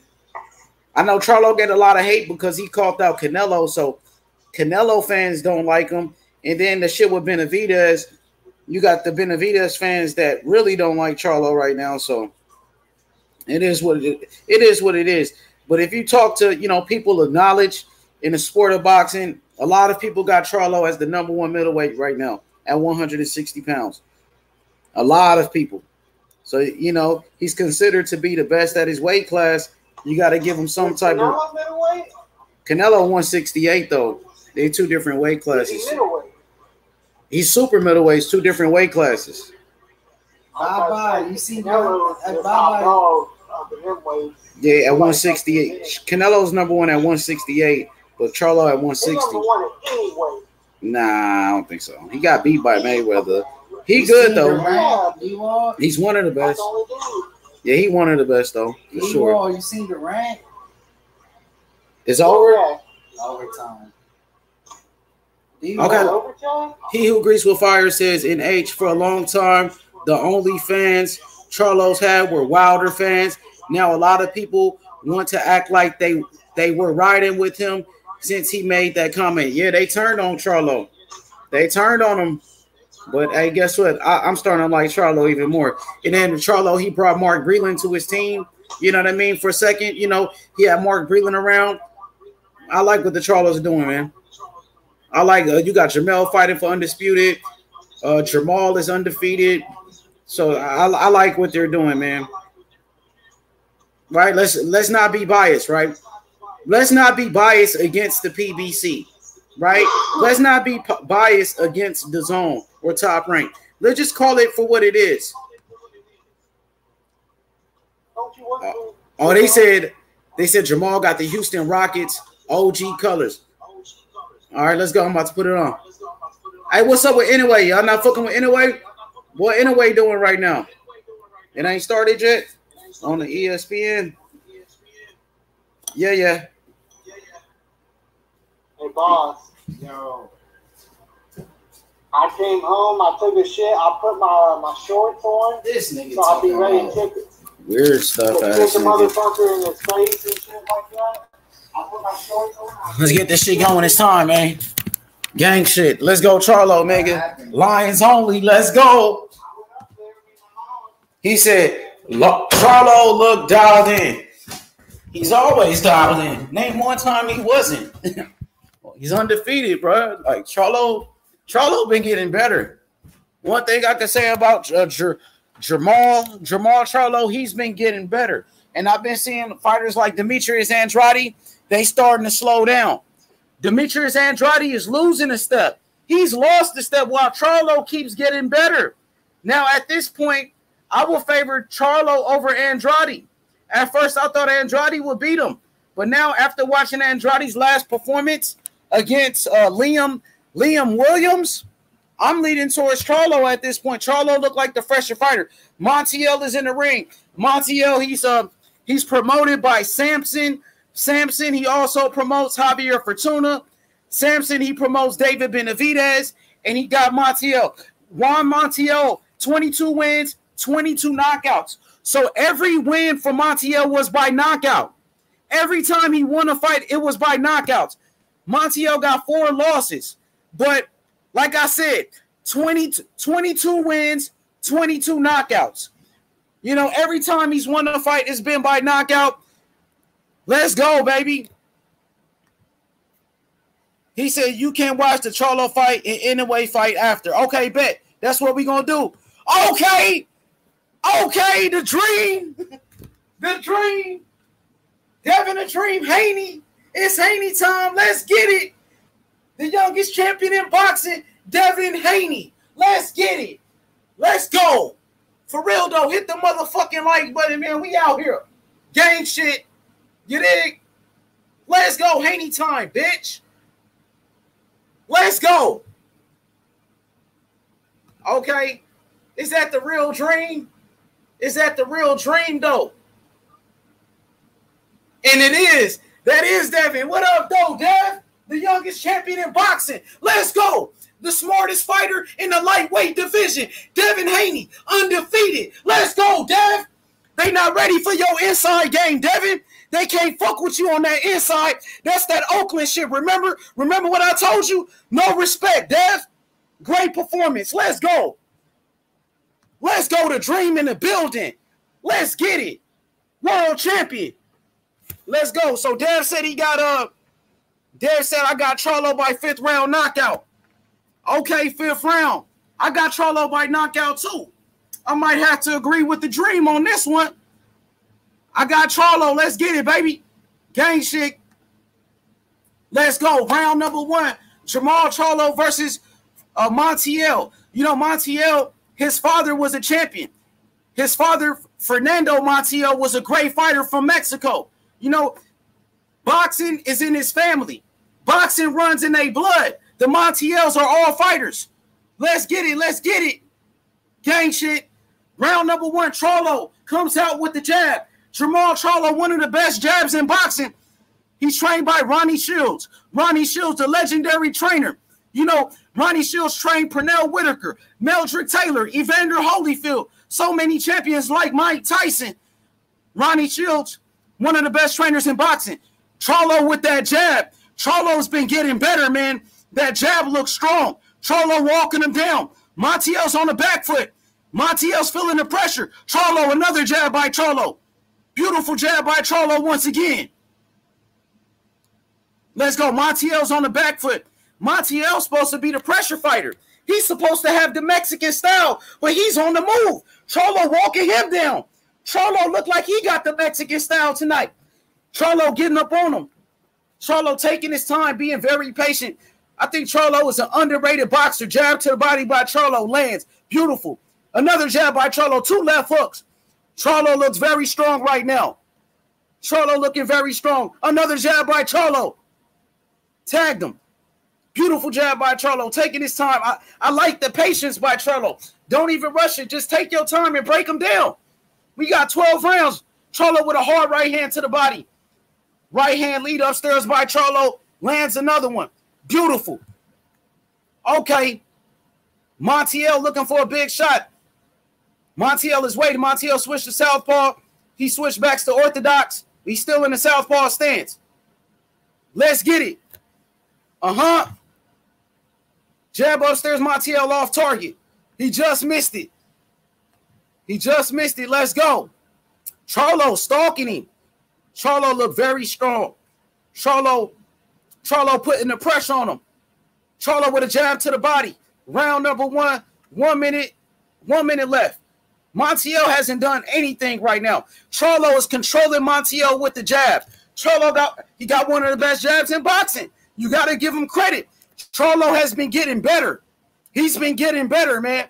He's trying to be slick, but that's not his style, though. He who greets with fire. Montiel's supposed to be a knockout artist. He's supposed to have that Mexican style. Why is he trying to be slick? Because Charlo is very strong, man. Charlo is making Montiel fight a different type of fight. And Montiel, like I said, he's known for having a, knockout power. He's known for knocking people out. Right now, he's trying to be a boxer. So that jab by Charlo is controlling round number 1. I gave round number 1 to Charlo easily. Charlo dominating round number 1 with the jab. Controlling the fight. 24 Yeezy says Devin Haney and the Charlos got the best jabs in boxing right now, along with Earl Spence. Yeah, Earl Spence too. Very good jab by Earl Spence. That's why Manny Pacquiao gonna have problems with Earl Spence because of the jab. Earl Spence gonna be on his ass, and then on top of that, Earl Spence body punching. He's one of the best body punchers in boxing. Canelo Alvarez and Earl Spence, the 2 best body punchers. But right now, Jamal Charlo looking very strong. They showing Montiel's keys to victory. They said show the power early. Round number 1, I didn't see the power. So he did not show the power in round number 1. But Charlo got a lot of fans in Houston. Even during the pandemic, a lot of people showed up to watch Charlo fight tonight. Let's go. Round number 1, Charlo dominating. Round number 2. Round number 2 just started. Charlo comes out with the jab. You got to be consistent with the jab. Keep that jab on him. Just like Larry Holmes. The jab.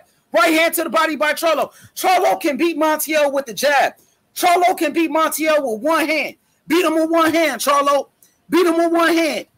Charlo got him on the ropes. Jab upstairs. He's setting up the power shots with the jab. Setting them up with that jab. The most important punch in boxing is the jab. And Charlo got a great one. Okay, Montiel, he looks confused. Charlo getting closer. Charlo's cutting off the ring. Right hand by Charlo. Charlo loading up with the power shots. He's loading up. Charlo getting closer. He's working off the jab. Left jab by Charlo right on the face. Beautiful jab by Charlo. Keep pumping that jab. Keep that stick on him. Keep the jab on him. Charlo, another one. He can't get past the jab of Charlo. Charlo jab to the body. Oh, this is beautiful shit by Charlo. Beautiful boxing by Charlo. Charlo looking very strong right now, man. I'm loving what I'm seeing from Jamal Charlo. Double jab, jab to the body. He's controlling the fight. He's winning easily. He can do this for 12 rounds. Charlo can do this for 12 rounds and win easily. He can win every round just like that. What's good, Shelton? I'm loving what I'm seeing from Charlo right now. Charlo pumping that jab. Charlo does not need to stay at 60. He is a big 160. Yeah, he hasn't been at 160 too long. You know, maybe after he fights the Triple G's and Andrade, he can move up. But right now, you know, he's at 160, and he's considered to be the best in the weight class by a lot of people. You know? Yes. So yes, round number, he looking very strong though, right, Shelton? He's looking like he's just dominating right now. He's dominating right now. This guy, he looks like it's just shit don't even look fair, bro. I mean, he's dominating the fight with the action though. His jab is controlling the fight. Okay, hard right hand by Charlo. Looked like that hurt Montiel. Looked like that hurt him. But one thing about it, Shelton, Charlo is showing a great jab right now. He's showing a great jab, and he's controlling the fight. And I love the patience by Charlo, just taking his time and breaking him down.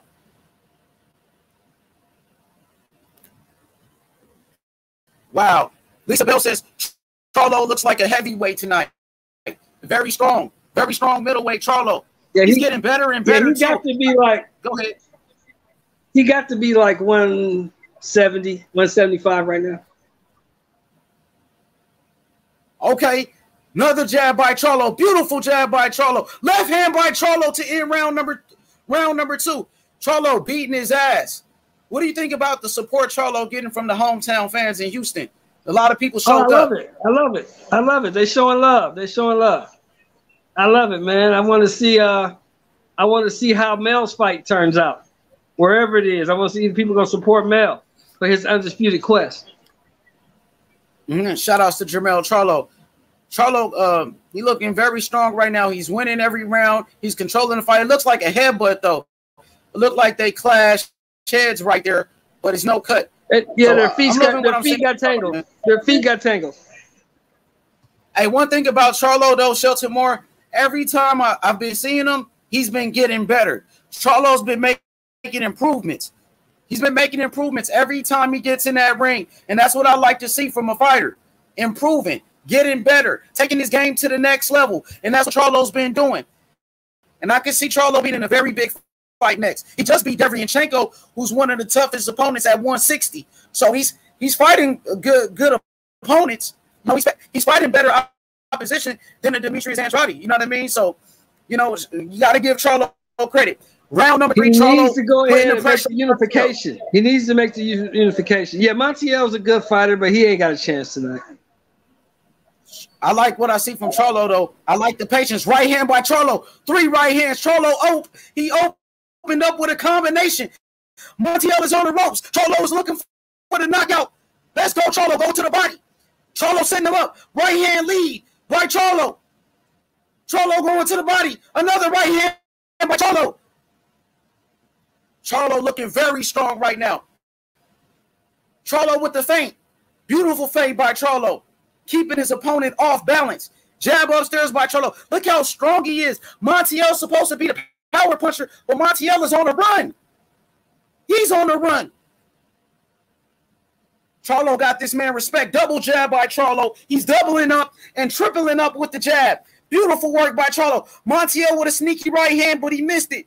Beautiful defense by Charlo. I like the head movement too. Charlo's getting better and better, man.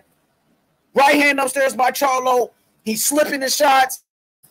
He's making Montiel miss. He's doing left hand by Montiel just snuck in. Oh, another left hand by Montiel.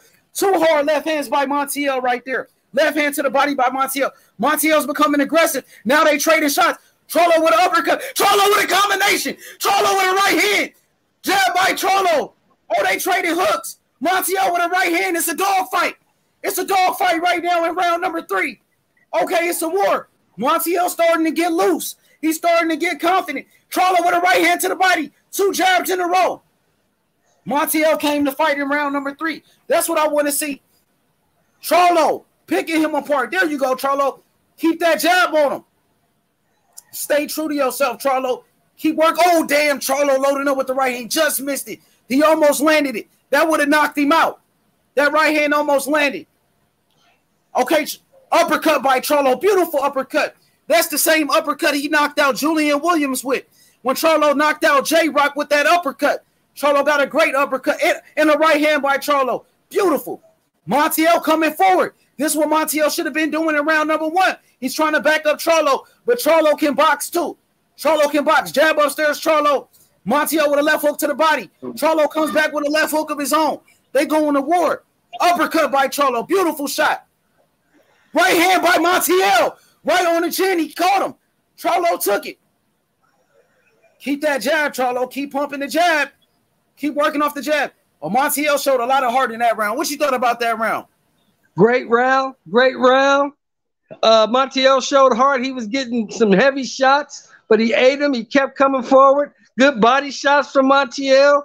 He's a dog. He's a fighter. Oh, and one more thing, H. I got to put this in your ear right quick. You listening? What's good, bro? I told you the Nets were going home. It's over?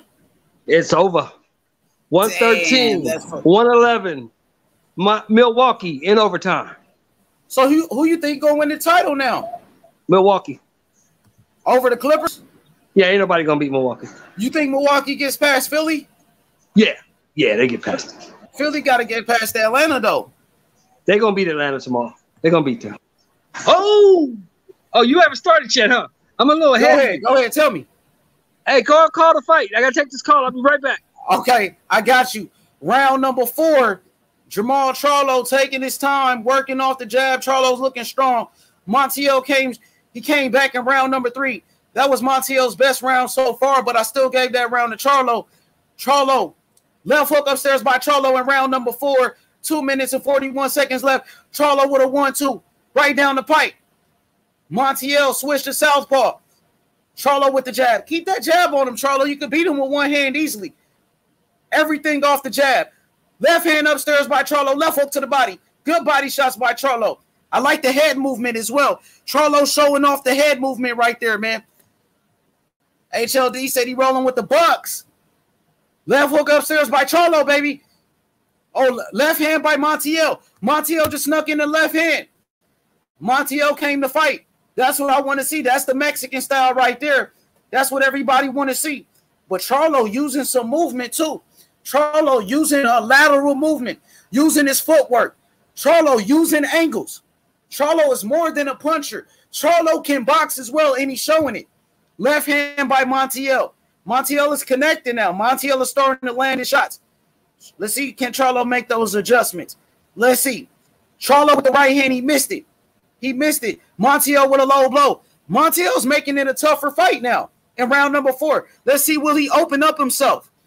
You know, because Charlo looking for the counter punches. Charlo is a great counter puncher. Charlo right hand to the body. Short uppercut by Charlo. Left uppercut by Charlo. Right hand lead. Charlo working, letting his hands go. Montiel with a right hand. Montiel with a big right hand. Charlo took it. Great chin by Charlo. Charlo left hook. Hard left hook by Charlo. Montiel came back with a right hand. Oh, this is a good fight. Very exciting so far. Let's go. Keep that jab on him, Charlo. There we go. Another jab by Charlo. Keep scoring with the jab. Just like Larry Holmes. Charlo. Left hook. Mad Dog H. What up, Mad Dog? What's good? Montiel. Throwing. Oh, Montiel letting his hands go. Charlo with a combination. Dang, Montiel coming to war now, man. It's a war. Charlo, just keep boxing, Charlo. You win easy. Charlo taking his time. Right hand by Montiel.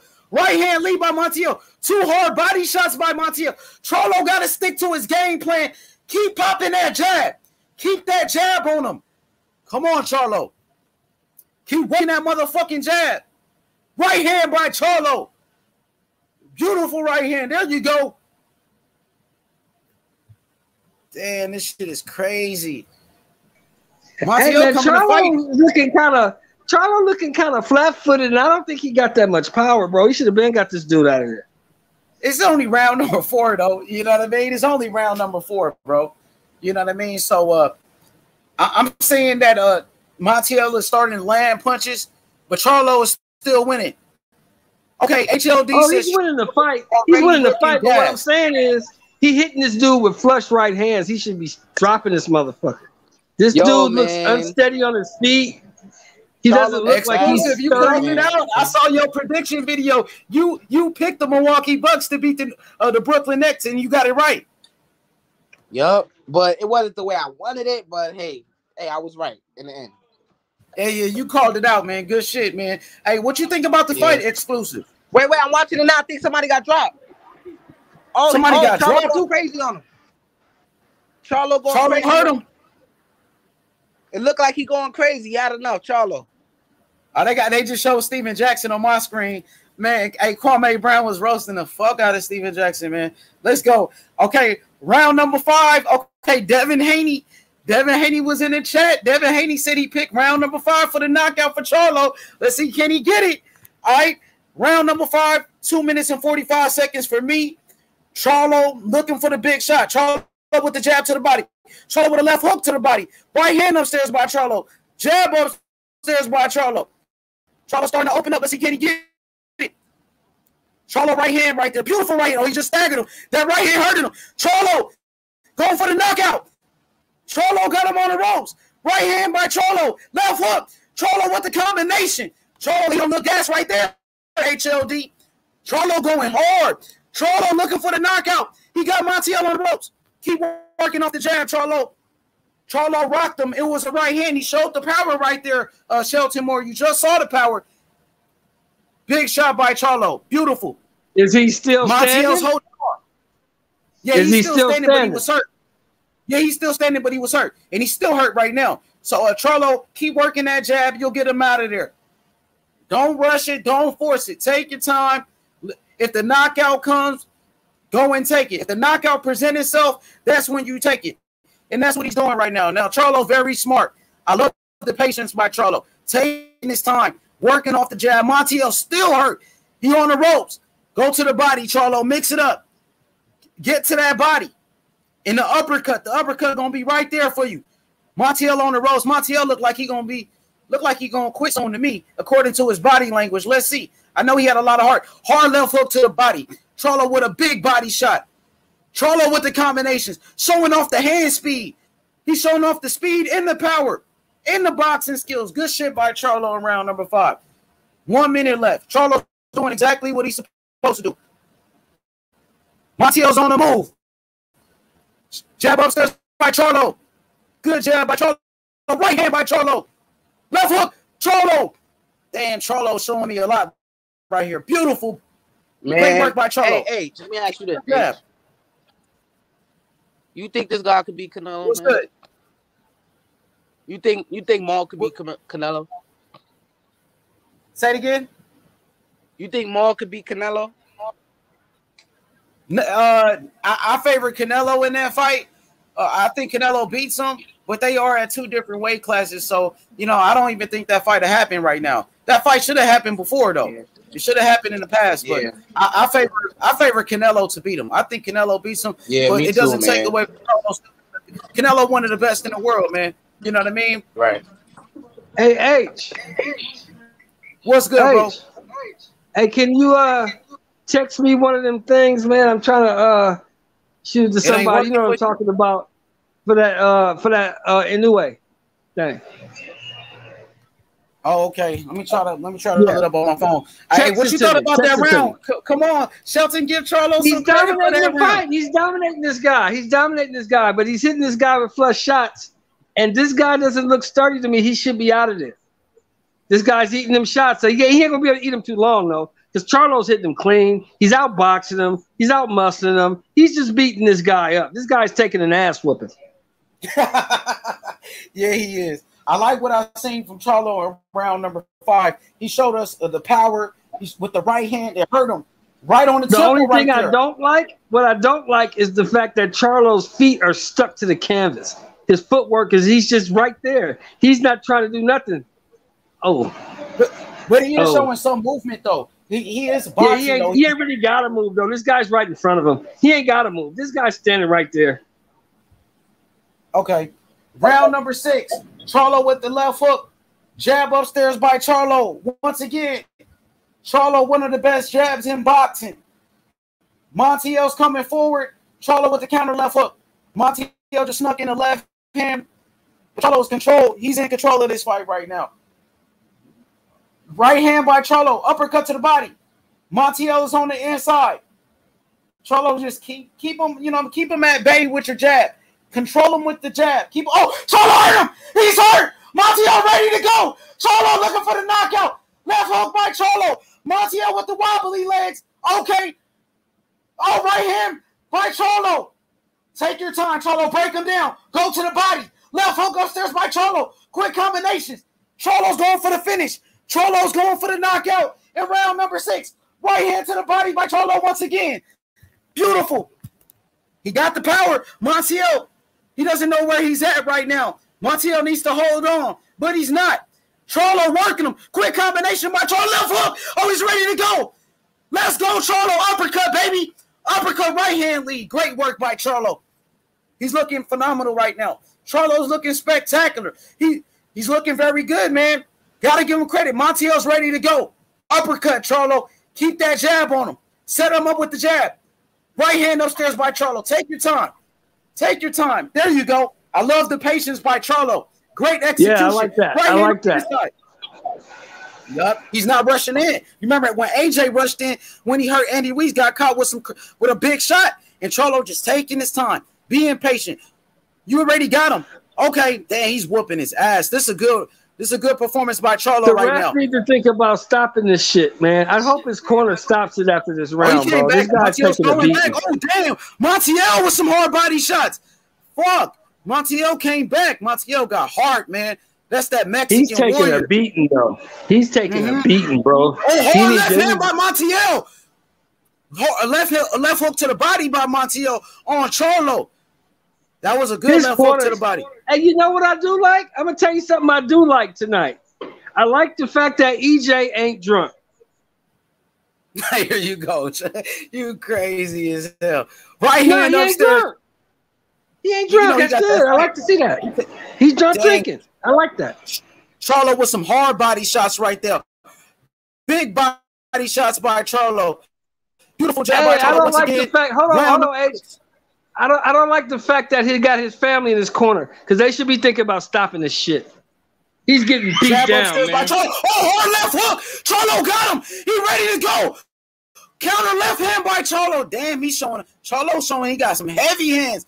I think Earl Spence looked very skinny, he's in shape right there. Earl Spence, he's impressed by Charlo the way he's looking. What you thought about that Real Deal boxing? You watching the fight? Yeah, hey, we know he's not drunk. Absolutely. Hey, Real Deal, what's good? What's good? He gonna get him out of there, man. The kid is tough though. Damn. The kid is He tough. taking an ass whooping right now. Real Deal. Do you think they should think about stopping this fight? I think they should think about stopping it. I don't know. Maybe one more round. Because if you look at it, some of those shots Charlo was throwing were bouncing off the gloves too. He had some clean shots, but they all weren't landing clean. Dang, it was the left hook. The left hook hurt him this time. Charlo showing he got power in both hands. He hurt him with the right hand in round number 5, and then he hurt him with a left hook. A left hook, goddamn. But he don't look too good. I mean, Montiel, he's tough, but he don't look sturdy on his feet. I don't like the type of shots he's been taking, man. He's been getting his ass whooped the entire fight. He's taking some punishment. He's definitely taking a lot of punishment right now. It looks like the referees tell him there's some water spilled on the canvas. They trying to wipe off the water. They trying to give him a chance to get his breath. Yeah, it looks like they gave him time to recover. Round number 7. I like what I see from Charlo so far. He's winning every round. But I got to give Montiel some credit because he didn't quit. He got hit with some hard shots, and he's still standing. He's still fighting. He's a tough son of a bitch. I give him that. Okay, HLD said, last round, he said to show me something or stop it with the towel. Yeah, it might happen. Let's see. Facts, so far, Steve Farley gave every round. That's facts. I want him to stop this fight, bro. He's taking a lot of punishment. They probably just give him one more round. Hard left hook to the body by Charlo. Man, Charlo, he's showing me great skills today. Showing me body punching. He's showing off the jab, the right hand, left hooks. He's doing everything. He's doing everything correct tonight. So, shouts to Charlo. I mean, this is against Montiel. This is what he's supposed to do. He's doing exactly what he's supposed to do. Right hand to the body, Charlo. Hard right hand to the body. Good shit by Charlo, man. Uppercut, Charlo. Counter uppercut. That's the one he knocked out Julian Williams with. Beautiful. He doesn't even look tired. He doesn't look tired, HLD. So we got to give him credit. The cardio is good by Charlo. Very good cardio. Montiel switched back to southpaw. Right hand off target. Round number 7. 1 minute and 22 seconds left. Charlo very patient. Taking his time. He's controlling the fight with the jab. Montiel connects. Right hand by Montiel. Montiel got a lot of heart, man. A lot of these Mexican fighters, they got a lot of heart, man. Jab upstairs. Yeah, by that kid got tons of heart. That kid's a beast. I like him. He got tons of heart. He can't fight worth a shit, but he got tons of heart. Facts. Let's go. Jab upstairs by Charlo. Beautiful jab by Charlo. Another jab by Charlo. Yeah, beat him with one hand. There you go. Keep that jab on him. Control him. It's like target practice right here for Charlo. Right hook upstairs. There you go. Good defense by Montiel. He blocked those shots right there.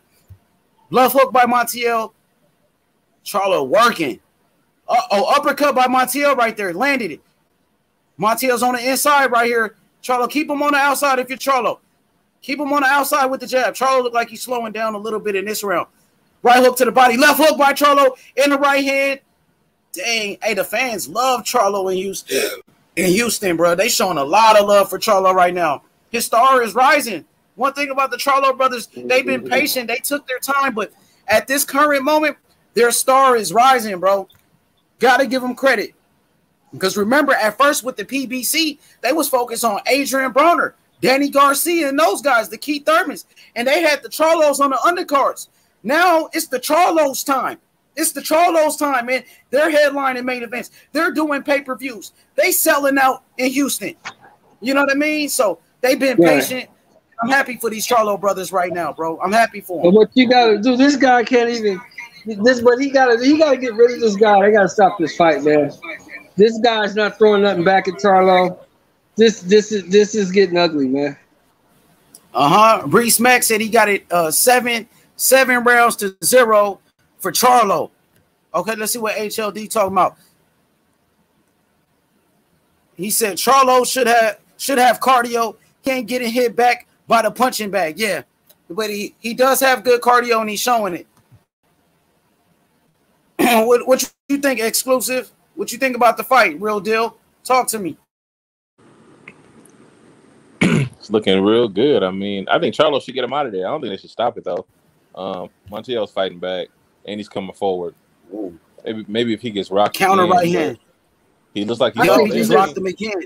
Ooh, shit. I think he's just a low-key sadist there, Real Deal. He's what? Oh, right hand by Charlo. A little bit of sadism in you, Real Deal. You don't want to stop this fight. I think Charlo backed out of that Benavidez fight for a reason. That's what I think.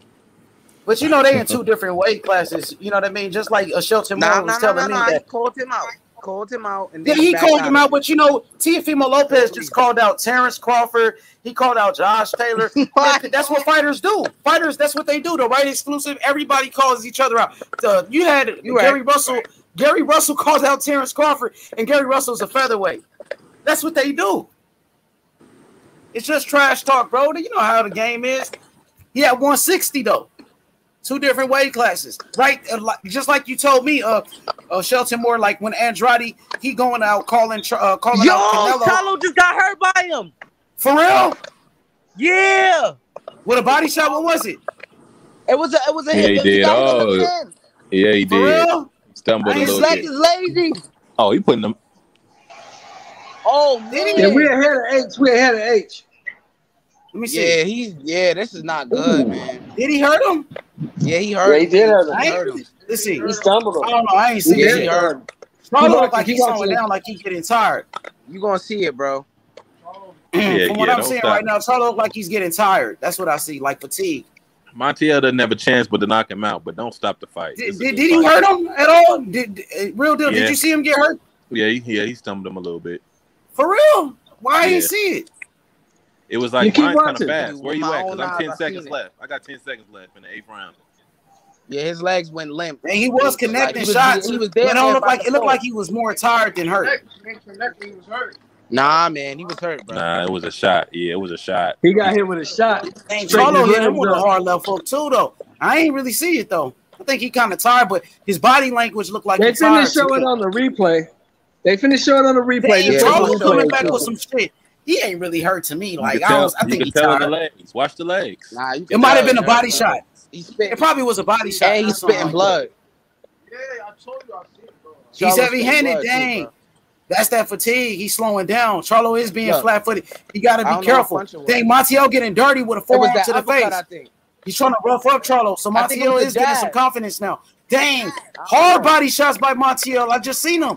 Hard. It was some body shots that I seen him land. I don't know. Dang, I don't like the body language by Charlo. He is slowing down. I don't think he was really hurt though. I didn't see it like he was. Yeah, on the man. replay, I didn't see it like that. You'll see it on the replay. Okay. It was an uppercut. It was an uppercut and then followed with a straight left. Yeah, he took some punishment in that round, but I don't think it was that bad though. He did take some punishment. Yeah, he wasn't out. Damn, that's crazy. He gassed, bro. That's what. See, somebody else in the chat said he gassed. He threw a lot of punches. He does look kind of tired. Those body shots though, but Montiel is landing though. I think it might have been a body shot that landed in there. Let me see.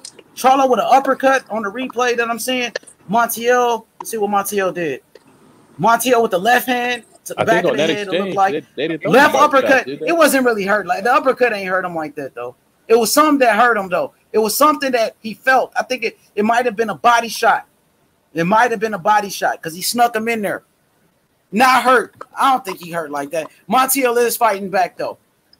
People gonna criticize Charlo, man. They say, "Oh, he got hurt." They gonna run with it. Oh, he got hurt. You know how they do? That nigga's crazy than a motherfucker, dog. They gonna say Charlo exposed. They gonna say he's the worst at 160. Now Triple G's gonna beat him. Now fucking Andrade's gonna beat him. Oh, he letting them hands go. Who got a cut on that, y'all? X. Montiel just put a cut on his eye. Dang, Montiel just landed a hard left hand. Montiel looked like he got some heavy hands though. Charlo, I don't think his cardio is that good. You know what I mean? HLD might have been right. Double jab by Charlo right there is landing, but Charlo's starting to slow down in round number 9. We got a long way to go. Left hook by Charlo. Yeah. Hey, Steve Farhood gave that last round to Charlo. You know what I mean? Right now, there by look, Charlo. let me ask y'all a question. Let me ask everybody on the panel a question. Do y'all think that Charlo? They said Charlo is down. Is he down? This nigga said Charlo is down. Nah, Go ahead, Sheldon. He slipped. He slipped. Do you want everybody on the panel? Everybody on the panel. Do you guys think that Charlo took this fight seriously? I think so. Yeah, I think so. I don't know. I think he wanted to make a statement. I think he did. Dang, hard jab by Charlo. Now he's going back to that jab. Hard right hand by Charlo. Oh, he just slipped. He got to be careful. He could have hurt himself. What's up with that corner? Fucked up, H, man. Who Charlo? I know it is. Montiel landed some hard left hands, X. I seen them left hands are landing. Charlo's right eye is swollen.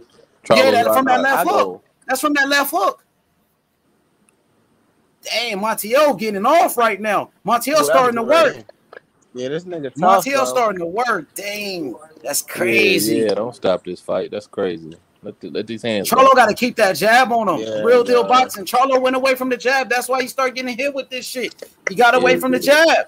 There you go. He trying to throw it out there. Yeah, real deal. You can't stop it now because this motherfucker coming forward and throwing punches. That's what I said when y'all was talking about stopping it. He was still coming forward hurt. But when I was talking about stopping it, he wasn't doing that. Yeah, you can't. That's why you got to give a fighter a chance. You can't really stop it too early, you know.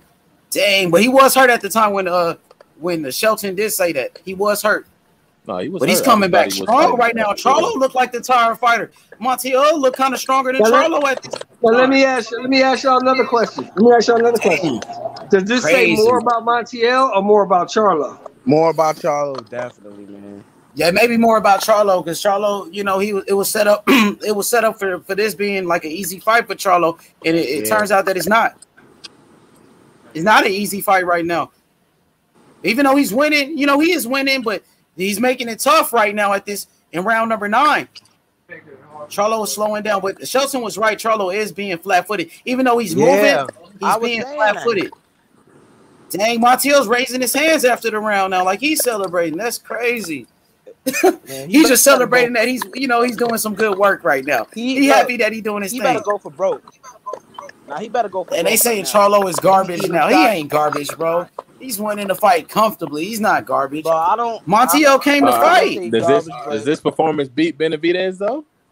If that was to happen? No, I can't lie. No, not at all. I mean, I'm just saying. I'm just, not the not this performance right here. No, I'm saying he absolutely not. No, because we understand that Benavidez throws a billion punches. Yes, man. And he throws hard shots.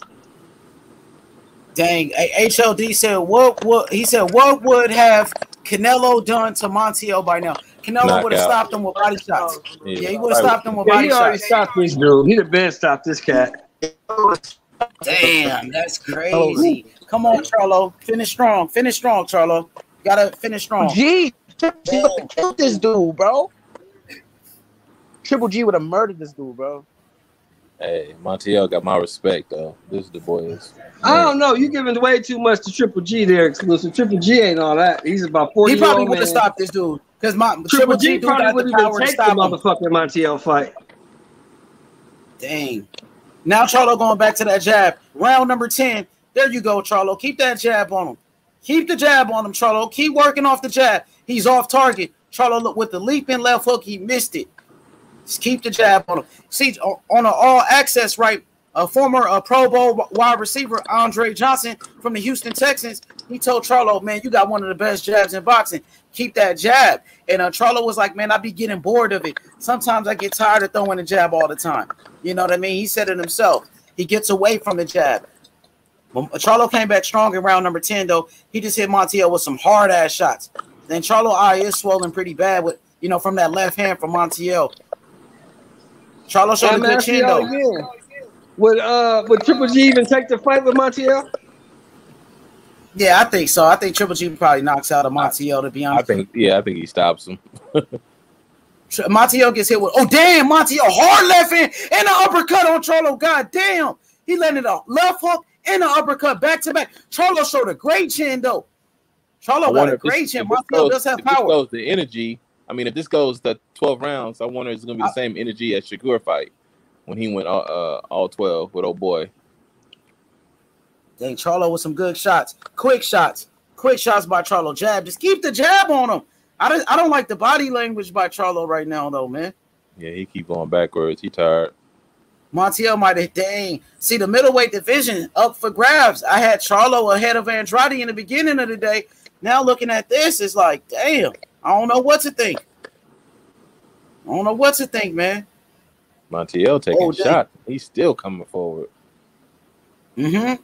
Man, Charlo's this shit is what funny. you say, X? Dang, Charlo getting hit with some hard-ass shots. He better stop fucking around. He better keep his hands up, man. He better keep his thing. Montiel with a right hand. Y'all not laughing at this right now. This man talk a lot of shit, too, bro.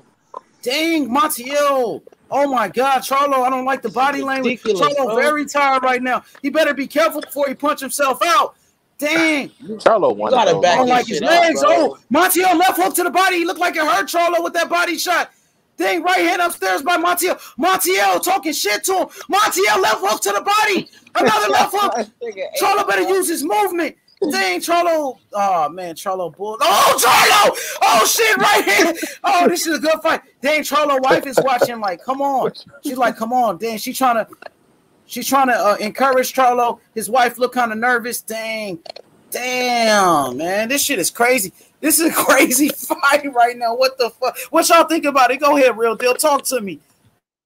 It's looking good. I just think he should stop him. If he doesn't stop him, they're gonna talk about it. So, dang, yeah, they're gonna be talking hella bad about Charlo now. Yeah, it was set up for him. You're at home. It was set up to get the knockout. You were supposed to stop this guy at home. Dang. Hey, Lisa Bell said that's why I don't talk down on what boxers do in the ring. Facts, Lisa. Everybody was saying Montiel's a bum, and Montiel, he's giving a good performance right here. Dang, Charlo's right eye is swollen very bad. Shout out to my brother Shadow Ghost. Dang, here go JC saying bums only. Dang, they celebrating. Oh, shit. That shit is crazy, man. Dang, now they're going to be going hard on Charlo now, bro. Charlo coming back strong in round number 11. Charlo with a right hand. Charlo pushing him back. Jab upstairs by Charlo. Charlo could have just kept that jab on him. Could have easily cruised to victory. But he decided to mix it up and get the fans excitement. He got hit with some big shots. Then Montiel very heavy-handed, bro. He showed the power in this one. You could tell by Charlo's face. He felt the power by Montiel. Crazy. Dang, Montiel came to fight. He's from a family of fighters. His father, Fernando Montiel, was a great champion. HLD says, you see why Canelo don't want to fight other Mexicans. Damn. Definitely. Definitely. Dang. Oh shit, Charlo better keep his hands up. I think but Montiel Canelo won at would least stop one of the this last guy. 3 rounds. Them scorecards look crazy, man. Jab though by Charlo. Keep the jab. This should be simple if you use your fucking jab, Charlo. Keep the jab on him. I think that's why Devin Haney's jab is better than Charlo, because Devin Haney, he's more consistent. He throws the jab more often. You know what I mean? But Charlo gets away from the jab. Devin Haney sticks to the jab. Spence sticks to the jab. There go Charlo. Keep the jab on him. It's easy, nigga, just like that. Like Steve Farler gave every round to Charlo. So, I mean, how can we say he got exposed when he won every round, though? I mean, according to Steve Farhood, I would have gave Montiel at least a damn hard right hand by Montiel. Uppercut by Montiel. Charlo better tie him up. Hard left hook to the body by Montiel. Montiel's doing some good work right here. Dang, they trade right hands. They gonna be all over Charlo after this fight. They gonna talk so bad about Charlo. Yup, they will. You already know it. You can see it coming. Dang. Left hook to the body by Montiel. Damn, Charlo, keep that jab. Keep pumping the jab. Left uppercut by Montiel. Montiel's like he has no respect for Charlo right now. He's fighting with his hands down. Dang. Come on, Charlo with the uppercut. Jab by Charlo. Hard jab. Beautiful. There you go. Just keep pumping the jab. Tie him up and shit. Now, we real boxing fans, right? We appreciate what Charlo's doing right now. Charlo's showing heart. He outboxing this dude. He damn near winning every fucking round. But the casuals, the fanboys, they gonna say Charlo ain't shit. He's a bitch. You can't go 5 rounds with Canelo. Yada yada. I mean, you can't knock everybody out. Can't knock everybody out. Yeah, but they don't understand it. They think Canelo knocks everybody out. Hard uppercut by Charlo in the left hand. So Charlo, he showed some power right here in round number 11. Charlo came back strong in round number 11. Montiel's still coming forward though. Montiel's doing a lot of work. Montiel's looking for a knockout. Montiel, he needs the knockout. Dang, I want to issue a public apology. I was calling this man Monte Cristo and all kind of bullshit. This man is a warrior, man. I give it to Montiel. He's a dog. He stood in there 12 rounds with this dude. He took an ass whooping and kept coming. Montiel, for Juan Macias Montiel, I apologize to you, sir. You are a fighter. Dang. Charlo, hard left uppercut. What you think about that last round? Real deal, NX. What y'all think about the last round? It was give and take, man. It was a real good round. Real good round. But I think Charlo's still landing the better shots and doing what he needs to do. Even if he's going backwards, he's still doing what he needs to do to win the round. Yeah, but I think Montiel won at least one to 2 rounds at least, honestly. You gotta give him 1 round just for standing there for 12. I think it was 10, wasn't it? 10-9. Yeah, he I don't think I've ever seen Charlo face look like this before, with his eyes swollen like that. Dang, this is crazy. Round number 12. Montiel's coming forward. Montiel's putting the pressure on Charlo in the 12th and final round. Montiel's looking for the knockout. He needs the knockout to win. Charlo with the jab. Charlo's fighting off his back foot. Montiel with a right hand lead. Charlo with a quick 1-2. Can Charlo finish the fight? Can Montiel knock him out? Let's see. Charlo with the jab. Right hand by Charlo. Charlo with a quick combination. Charlo with a quick flurry once again. And Steve Farhood gave every round to Charlo. Easily. Dang. So, I mean, it's crazy, though, bro. Let's see. Jab to the body by Charlo, ties him up. Nice tie-up by Charlo. Hey, check this out. We're going to go with this. We're going to see what the narrative is. We support all black fighters. We support our black fighters, right? So let's see if they're going to support Charlo after this victory. You know, they mad at Charlo right now. They mad at both of the Charlos right now. You know what I mean? So I don't see that. Oh, dang, hard right hand by Charlo. Left hook by Montiel. Then Montiel swinging, man. He's throwing some haymakers at Charlo. Charlo got to be careful. He got to keep his hands up, man. We seen what happened, you know, when Mickey Bay got knocked out by John Molina. You got to keep your hands up in the 12th round, right? You got to. You never know what can happen. Dang. Charlo with a right hand. Charlo's getting kind of wild. He got to be careful. You got the fight won already. The fight is in the bag. You know, just take your time. Tie him up. 1 minute and 17 seconds left. And he's swinging. Montiel's looking for a knockout. He's dangerous. Montiel does have the power. Charlo with a right hand right there. Dang, I wonder. Dang, I think Charlo ran out of gas. Really, it probably was those body shots that that start bothering him, took his legs away. I'm not sure, but I think this dude is just a tough son of a bitch. I think he's just a tough motherfucker, and Charlo couldn't knock him out. Yeah, and Charlo. Dang, left hook to the body by Montiel. Hard left hook by Montiel. Damn. 43 seconds left. It's a lot of time left. And Charlo was exhausted. Charlo complaining. Charlo fighting with his hands down. That's dangerous.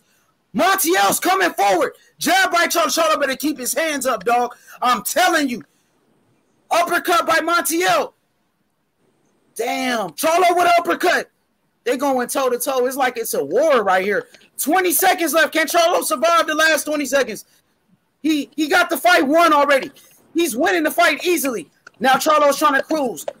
There you go. 10 seconds left. 10 seconds left on the clock for me. Charlo with the right hand. Let's go. Charlo with the jab. 3 seconds left. Montiel took his foot off the gas. Charlo got the victory, bro. Damn, that was crazy. I want to hear what y'all got to say. I love the fact that Errol ain't drunk.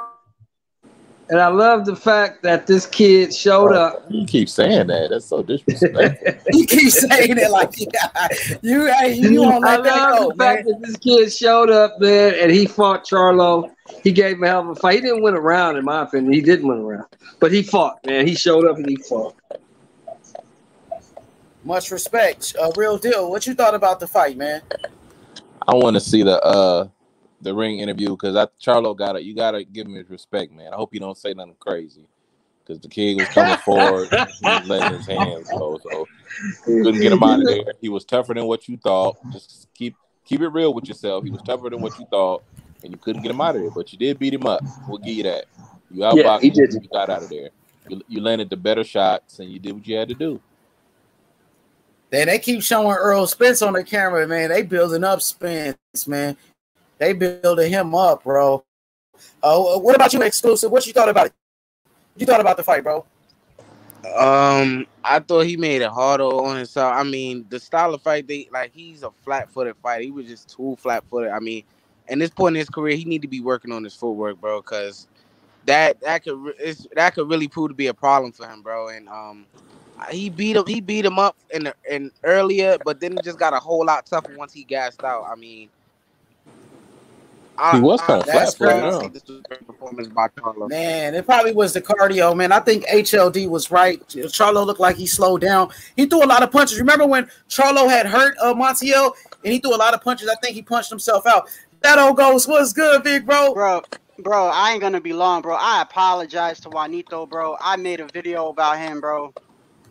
And I'm a man of my word, bro. I said if this dude shows up, I'll say that I was wrong, bro. Because I only saw the fight with him and Kirkland, bro. And and Kirkland at that time was like, he was over the hill. So I was like, yo, Charlo gonna blow him out. I said, ain't no way a dude named Juanito gonna give him work. And then I showed that prison pic. So it is what it is, Shadow, he comes from a family of fighters, man. A family, champions. Fernando Montiel, his father, I believe. And I didn't even know that. He showed it tonight. Yo, I didn't even know that at the time, bro. But I knew he was gonna be a problem, bro, after round 1, bro. Like, not because he hit him with anything. It's just the way he was moving. He was just moving side to side, and I was like, if he keep doing that, and Charlo starts getting gassed out, there might be a problem. You know what I mean? That's fucking crazy, man. Jermell Charlo's in the ring with his brother. Man, that's what I do like about the Charlo brothers, man, how they support each other. And, it's a beautiful thing, man. It was a tough fight, but, Charlo, if you look at the total copy box numbers, Charlo landed 258 punches. Montiel only landed 127 punches. Yeah, so Charlo won most of the rounds. And bro, yes. And you know what? And you know what's crazy too? A lot of probably like a lot of people are gonna get on Charlo. A lot of people are gonna get on Charlo, bro. But he won most of the fight, bro. This is boxing, bro. It's gonna happen, bro. And sometimes styles just clash, and sometimes people's styles, just like Sean Porter. Sean Porter might make people look bad, but you might win most of the fight, but you just don't look good. You know what I mean? That don't mean nothing. You still won, bro. Hey, Shadow. Yeah, exactly. They scored this shit 120, 108, 119, 109, and 118, 109. So Yeah. he won every fucking round. But you know, but Yeah, he hey, won hey, every round. but you know, but you know what's crazy though? You know how Jamal be talking though, and Yeah. so that's what it is. That's what it is. That's Jamal. why I'm with. That's why That's people why gonna I'm get with. on. That's why I'm with Real Deal Boxing. Hope this fool don't say nothing stupid in the ring after the fight. Yeah, Yes, this fight. he You know got what? to. This fight reminds me of. I went to that Top Rank fight with Shakur. Shakur was out boxing him, doing his thing, but the guy was goofy. Like when Yo, you're there to see the fight, yeah. the African guy who was fighting, man, dude was goofy, but Shakur was doing what he had to do, but he couldn't get him out of there because the guy was just awkward and goofy. This reminds me of. But the only thing is, Montiel was coming forward, and he was letting his hands go, and he was fighting here and there. Hey, what about Inoue? Is Inoue still fighting? Yeah, let me check that out real quick. Hold That's a on. good question. Dang. That's crazy though, man. Hey, it was a good fight, man. Montiel, he surprised a lot of people tonight. So, shout outs to Montiel, man. He had a good performance in there. I would like to see him in the ring again. But Charlo, he pretty much dominated the fight. Charlo hurt him a couple of times in there. He wobbled him and shit like that, but he couldn't finish him off. But shout out to Charlo, man. He got the victory, man. That's the most important thing. He got the win. He got some good rounds in too. I look at the positives for everything. He got some good rounds in. He got some good work from Montiel. What was you about to say, Shadow? No, I was just about to say the last time I was looking, because I have both fights on. I got the Charlo on my TV, and I got the other fight on my PC. When I was looking at it on, it's on commercial from what I'm seeing. There could be a time delay, but the women's fight was on ESPN when. Okay, I want y'all to tell me what Charlo was saying in the press conference after his. Yeah. Y'all tell me what he said. HLD said Charlo finishing power and cardio is in major question. He's made a 6-round fight into a 12-round fight. He should learn from the great experience. Facts. HLD with more facts. I agree with that, HLD. Big facts, bro. Dang, it's like, so now, after watching that, who you guys think is better now? Charlo or Andrade? Oh, that's what's up. Hey, H Money, just real quick. You want to know what he said? Hold on. He put the chain around him. Look. He said something stupid, bro. He said 160 is his weight class, and he wants to unify. He said he wants Canelo, and he wants he didn't mention Demetrius Andre. He mentioned Triple G. He said he wants to unify with Triple G, and he wants Canelo, but Canelo does not fight at 160. So what are you talking about? But he also put the medal. He also put the medal around that dude. He gave him the medal of appreciation, and he said that the dude came to fight, and so he didn't talk that shit. You know what I mean? Like he usually does. He said the dude came to fight. It is what it is. Yeah, he did. Shout out to Charlo. Give it Montiel credit as well. I see. Ignorant Boxing says Andrade versus Charlo 50-50 fight. I agree with you. It could go either way, man, at this point. But that fight should happen, man. I'm disappointed that Charlo doesn't call out Andrade. He should be calling him out, but I guess he doesn't. And you wonder why. Wait a minute. And you wonder why he doesn't want to fight that guy, man. He doesn't want to fight him. He should, though. That's the thing, man. He should want that smoke with him. Let me go to ESPN and see what they talking about. They got women fighting on that one right now. What's her name? Michaela Meyer. Yo, the dude, he gave the dude the medal, and the dude just waved Charlo off like he don't fuck with him. What happened? Yeah. Right now the women's title. The women's fight. Oh, go ahead. What you say, bro? Go ahead, Shadow. The women's fight is over right now. The Inoue and what's that dude? Dasmarinas. They about to come in. I think that's what I'm saying. Because right now I'm seeing Inoue. He's standing and Andre Ward is talking. So that fight's about to start right now. So that's perfect, bro. Hey H Money, bro. I'm gonna swing back, bro. I appreciate it. Hey man, everybody subscribe to Shadow Ghost Boxing 81. Subscribe to his channel, guys. Appreciate that, bro. Hey, Shelton, man, I'm gonna talk to you, bro. I appreciate you, bro. For sure. Shout out to the brother Shadow Ghost, man. Peace. Yeah. Hey, shout out to Andre Ward, man. One of the greatest champions, man, of all time. Andre Ward, you know, he does a great job, I think, man. Him and Timothy Bradley, they do a great job, man, to be honest with you. Inoue, I mean, what you think about Inoue, Real Deal Boxing exclusive? Give me your thoughts on Inoue, and we go to Shelton Moore as well. What y'all think about him, man? Y'all think he's overrated, he's overhyped, or what? Is Inoue really the real deal like they say he is? Should he be ranked over Terrence Crawford like people got? Like, you know, they got him ranked over Terrence Crawford. I think that's some bullshit. I mean, he got to put in a little more work, but definitely not over Terrence Crawford. Let's just be real. And I'm not even a fan of Terrence Crawford, so. Yeah, he got to put in way more work, though. His best win is Nonito Donaire. And Donaire already had 5 losses at that time. You know what I mean? He got beat by Carl Frampton. Carl Frampton beat Nonito Donaire. Nicholas Walters knocked him out. He had 5 losses. He was 36. So that's the best win on the resume. And then he went life and death with Nonito Donaire.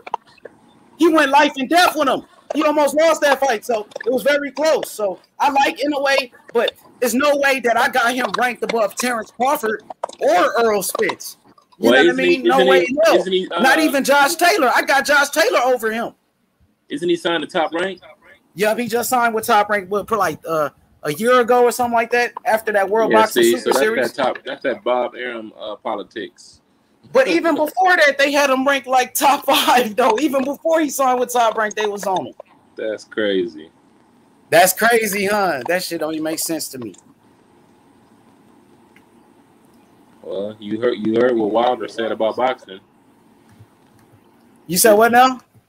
I said boxing is racist, however you look at it. I mean, hey, you know I don't fuck with Wilder, bro. You know what I mean? Wilder said a whole lot of bullshit just to, you know, that's why he lost because of that. So, you know, I ain't gonna lie. I'm talking about boxing, period. I'm talking about boxing. Yeah, hey man, Wilder. Hey, I can't listen to a Wilder quote after all the bullshit he done said. You know what I mean? I'm sorry, bro. I just can't. Me personally. I feel you. I can't lie. That nigga crazy as fuck. Some of the shit he be saying, I can't fuck with it.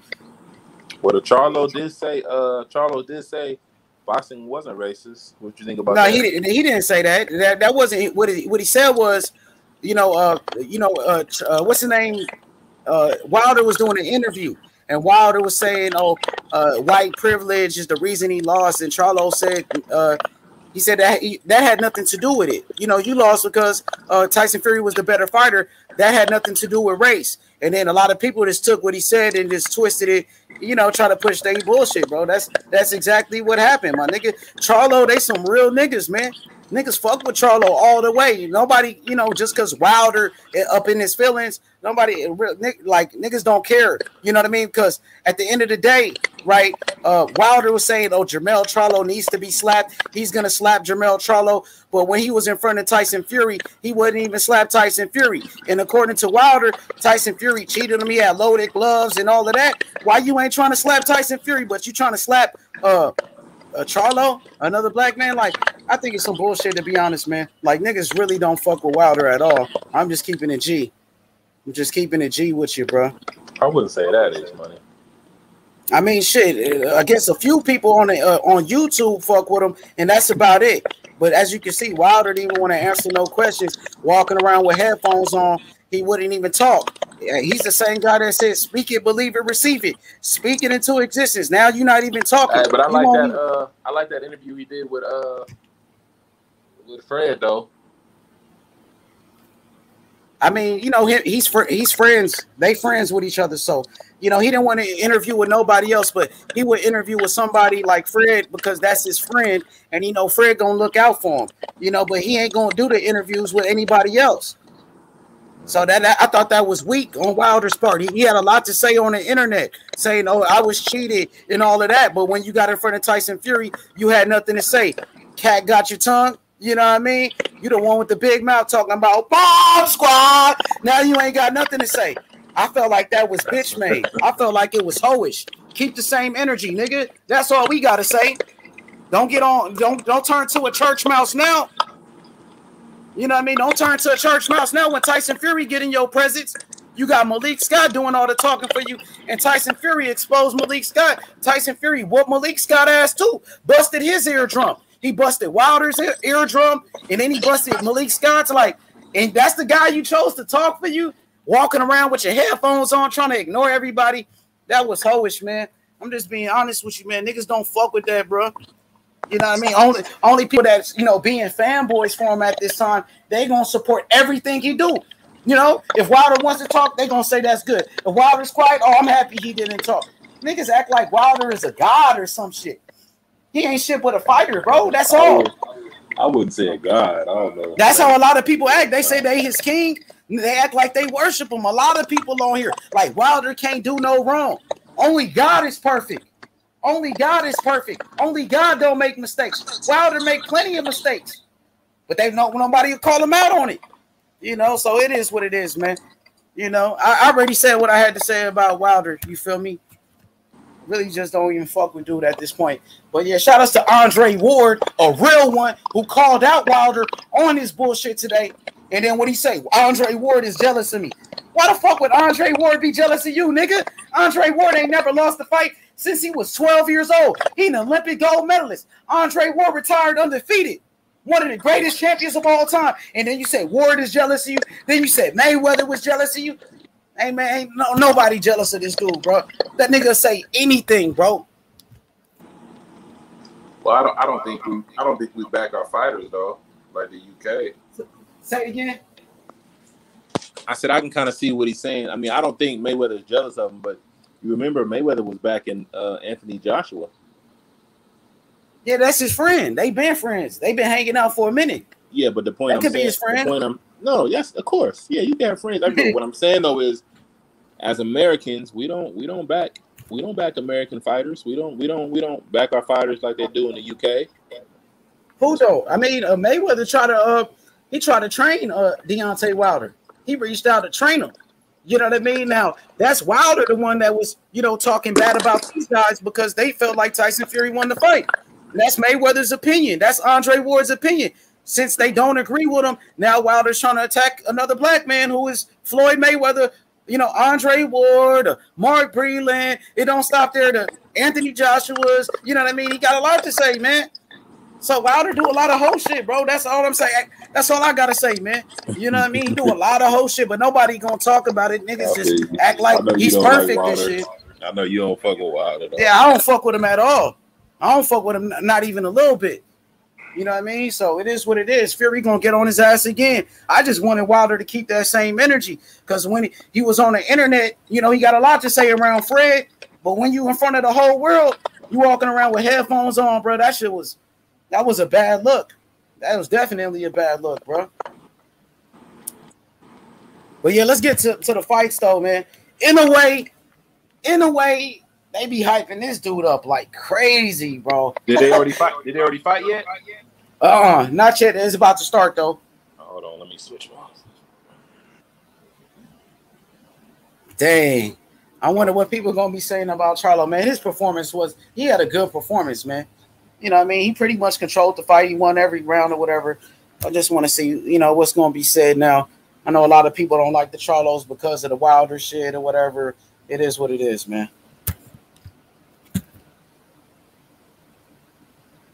What up, Coco? I see you, Coco the Don. What's up with it? He said, don't even think about Nello Charlo. Yeah, they in two different weight classes anyway. I don't know why you keep calling them out. Like, you know what I mean? They in two different weight classes. But I guess that's what you're supposed to do, call out the big names. Remember, everybody was calling out Mayweather. You know what I mean? That's what people do. You got to call out the big names. You got to. That's just a part of the game. It's a part of the game, bro. Let's get this shit going. This fight might end soon, though. This fight might end soon. I'm gonna see what Inoue is gonna bring to the table. A lot of guys, they rate him very high. Some people say he's the next Manny Pacquiao and shit like that. I don't see it though. I don't see it. Yeah, look like he stole something. Yeah.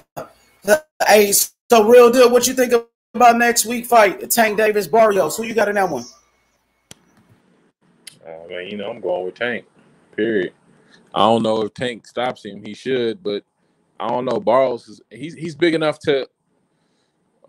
We just got to see how the fight goes because I could see Barrios getting hit with some heavy shots and just surviving for 12 rounds. But Davis is going to be coming forward. But we got to see what kind of Davis we get. Is Davis going to be? Does he gas out? Does he? How does he at 140? How is he going to carry the weight? I mean, you see my interview with his coach. So they're saying camp looks good.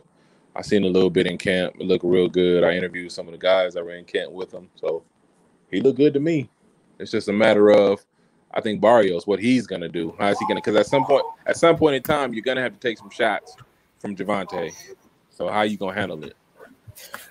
I mean, what do you think about Barrios as a fighter? He's trained by Virgil Hunter. Virgil Hunter from Oakland, California, legendary trainer, the trainer of Andre Ward. What do you think about that? He's been trained by one of the best. So don't sleep on him now. Don't sleep on him now. Yeah, just like you said, don't forget he trained Ward. So let's not sleep on it. At the end of the day, this guy knows everything in the corner. He knows what to do. He's gonna be ready to go. So whatever Davis brings to Barrios, his coach will be ready to let him know what's going on in the ring and what he needs to do. But I won't be shocked if Barrios comes out and lets his hands go and we see hell of a fight. For sure. Yo, go ahead. Did you see Barrios' last fight though? That's the only thing I'm scared of. He fought I forgot the kid's name, but he didn't look too good. It was a white dude, right? It was on that Earl Spence, Danny Garcia card. And dude gave a run for his money. So I'm just like, bro, you ain't gonna be able to fight Davis like that. Davis gonna put you to sleep. I thought Barrios beat the hell out that dude. I didn't see it like that. I mean, what happened in that fight? Break it down for me. I had to I don't know, man. I got to pull it up. It just looked tougher than what it was. It didn't look. I thought he knocked him out. Didn't Barrios knock him out? Did he? Yeah, he knocked him out. Oh, you talking about the fight before that? Maybe that was the fight. You talking about the dude against Akhmedov? That's the one you talking about. His eye was swollen, right? That one. I just know it was a tough fight. I forgot who. Yeah, it was against Akhmedov. That one. I know you talking about. And I was just like, because they did an interview with Barrios. He was talking about that fight, and he was just like, I hope Davis isn't looking at that fight thinking it's going to be an easy win. I mean, at the end of the day, Barrios is a complete fighter. So we're going to see what happens. And he's already established at 140. Then they going hard on Charlo right now. Coco the Don. Hey, look, the Canelo fans, you know what I mean? They don't like Charlo. A lot of people don't like Charlo. You got Andrade fans that don't like him, Benavidez fans, Canelo fans, right? You know, so it is what it is, man. A lot of people want to see him lose. You know, people will pay money to see Charlo lose, man. I'm telling you. Just like Floyd, they want to see him lose. You know what I mean? They wanted to see Andre Ward lose. A lot of people want to see Devin Haney lose, but it don't mean it's gonna happen though. Don't mean it's gonna happen. Keep hoping, man. While they keep winning, Charlo kept winning. Charlo got the dub, no matter what you say. Hate it or love it, he got the dub, baby. Now, see, I be wanting people to keep. They need to keep that same energy when Devin win. Devin ain't gonna knock everybody out, but he'll outbox him and go get the win. That's what it's all about. You know, Dev, he gave us, a great knockouts. You know, I remember in 2019, Devin Haney had the knockout of the year when he knocked out Antonio Moran, one punch knockout. So, you know, he did give us knockouts, you know, but he's a great boxer. I appreciate the master. I appreciate the boxing skills, the fundamentals of the game. I appreciate the sweet science, you know. You know what I feel? I feel like if a lot of people got to go and, hang out with Bill and go to the gym, and if you watch Devin spar, I think they would appreciate him more. Yeah, Dev was up in here earlier. He was in the chat and shit. So shout out to Devin Haney, man, the youngest champion in boxing. He's the truth, man. I don't care. Nobody say he's the truth. So I don't. Big facts. And he's only getting better and better. He's only 22 years old. You know what I mean? So he's getting better every fight. And his work ethic as well, real deal boxing. He's very similar to Andre Ward, where he's always in the gym. He's always training. Very similar to a Kobe Bryant. Kobe Bryant, who had a great work ethic. Kobe Bryant, who's always dedicated to the sport. And that's what I get from Devin Haney, just the dedication. And at 22 years old, he's only going to get better and better, man. Fact. You know? And I hope T.O. after he win his fight and don't run. Don't run, T.O. You said you wanted Haney next. You said that's what you wanted. Keep the same energy. I really want to see that fight, H. I really because when Devin win, I swear, if a nigga get on any chat, on anything and say anything on Devin, I'm on their head. Like you ain't, man. I'm telling you, Devin gonna beat Teofimo. I believe that. Hey, we already on their heads. We already on their heads. We've been on their heads for over a whole fucking year, man. So you know that's just how it's always been. You know.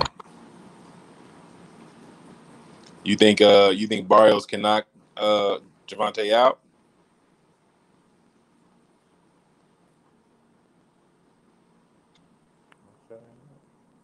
Hello?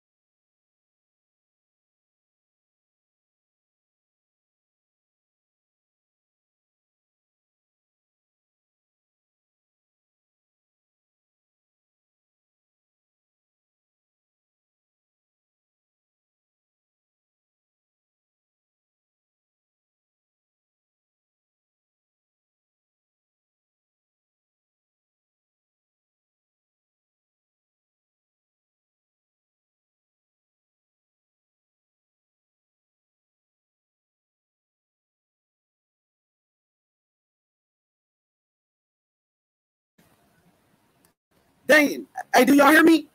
Damn, my bad. I've been on mute for a minute. I'm sorry, Lisa. I was on mute. I'm over here talking. Okay, so Inoue, he just got introduced. I believe his record is 20 wins, 17 knockouts. He's currently in the top 5 pound for pound. I think they got Inoue overrated a little bit. I think Inoue is overrated right now. Y'all hear me? Nah. Hell nah. Say it ain't so. I took the vaccine. I got the vaccine. So, you know what I mean? I always got my mask on. I'm not out here bullshitting with this COVID shit. I take it serious. Y'all hear me? What? I sound clear. So let's go. I'm ready for it. Y'all ready? Then they said Anderson Silva just outboxed Chavez Jr. That's crazy if he lost to Anderson Silva. Damn, man. That's crazy, bro. Okay, round number 1 underway. Inoue is ready. Inoue. You know, 20 wins, 17 knockouts. Unified champion. Inoue versus Michael. What's his name? He's Michael Marinez. Michael Marinez. Exclusive. Back in here. Yo, X, what's good? What's good, man? What's I just good, had a whole situation. My damn door was stuck. I had to fix. Man, it's crazy, bro. Oh yeah, you got it done though. You made it happen. Yeah, man. Shit is crazy. For sure. So we ready for the fights. Round number 1. We got Inoue versus Marinez. Damn, what you watching it on? What you say? What you watch? What channel is it on? What you watching it on? What I'm watching the fight at? Yeah. I'm watching this song called VIP League. Oh, okay. Taco K in here, Oakland. Oh, I'm seeing it now. Taco, what's good? What's good, my brother Taco? We watching Inoue right now. I just watched Charlo. Charlo just beat up on Montiel, and we got Inoue versus Marinez, round number 1. Marinez come out. He's a southpaw. Marinez is a southpaw. Inoue, very aggressive. Inoue with the jab.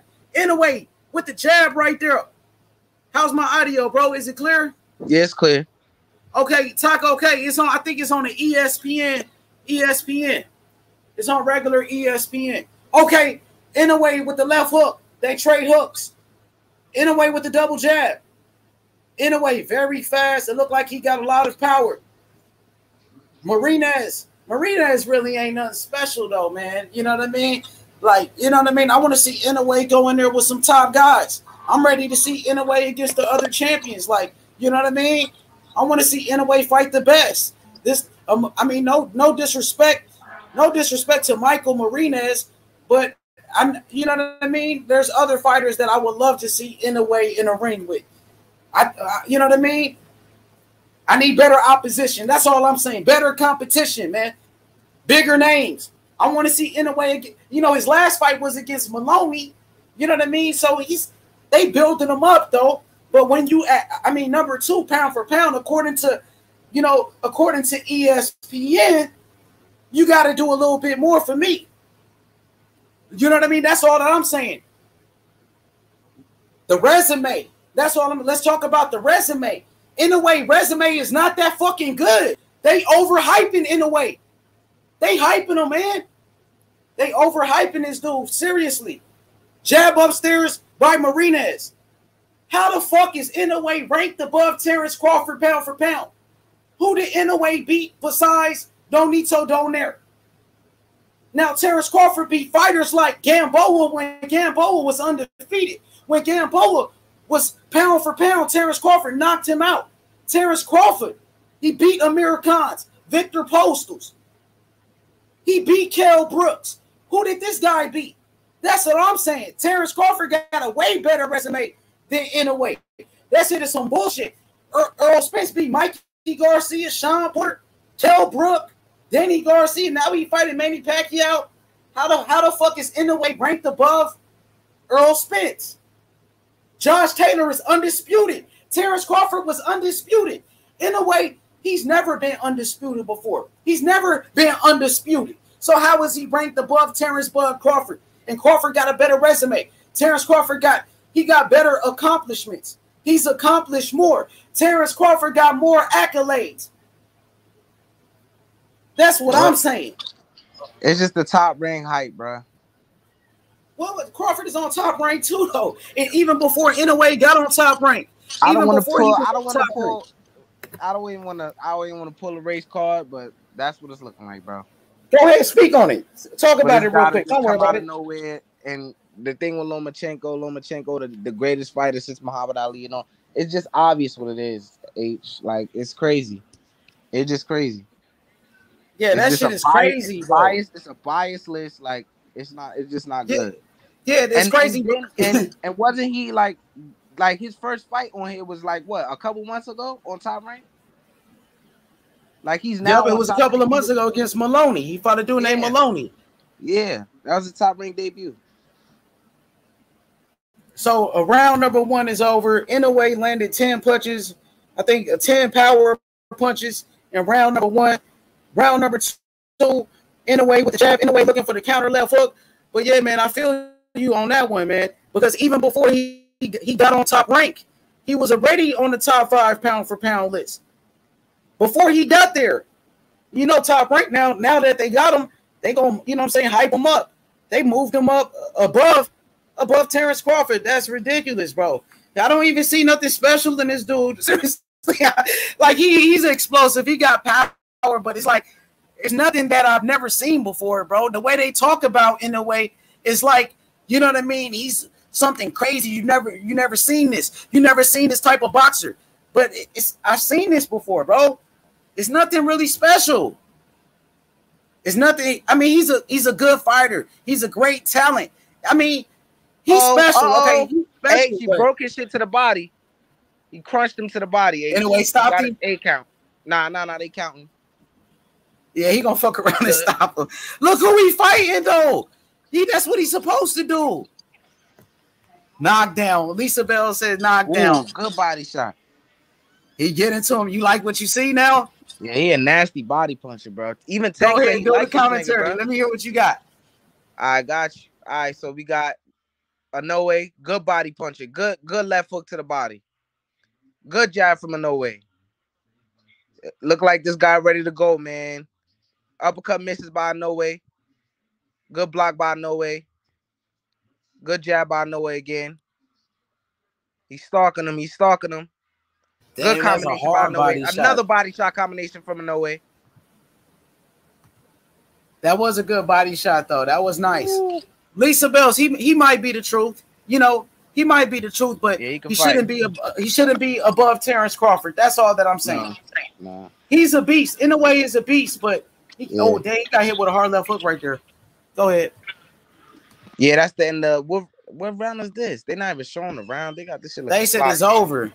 He's the truth. Yeah, he's definitely the truth. But I think they overrated him a little bit when you put him past Terrence Crawford. You know, they say he's the next Manny Pacquiao and things like that.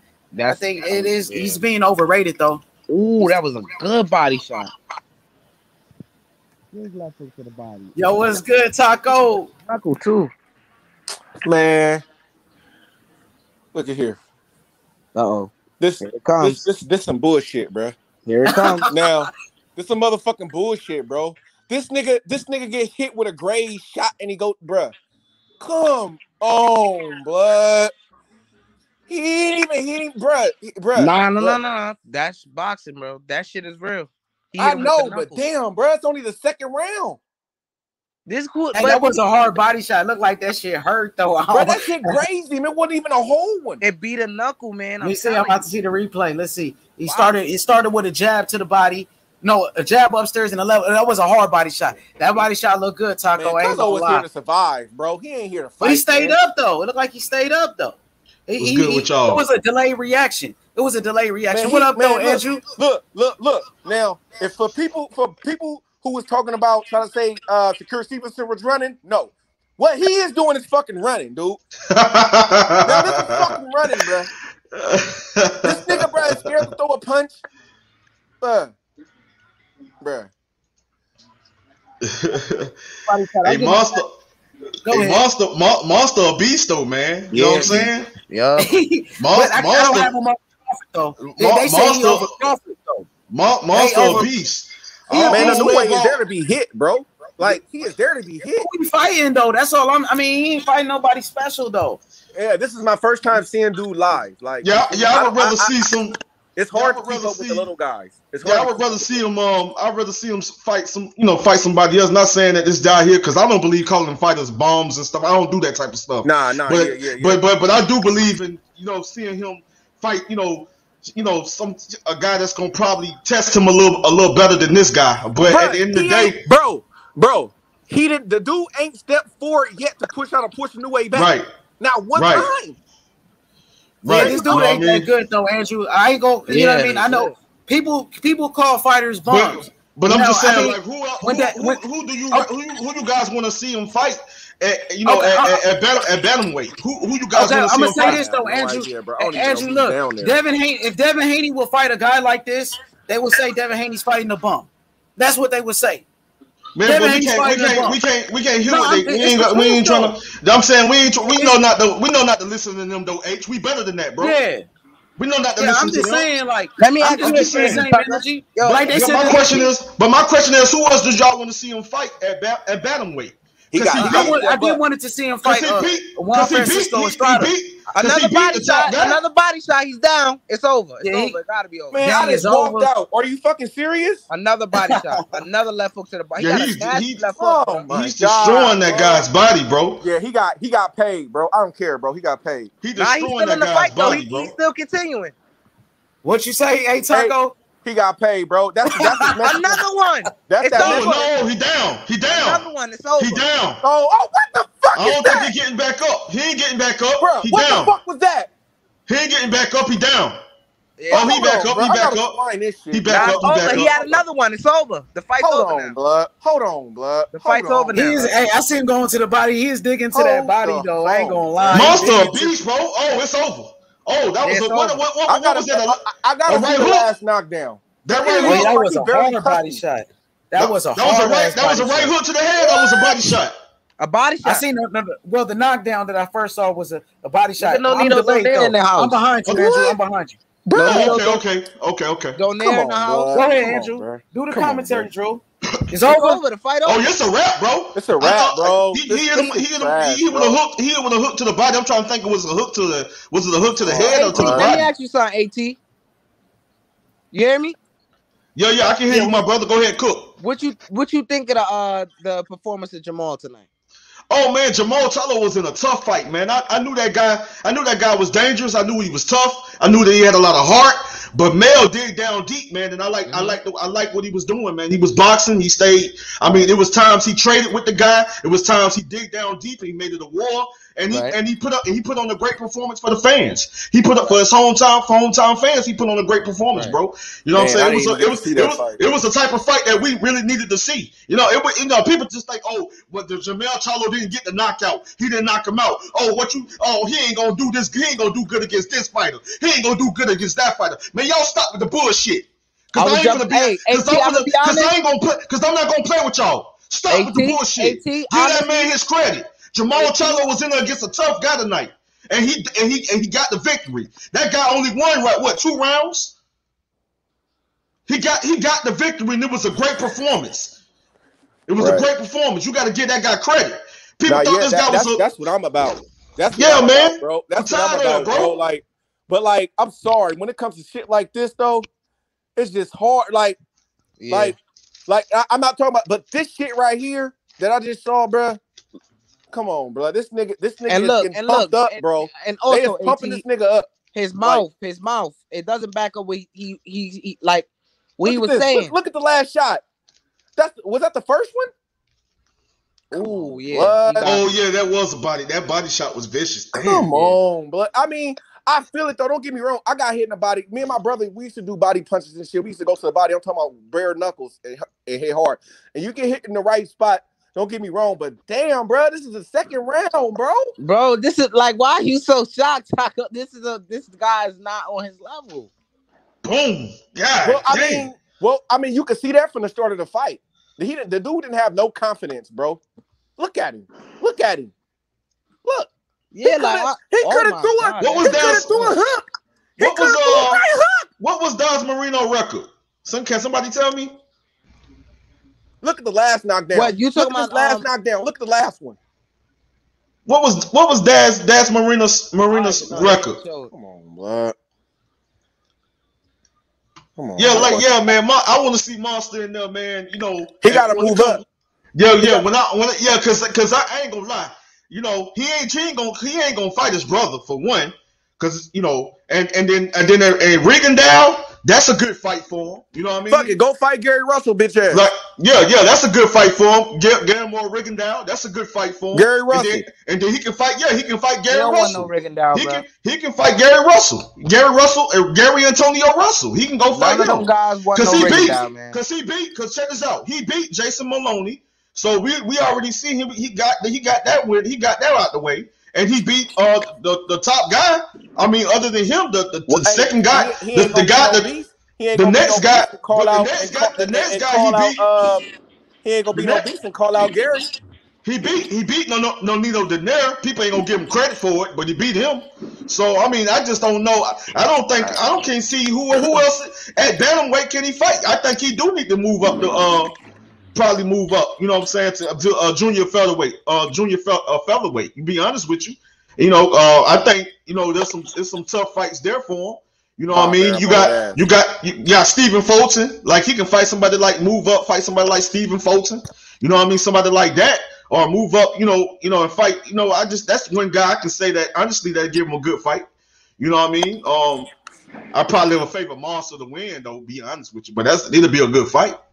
Because Stephen Fulton, he moved up 120. What is that? 120. what's that? 122. Yeah, 122, and Stephen Fulton, WBO champion, move up to fight him. You know, because I don't know, man. But yeah, I want to see him step in there and get somebody that's gonna really push him, that's gonna challenge him, man. And Bob Arum ain't tripping. Bob Arum gonna keep it. He got the Asian side, so he gonna keep on getting some of that Asian money. He ain't gonna move him up. He gonna keep this. He gonna make him the Asian Mike Tyson, or the Asian Muhammad Ali. Keep his ass down there and let him fucking just beat up on everybody, bruh.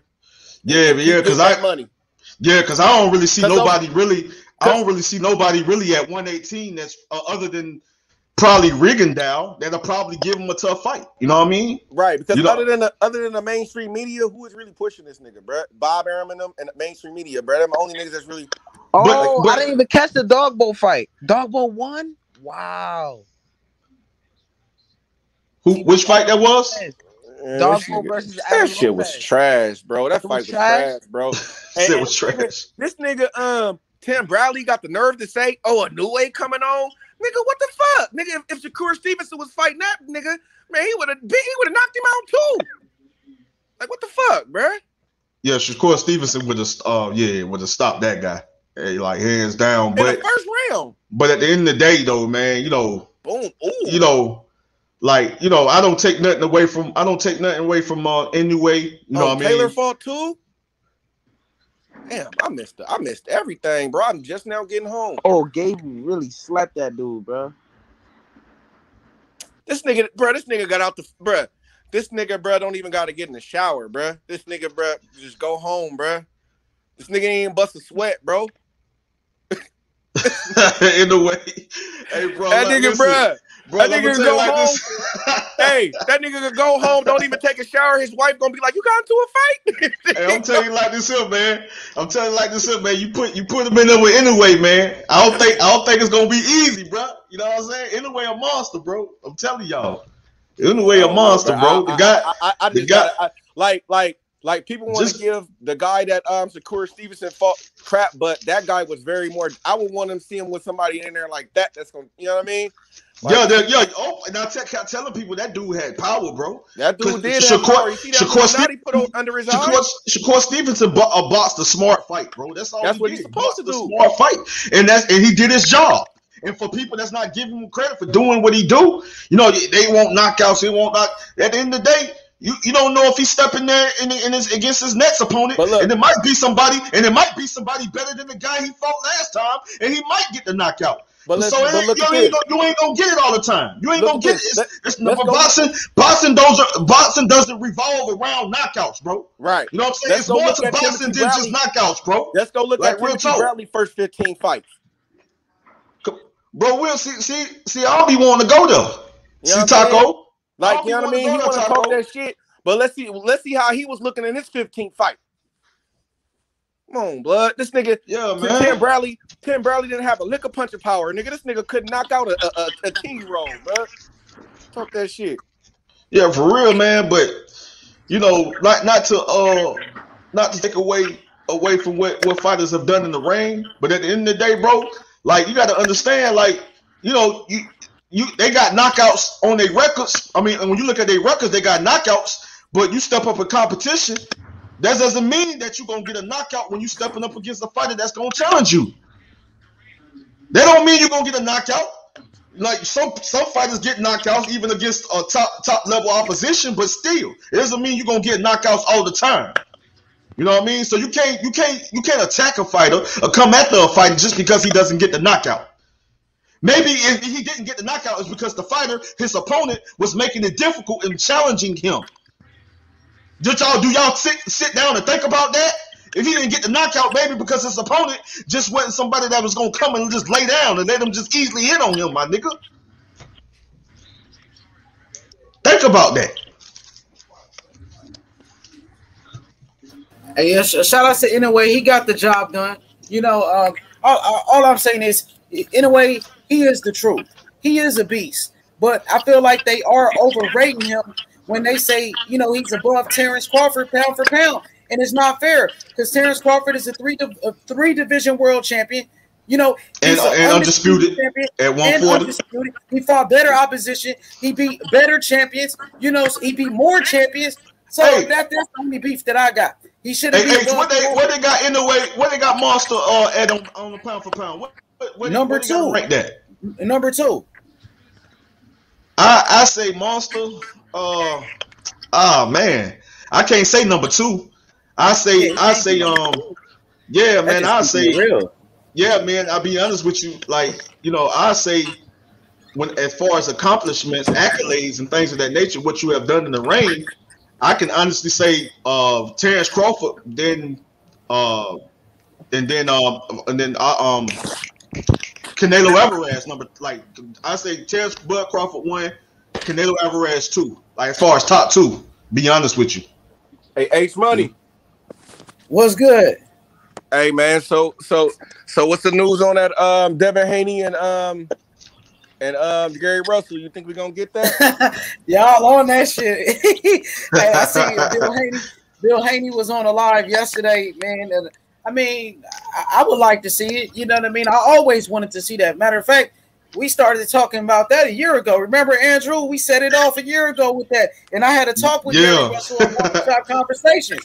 I talked to Gary Russell. I said, nigga, you need to fight Devin Haney and stop playing, nigga. And stop That's a great fight, bro. Yeah, for real, bro. You was we're trying to make the fight happen. I was paying attention to all that. They were trying to force that fight, bro. Like trying to force that fight to happen, bro. Like real talk. We talked about that. A lot of people was really interested in really trying to make that fight happen, bro. Like we was trying to realize as far as the boxing fans and a lot of channels, it was like especially H was and a lot of other channels like really pushing for that fight, bro. You know what I'm saying? Because that's a good fight. But at the end of the day, you know, it was a situation on trying to make the fight when it came to, you know what I mean? But H, what you think really took place though? What you think? You think it was a money issue, or you think that? You know, like what you think, bro? You think it was a money issue? Somebody. To be honest, I thought Gary Russell he ducked the fight. He ducked that fight. You know, he wanted $1.5 million to fight Terrence Crawford to jump up 4 weight classes, and you agreed to fight Devin Haney for the same amount. And you know what that's what I was gonna say, bro. I'm gonna see you the day of. Just meet me at my crib, bro. Yeah, right, so I felt like you know, I felt like Gary Russell ducked that fight. As you can see, since then, Gary Russell hasn't even fought one fight. Devin Haney fought twice since then. So man, we know Gary Russell, he's fighting at 126 pounds right now. You know, I just hope Gary Russell is not wasting anybody's time. You know, time is valuable, man. Time is money. Yeah. And he gotta start, man. You gotta come on, bro. Like what how old Gary, 33? How old Gary? I believe that he's about 33 now. He's about the same age as Crawford. About 33. About 33. Let me look. Make sure though. But like time is ticking, man. And I just think that it's time to get it. Yeah. He's like 33, right? Yeah. He's 33 years. I'm looking right here. He's 33 years old. Yeah, I thought so. So, you know, like you know what I'm saying? Like, come on, man, you gotta get back in that ring, man, start being a little bit more active, you know what I mean? Like no disrespect towards Gary Russell. You know what I'm saying? The dude can fight. You know, one of us can fight his butt off. And that would have been a great fight. You know, a real true step up fight for Devin Haney. I would have loved to see that kid in there, you know, with Gary Russell. That would have been a great fight, man. And I was upset that the fight couldn't be made. You know what I mean? And it would have been really something to see, really something to watch. It's like, I don't know, like imagine if Gary Russell would have fight Tank. I know it's gonna be a ton of excuses if Tank were to potentially knock him out. Oh, Gary was too small and shit. That Tank just always gets that shit, bro.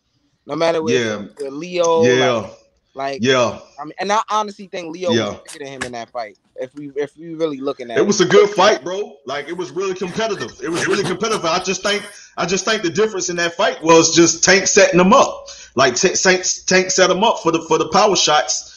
And was setting them up with the power shots, and then I just think that one last power shot that landed, and it was the power that pretty much that vicious uppercut. Tank set him up for it, and he got the knockout, bro. Like, but other than that, it was a good fight until he got the stoppage. Like, cause Santa Cruz was most definitely in that fight, and he was most definitely he most definitely had a little success in that fight, man. Before it Honestly, got stopped. Leo was retarded. Leo was retarded. Like he set his own self up when he extended that long ass jab. When you got long ass arms, you're supposed to keep him as far away from you as possible. He was on the ropes. He should have threw that jab and hug. Give me a hug, nigga. Come here. Let me give you a hug. And got the fuck up out of there and turned Tank. But he want to do Mexican Nah, what he style. really messed up was Mexican style. What Leo really messed up was early on. We all see where he was throwing the elusive combinations where it was bothering Tank because he had never seen that before, right? Right. And then as he started to throw single shots, is where he messed up because you cannot do that against Tank Davis because he's an extremely gifted counterpuncher. Yeah, Very good yo, counterpuncher. I think a lot of people. I say that all the time, bro. Yo, Tank is a very underrated boxer, bro. He I think he just chooses to fight that way, bro. Because I don't like. I think this fight he's gonna box. No, I've been saying that for the long time, bro. That no, he ain't. You know what? I said it for a long time that Tank Davis is a very good boxer puncher. Yeah, you know what I'm saying? Very good boxer. And I think he's gonna at some point. Like I'm not saying he's gonna do it the whole fight, but at this fight, he's gonna at some point he can't just do what he did with Leo at this. Yeah, he can't just start off like that. He can't just start off like that. Hey, I was looking at Mario Barrios really looked like a bigger Leo Santa Cruz though. I think in a sense though, so to me, I think that they're gonna get caught up into that heritage and respect, and that's what's gonna get them in trouble. As in regards to the Tank and Barrios, I think that's a great fight. I think Tank should come out. I think coming out and opening the bell, test the chin of Barrios, see if how much power can he take, see his defense. Just test him out, same way he did Leo. We saw in the Leo fight, the punches were just too much for him from the opening bell. Leo had some success, but he didn't have the skill set to keep Tank off of him or to truly get started to win a fight. So that's why the fight ended in the fashion it did in the mid rounds. I'm gonna say salute to Gabe Rosado with that major upset today. Secondly, Inoue is a monster. I just watched him beat Dasmarinas. That was a nasty knockout. Charlo needs to take his ass to the gym, stay off social media, and grind. That was terrible conditioning. Montiel's body was open all night, and Charlo was forcing his shots.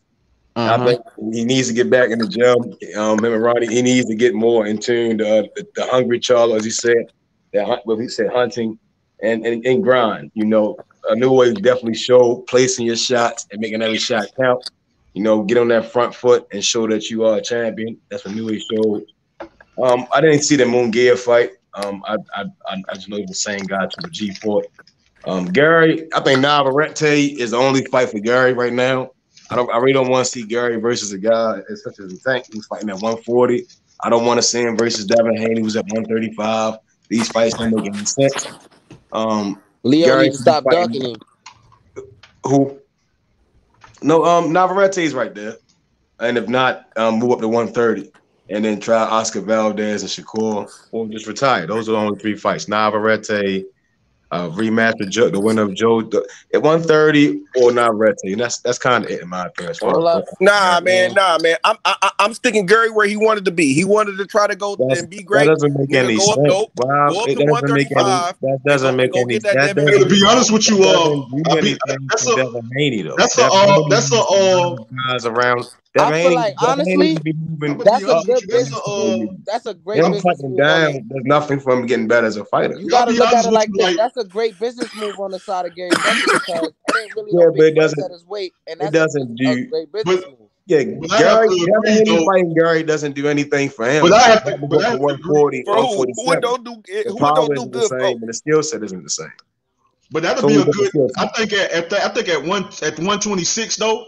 I think that's a good fight though because Emmanuel Navarrete, I think he's WBO champion, right? 126.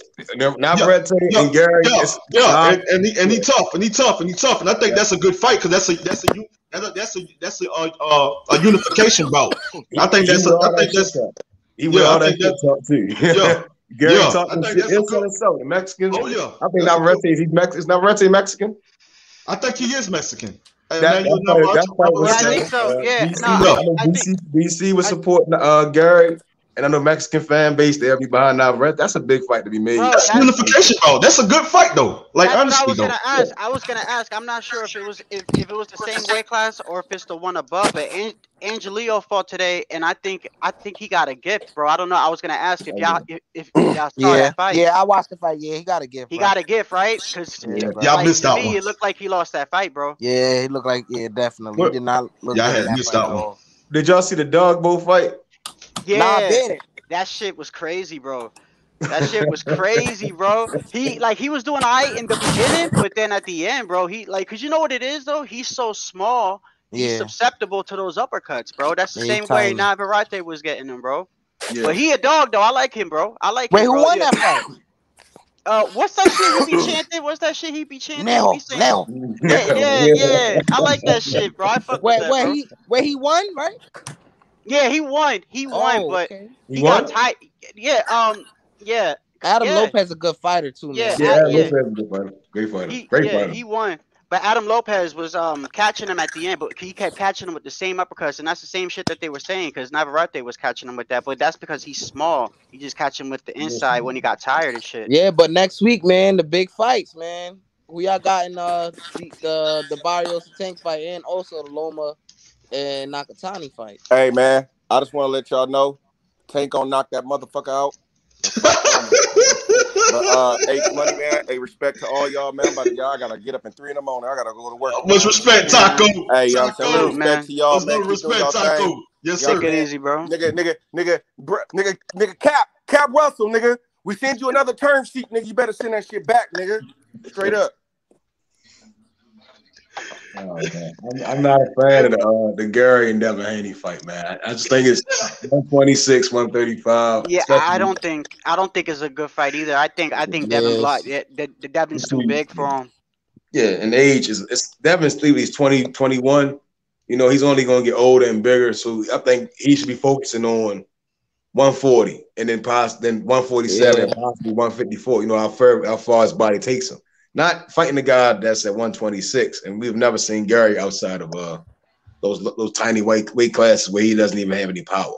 It's messed up though. It's messed up because nobody wants to fight Gary, bro. That's the thing though, and I noticed that there's a lot of fighters that avoided Gary, bro. Yeah, Leo Santa Cruz included. And that's that he gets. But the thing is, like, he only fights once a year, and you're right because his age is getting up there, so he's looking for those fights before he starts declining.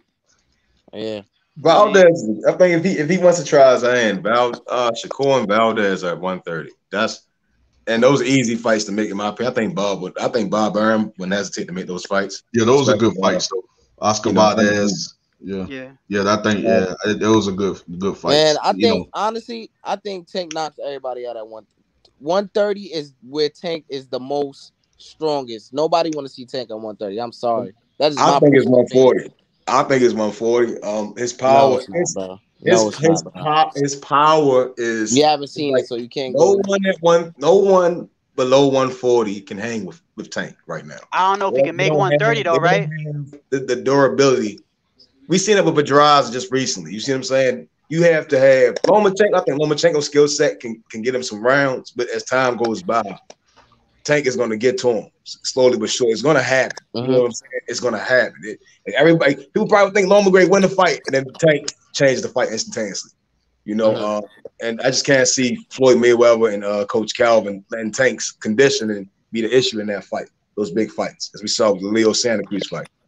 I think 140, where the guys they appear physically bigger, and then we see that because Tank is a grown man at the end of the day, and he's not a soft guy. He comes to you, he cuts the ring off. You know, he can box. You know, like Andrew Tucker said, you know, he can box first. That's his. He's a great amateur first. You see what I'm saying? And then as a pro, he can knock guys out. That's what you want in a professional boxer. You understand what I'm saying? Tank can box. So I think the Barrios fight, it will showcase his boxing skills and how the boxing skills lead to the knockout. That's what I'm predicting in that fight. Okay, I never seen a little guy do. Honestly, I've never seen Henry Armstrong, Hey man. man, like, Henry it's like Armstrong. I don't know. I feel like the same way. Let me ask y'all this: have y'all ever seen an instance where a little guy boxes the bigger, taller, stronger guy? Manny Pacquiao. What's his name? Margarito. Who else? Manny Pat Margarito, yeah. Margarito was way bigger than Pacquiao. Hey, you know what? Hey man, listen, I was gonna head out of here, but real quick, it's kind of funny that you said that because we were talking about this on another. I think when people hear the word like box, right? They think one way, but like there's different like boxing. There's different ways. Like you could box in a phone booth, you could box stick and move, you could box counter punching, you could box. So when you say a smaller man box a big man, like what do you mean? Oh, in my sense, putting it all together. As you said, No, boxing. no, not you. I mean, like on the outside. Whenever I think of box, I think stick like and on move. the outside. Yeah, You mean stick that's and what move, I'm getting at. That's why I think he's. When I say box, I'm saying you put it all together to win. Put it up. That's what I'm thinking. What I think about boxing. You know, you have to be able to do it all to win the fight. Right. And I was saying that on the live. Yeah, and I was saying that on the live. I was saying that on the live the other day. I was telling them. I was saying the same thing you guys were saying when it comes to boxing. It's different. It's different things you do when it comes to boxing. It's not just one or two things. Right. It's a couple of things you can do when it comes to boxing. You know what I'm saying? So, like, yeah, I agree with that 100%. You can box a guy on the inside. You can box a guy on the outside. You know, you can counter a guy on the ropes. You can box on the ropes. Yeah, exactly. You know what I'm saying? You can box on the ropes. You can counter a guy from different angles. You can throw combinations from switching. You know, like different. It's like a lot of things you can do when it comes to boxing. You know what I'm saying? So, I think most people get it misconstrued with when they think boxing is on the outside. And boxing is basically when you first learn boxing, is you jab, you right hand, you stepping, and your feet moving, using angles. It's putting it all together to beat the man in front of you. Yeah, you see what I'm saying? That's boxing. If you have to get outside to set something up, then do it. If you gotta get in the mid range, beat and trap big set traps, then do it. You gotta get in the inside, the range style, slip under, roll under punches, and knock this guy the hell out, then do it. I think it was Bernard Hopkins. I'm gonna say this, and I'm gonna head out, bro. And I'm gonna say exclusive Method Madness, Andrew Tucker, H Money. Thanks, bro. Appreciate y'all. I got respect, Shadow. Yeah, Shadow. I want to say this, man. Shadow Ghost got a channel. Andrew Tucker, subscribe to his channel. Exclusive Method. Everybody subscribe. Yeah, man. Let me make sure I'm subscribed to my brother Shadow Ghost, man. Let me make sure. I think I probably already subscribed though. Let me make sure though. I think you did because last time we talked, I dropped the link. But I think it was just to say to add on to what the same thing that Method Madness was saying. I think it was Bernard Hopkins. It was somebody, but he explained it the best. He said that his definition of boxing is taking whatever your talent is and putting it all together, and because everybody has their own, whether it be your speed, whether it be your power, whether it be your counter punching, whatever your gifts are that God gave you in boxing, putting it all together and with your coach and formulating that game plan and knowing what your opponent does and knowing his weakness and like you said, put it all together. So that's boxing. You know what I mean? So everybody boxes differently. Like Manny Pacquiao boxes differently. Manny Pacquiao to me doesn't really.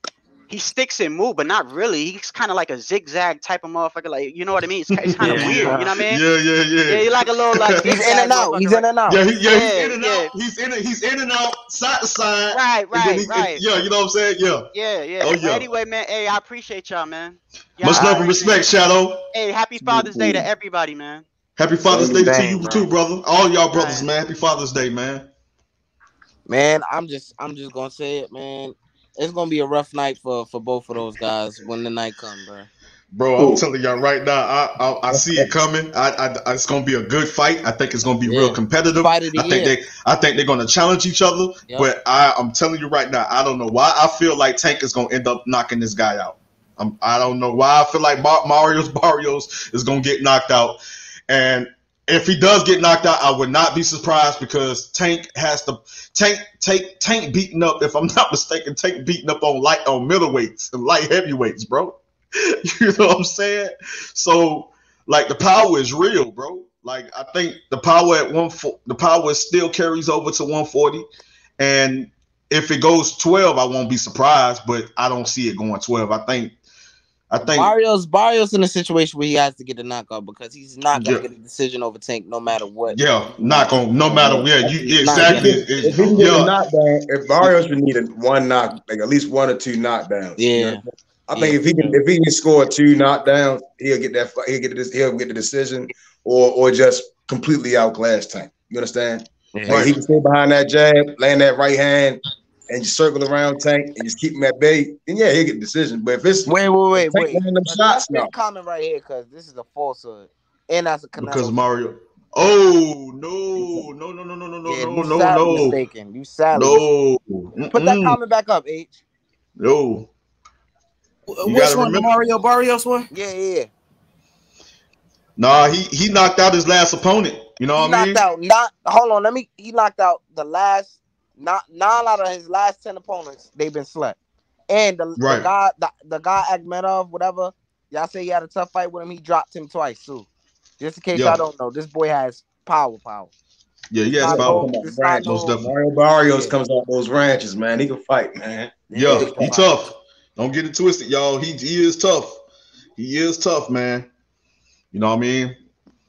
Kid, most definitely a champion for a reason. You know what I mean? So just know he tough. You know, he tough. He has power. He is dangerous. I just think that people gonna see that how special Tank Davis is to beat a guy like that, like Barrios. People gonna really see how special Tank Davis is, and how fundamentally sound he is, how skilled he is. You know what I mean? When he beats this guy, you know what I mean? And I just feel he beats him. It's gonna be a good fight though. What you think of the Nakatani and Loma fight? Nakatani, a big, strong, lightweight man, you know. But as far as to be honest with you, I think that Loma is going to outbox him. You know what I mean? Will Loma stop him? I don't know. It's possible with a cumulative of punches, like breaking him down, and kind of I can see Nakatani fatiguing. You know what I mean? And slowing down, and then I think that could probably end up Loma winning a TKO late round, probably 9th, 10th, or maybe 8th, 9th, 10th, or something like that. But I just see Loma outboxing him, just being the smarter fighter, making the necessary adjustments, breaking them down, and it could end up winning by TKO. But you got to be smart and you got to be careful because Nakatani has power. And that's one thing I can say about the Asian fighter. He's dangerous. But I just think that Loma's going to be too smart for him. The ring generalship, the ring IQ, all that. I haven't seen Nakatani get tired. I've seen him hurt and the damage play an effect in his output. But I think it would be a good sight to see how Loma adapts to that size. I think his game plan would just go, break the body down as much as possible. Similar to the Linares, similar to Pedrad. Most guys that are bigger than him, he breaks them down. To the body, and I think that'd be the similar game plan. Use the angles, get to the body, and don't try to stay behind that jab of Nakatani. Once Nakatani starts landing the jab and finding you, you're in trouble. Yep. And throw combinations, good combinations, fast combinations.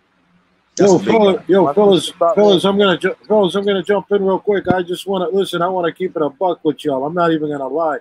I got on my, I talked to God earlier today. I got down on my knees and I prayed, and I was begging that Inoue would get his ass whooped, but my prayers didn't come true.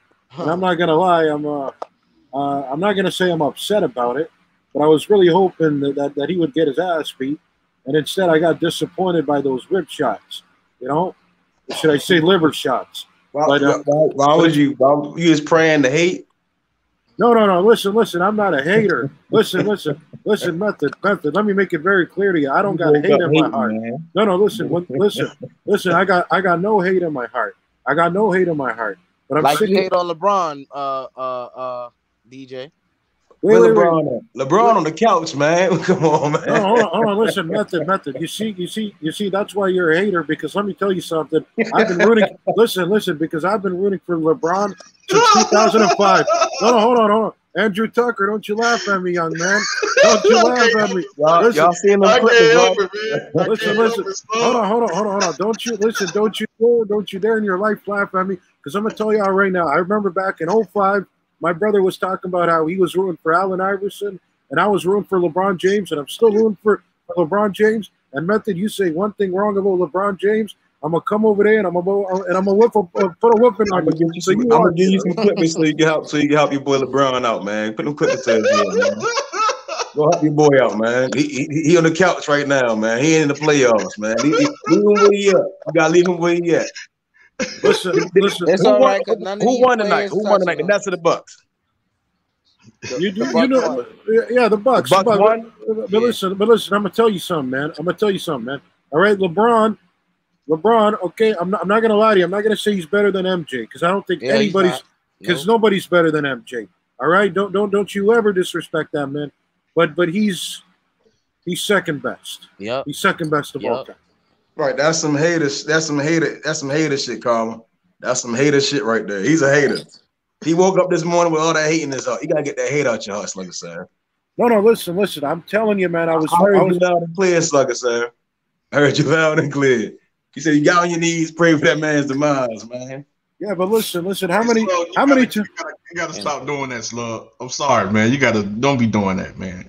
I was hoping Dasmarinas could have showed some more skill, but Inoue in the second round he started adapting to whatever he was doing. He was doing some nice stuff in there. Inoue can box. He can box.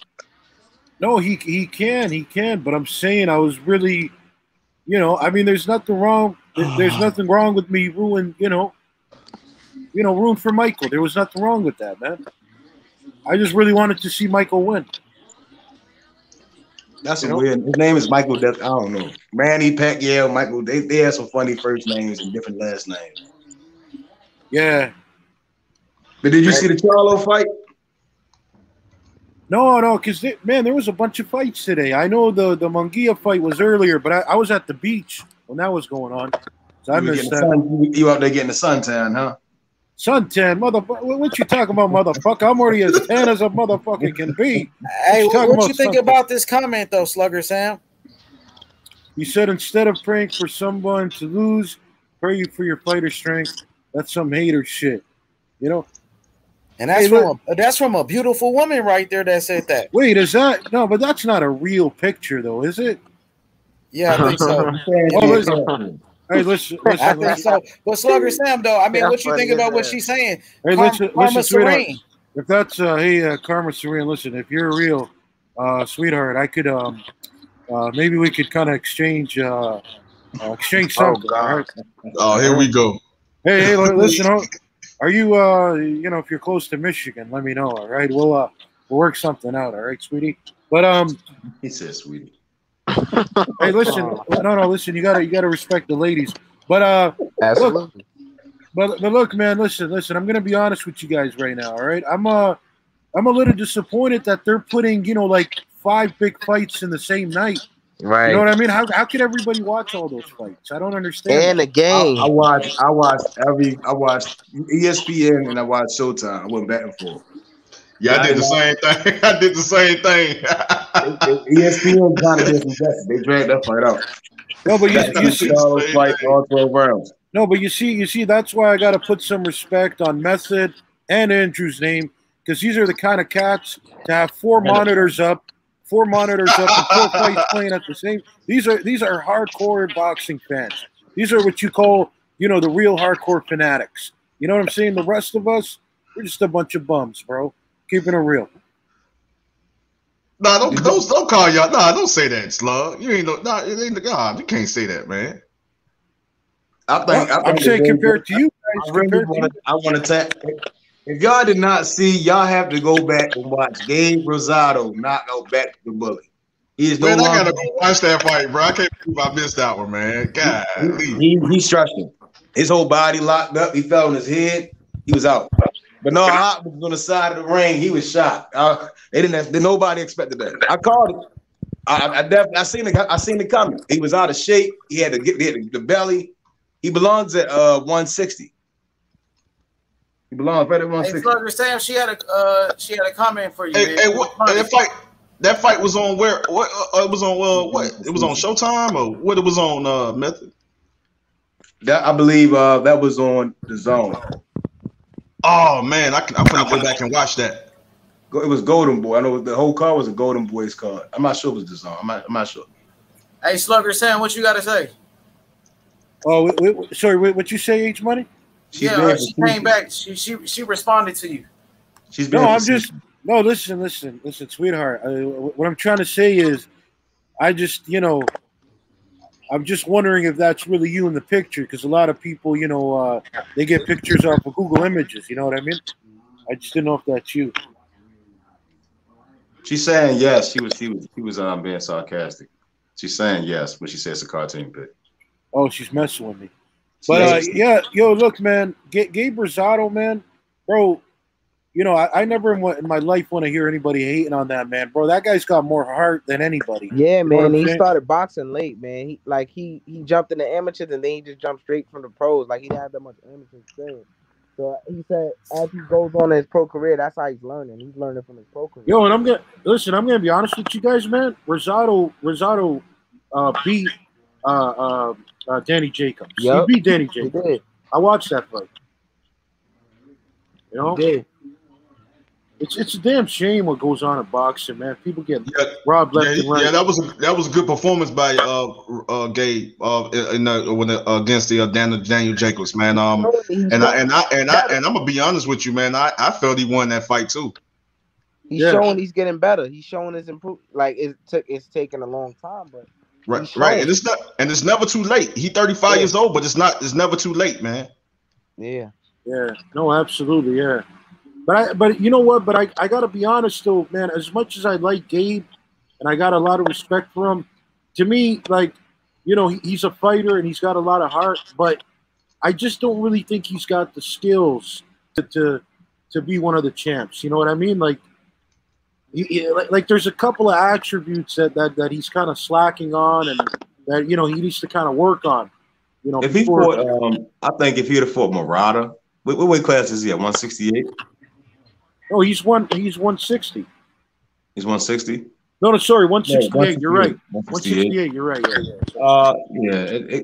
It depends. If Canelo was to get the last belt from Plank and then drop all the belts, he may be a champion again. What y'all think of this? I think that Jamel has one of the best resumes in boxing. Honestly, if you look at the guys he's faced early on in his career, especially, like, I think he has one of the best resumes in boxing right now. I truly want to see Jamel when he's at 160, or when he's going up against guys that are a little bit more stout. I think because they say Jamal, his weight was kind of a little bit over. I think he's been at 154 for a long time. I think he is one of the better fighters at 154, but he's been there for a long time. I do want to see him at 160. He's getting older. He moved to 31. I want to see him at 160, 168 as time goes by. And then see, that's how, as a pound for pound fighter, that's how I look at pound for pound. It's like when you're moving up in weight and the competition kind of changes. If he becomes undisputed, he don't really have to do that. I mean, I just don't think there's anyone from 147 going to be able to in size. Most 147 guys, especially Danny Garcia with short arms, and he's not really they don't really have that size. They don't really have that mass. Keith Thurman, a lot of injuries. The only other person I can think of is Jerron Ennis, but he's just really getting started. Same as Virgil Ortiz. Jamel will have to be moving up to 160 for us to see him truly tested. I think he was tested at 154, but I think his true greatness I would say his greatness will come at 160. You get what I'm saying? That's how I think right now I think because if Jamal stayed at 154, if Jamal could have made 154, I think he could have done the same thing. But I want to see Jamel progress to a big higher weight class where we would say that he's being tested again with the Andres and these other guys. The guys coming up in 160. Yeah, I mean, I wouldn't mind seeing him go up, like, once he gets that last belt, that WBO title against Brian Castano. I wouldn't mind seeing him go up, against the likes of a Gennady Golovkin, to fight Demetrius Andrade. It's some fights up there, man. It's some fights up there. You know what I'm saying? Like at 160, most definitely. Some fighters that most definitely are really test him, and I believe those guys like Gennady Golovkin, Demetrius Andrade, and I can see him, probably beating fighters. Probably will never. He probably eventually probably never fight like Chris Eubank Jr. He won't probably never fight that because he probably won't be interested in that fight. Or Murata, I don't think he'll never, probably that could possibly be a fight for him. You know what I mean? And but you got Hami Mogia. I think he wins that fight easy. Honestly. Right. Do y'all think Maul and Mel fight the same? No, not at all. Because I get that a lot.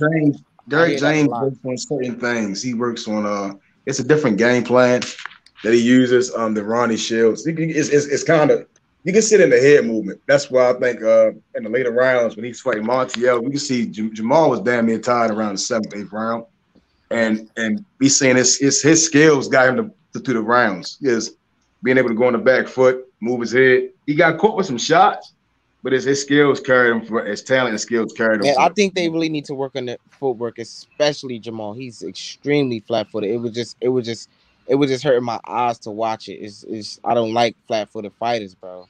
Use your feet, man. Use what God gave you. Jamal is more flat-footed than Jamil?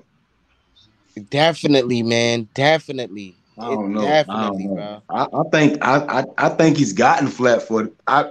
Because then I forgot what round it was. He hurt Montiel in one round. Thank you for bringing that up. The second round that he got that when he injured Montiel, that was the Jamal I was used to seeing.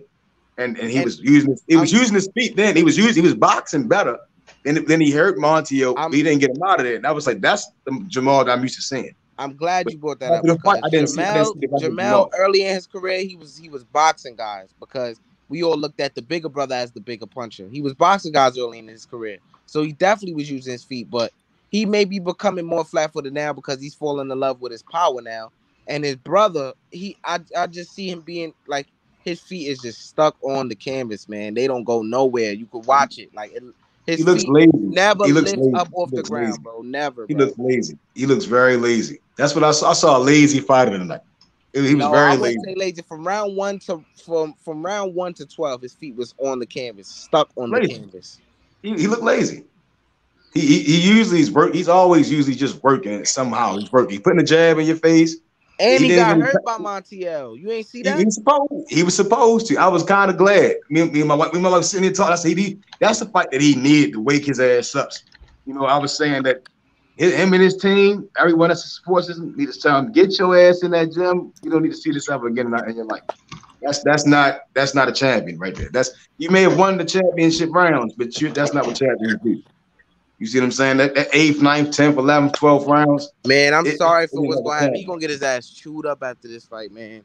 It was a good fight, man. I was into it. But did you see who was the promoter of Montiel? No. David Benavidez promoter. Oh, wow. It's crazy. Yeah, it was a lot of stuff to that fight today. Montiel, that was his first title fight. So I give Montiel, I can take away from. I'm a critique Jamal, but I have to give Montiel his respect because he came in. Gotta give him mad respect, bro. He came in every time he got hit. You can see it in his face. He had a lot of dog in him. I just think Jamal wasted a lot of punches. He looked like he was in terrible shape. Yeah, I agree. He was more on his toes and more, not as flat-footed when he went up against guys like Austin Trout. And I remember in the Brandon Adams fight, he was pretty much, pretty much a chess match with him. You know what I mean? And he wasn't at times, he's pretty much boxing on his toes at times and not as flat-footed. This is what I don't get. He contradicted himself tonight. Does Canelo have a belt at 160? A belt of significance? He has a franchise belt. All right. So this is how he contradicted himself. He said his weight class is 160, right? He called out David Benavidez at 168, right? Am I right or am I wrong? Called him out at 168. And then he says he's like, oh, he made it clear that in the post-fight interview tonight, oh, my weight class is 160. He said it all with an attitude and stuff. because he's trying to get away from that Benavidez thing that he was speaking into existence. So he's saying, "Oh, I fight at 160 and I want to unify with Triple G." He doesn't mention Demetrius Andre because we all know what's going on with that. And then he mentions Canelo Alvarez, who does not campaign at 160. So why are you mentioning him if you fight at 160? I think again, at this point of his career, he wants the guys that everyone says is better than him, and that's the fights that he needs. You get what I'm saying? He's been a champion since 154. He needs to fight the guys that they truly say are no one. You see what I'm saying? People can say Andre maybe better or Benavidez, but everyone's going to at the end of the day say, well, Triple G and Canelo are levels above everyone else. So those are the fights that he needs to propel himself in his career. My only issue is that tonight we saw a lazy Jamal. If he does get those fights, and I say he does hypothetically win the Triple G fight, I say hypothetically does get the Canelo fight and he does win, is he going to go back to being lazy? You see what I'm saying? And then all the work went down the drain. You get what I'm saying? Right. Yeah, I think I agree. I think he really needs that type of style, like a Gennady Golovkin, to really bring out the best in him. Like honestly, and even a Demetrius Andre, I believe that style as well brings out the best in him. You know what I mean? Think he's gonna get knocked out, bro, against Triple G. No, man. He was I gotta use the triangle, bro. Shape. I gotta use it, bro. He boxed Devin Tanko. I gotta use the triangle theory, bro. Getting hurt by Montiel and get stopped by it was hard. Bro, you can see it. Listen, I'm gonna tell you like this. I'm gonna tell you like this. You gotta listen to me, please. You cannot, and I repeat, cannot make too many mistakes with a guy with a great guy that got a great jab and a good chin and a hard head and that's a very awkward fighter that can make it so difficult for you. If you just make any type of mistake, he's gonna make you pay. And you gotta come in here your best against a style like a Triple G, bro. I promise you. I promise you. That's what I know it's a good fight though. I'm not saying that Maul gets destroyed and like that. No. But I'm just saying that you just Triple G, just that style, bro. That style. You know, we've seen it. We've seen it plenty of times before. You know what I mean? How he was able to make it difficult for the first time for Canelo in the first fight. You know what I'm saying? And it made it difficult for Daniel Jacobs. He made it difficult for a lot of fighters, bro. So, and I know that, you know, I just know that you just got to really prepare for that style. You can't come making no type of mistakes. You can't come halfway. You got to bring your A game against that guy. He's dangerous. That's what I agree with. I think that's why I think this fight was a much needed fight for him to realize. For me to want those fights, I have to be in the best shape of my life every time. You know, he even said he looked terrible to me in his condition wise. It looked like he expected himself to just bulldoze this guy. And when it didn't work, thank God that he can box. You see what I'm saying? Thank God that he had Ronnie Shields in his corner because his ass would have been grass. DJ, you see what I'm saying? If he'd have been Kirkland, he could have been like Kirkland, who you see what I'm saying? Because Kirkland has the abilities that Jamal Charlo has. And that condition we saw it went out, he was tired. You know, he started getting hit with punches that he wasn't really getting hit with earlier because he was tired. He was shit tired. Ronnie Shields told him, don't swallow the damn water, spit it out. Spit it out. He was tired. He was gassed the fuck out. And then he was over on his punches. He wasn't placing his shots. He was forcing everything. And that's not what we're used to seeing from the Jamal Charlo.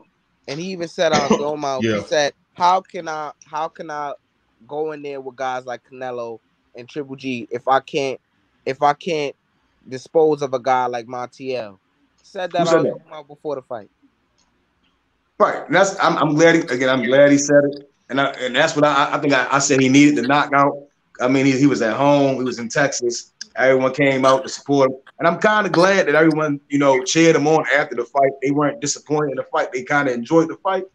I just think going further, I was disappointed that he didn't call Andre out. I think that's the fight that he needs also. Yeah. I don't think it does anything as far as I really feel like he using this excuse shit. Oh, I don't like him. I think that's some gay ass shit he doing. Sorry to say that, but I think he don't like him. If you don't like him, get in the ring with him, bro. What is this business? Like what went sour? Like the business side. We know they on PBC. I think that's the PBC thing. If he loses, if he does lose, he cashes out in a sense. But if he wins, it's still you get paid and you win. You know what I'm saying? The Andre fight, I always look at it like Andre gets nothing for beating Charlo, and Charlo doesn't get anything for beating Andre at this point because everybody gonna say, well, Charlo's nobody. Look what he did with Montiel. Or look at Andre. Look how he looked against Liam Williams. You know, and that's my issue. You know, that's the issue with it. We can sit here and say, oh, Triple G didn't look too great against Jacobs. He didn't look too great against Dirty and Tango. And a couple other people didn't look super great against. Hey, but Method, hey, can you answer the question, bro? Like, who is the bigger name between Montiel and Demetrius Andre? Who's the bigger name? I think Montiel. I think Montiel had way more respect tonight. The Mexico was cheering him on, man. Yeah, I'm saying like but like before, like before the fight. For the fight, I don't know. Yeah, man. Like before. People hate people. I think the hate for Andre could sell a fight. I don't know. Yeah. I don't know. People do not like Andre for some reason. I knew that guy Montiel was tough though, bro. Like I think when I seen this last fight, when he went up, and people gonna be like, because I don't believe in calling fighters bombs and stuff. I respect every fighter, man, that step in that ring. So, but when he went up against, and I actually followed the guy, actually, liked him, up and, and then I just really feel like some things he needs to work on. But when he went up against my guy, oh my God, the guy, my boy, he stopped last fight. He stopped him. James Kirkland, and I was like, dang, this guy, he's tough, like God. And I'm looking at a couple of other fights. I'm like, this guy here is tough, and I was like, you can see guy trained for this fight. You can literally see that when he came to the opening bell, he was on his. He hurt Charlo, man. That's good. It's not about him being a C-level fighter or nobody. It's that what we saw wasn't normal from him. If we go back and watch what he does normally in fights, if it had to be his first title fight, he performed. And that's what you would want in guys in title fights. I don't want to see Yildirim in title fights. You get what I'm saying? That's boxing. I want to see guys like Montiel coming in. His whole family is training to the top. Yildirim came in and lay down like a stray dog, bro. And Montiel is not like that. Yeah, in fact, Montiel is way better than Yildirim was. But Canelo stopped Yildirim, though. Hey, listen, fellas. I think Canelo will stop Montiel, too, I'm telling you all right now, you better put some respect on Yildirim's name. Don't you dare disrespect man, get that out of here, man. Get that out of here, bro. You can take that shit somewhere else. Slow, calm down, man. What's wrong with you, man? Yildirim came in there to lay down. That was his sparring partner. And he was like, listen, Mr. Well, I guarantee this is how this is going to happen. This is how it's going to happen. You're not going to let no Yildirim ain't never going to fight again. He ain't never going to let no punches tonight. You understand? This is you pay your extra. We're paying your extra. Hey, look. No, I'm gonna tell y'all what happened. Look at this. Look at this though. Andre ain't fight nobody, but who the fuck Yildirim for? And Yildirim ain't fighting 730 something days before that fight with Canelo. So who he fought that Andre can't get a shot at Canelo? So I think Luis Phillips said it. He said the difference is Canelo gets these guys out of there. Charlo goes to war. But those type of guys, Canelo should not be fighting those type of guys as a cash cow. That's why when I really think about I can't even put Canelo on the same levels because Pacquiao don't fight guys like Yildirim. So what about the guy? Okay, I got a question for Memphis. I got a question for you. So what about Inoue? He's supposed to be ranked number 2 by ESPN. Look who he fought today. And what you think about that? I think that's Dasmarinas, but he wasn't terrible. It couldn't work. He was like a Yildirim. He was something like a Yildirim type of dude. No, I think it was a little different. It was a little different. If Inoue wouldn't have made the adjustments he made in that second round, he wouldn't have got him out of it. It would have been a little longer. I didn't know he had the skills he had. He has way better footwork than Canelo. I can see that. Yeah, he started moving those feet, and he knew what he had to do. He definitely not flat-footed. Definitely not. Who got better footwork than That little Canelo? mother trucker can move, Wait, man. who got better footwork than And no Canelo? way. And no Bro, way. And listen, bro. New Hell Way. no. And they Bro, talk let me about tell you like this, bro. What? Hell no. Hell no. Anyway, ain't got no better footwork than Canelo.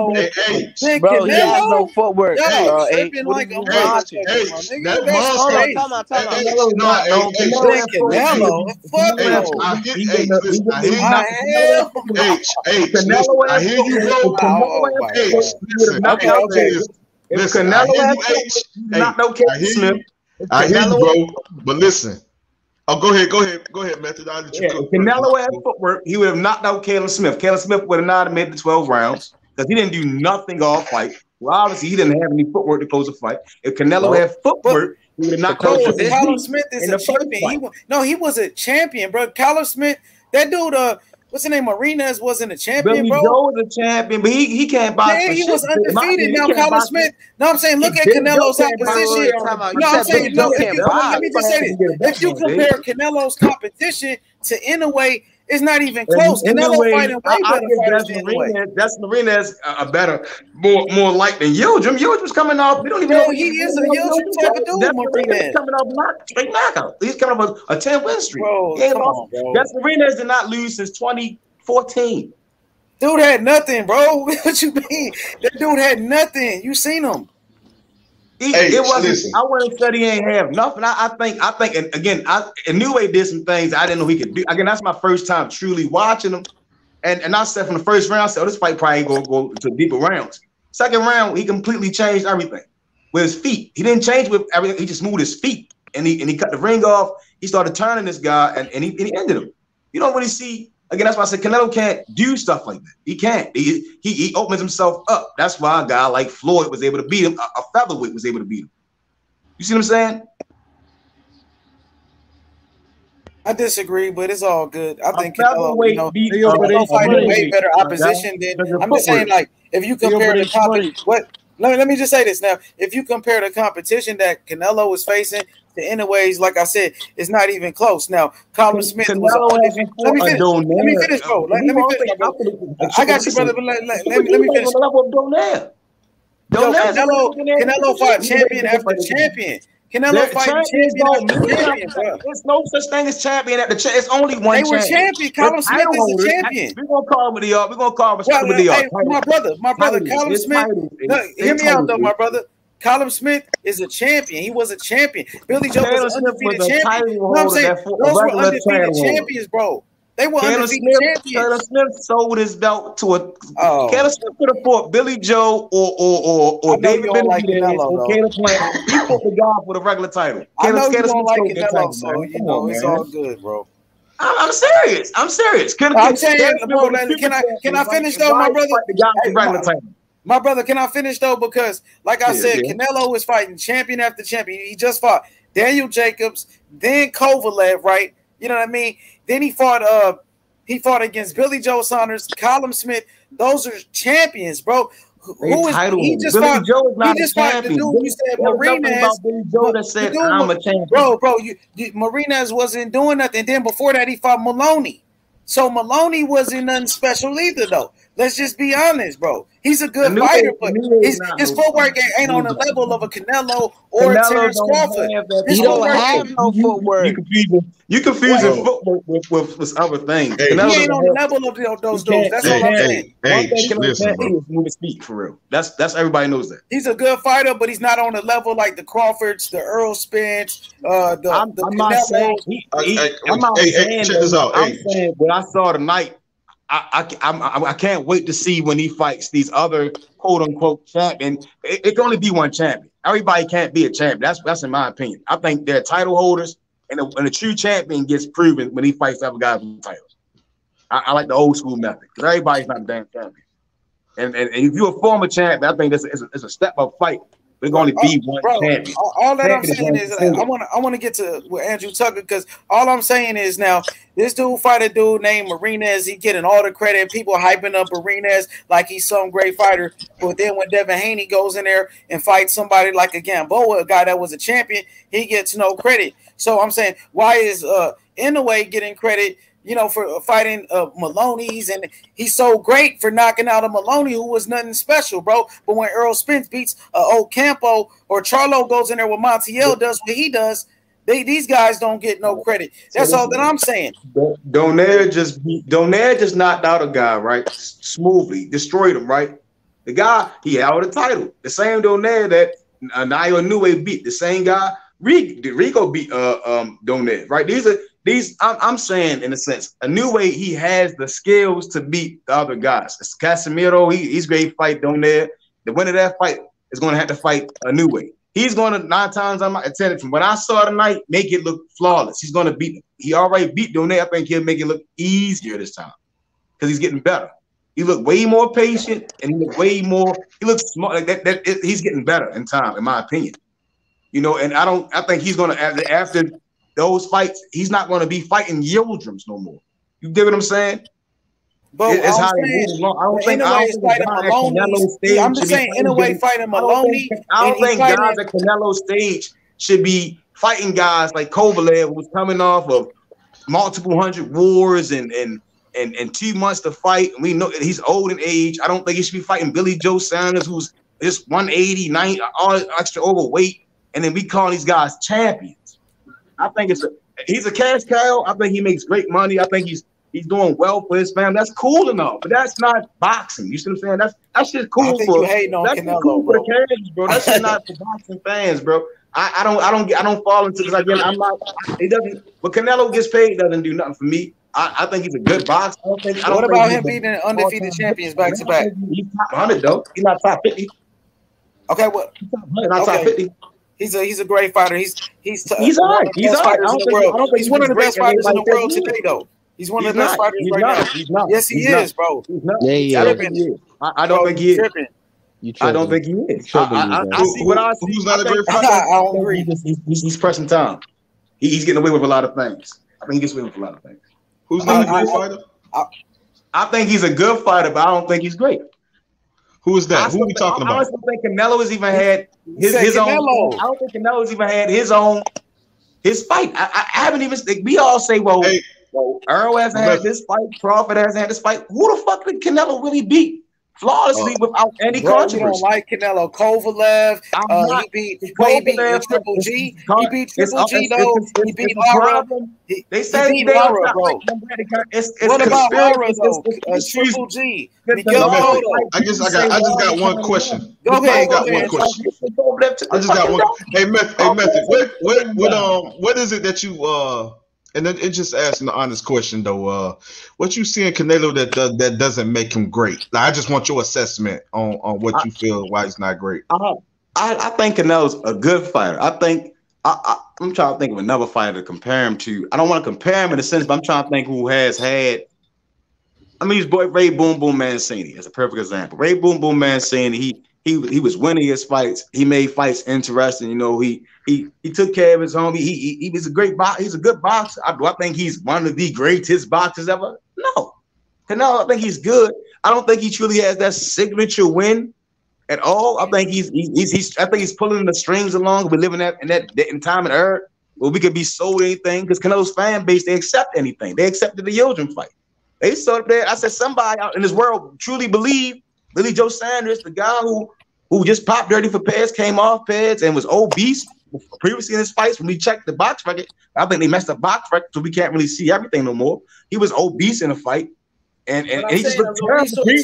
Wait, brother. Luis Ortiz, he was, he used pads, right? But Wilder gets credit for beating him. Canelo. Luis Ortiz is not the guy of the conversation. We talking about Canelo. Again, okay, but I'm just saying it's like other fighters get credit for beating fighters that was on pads too. Signature win is too much controversy behind it. Let's go back to this day that Triple G won the second fight, or was a draw.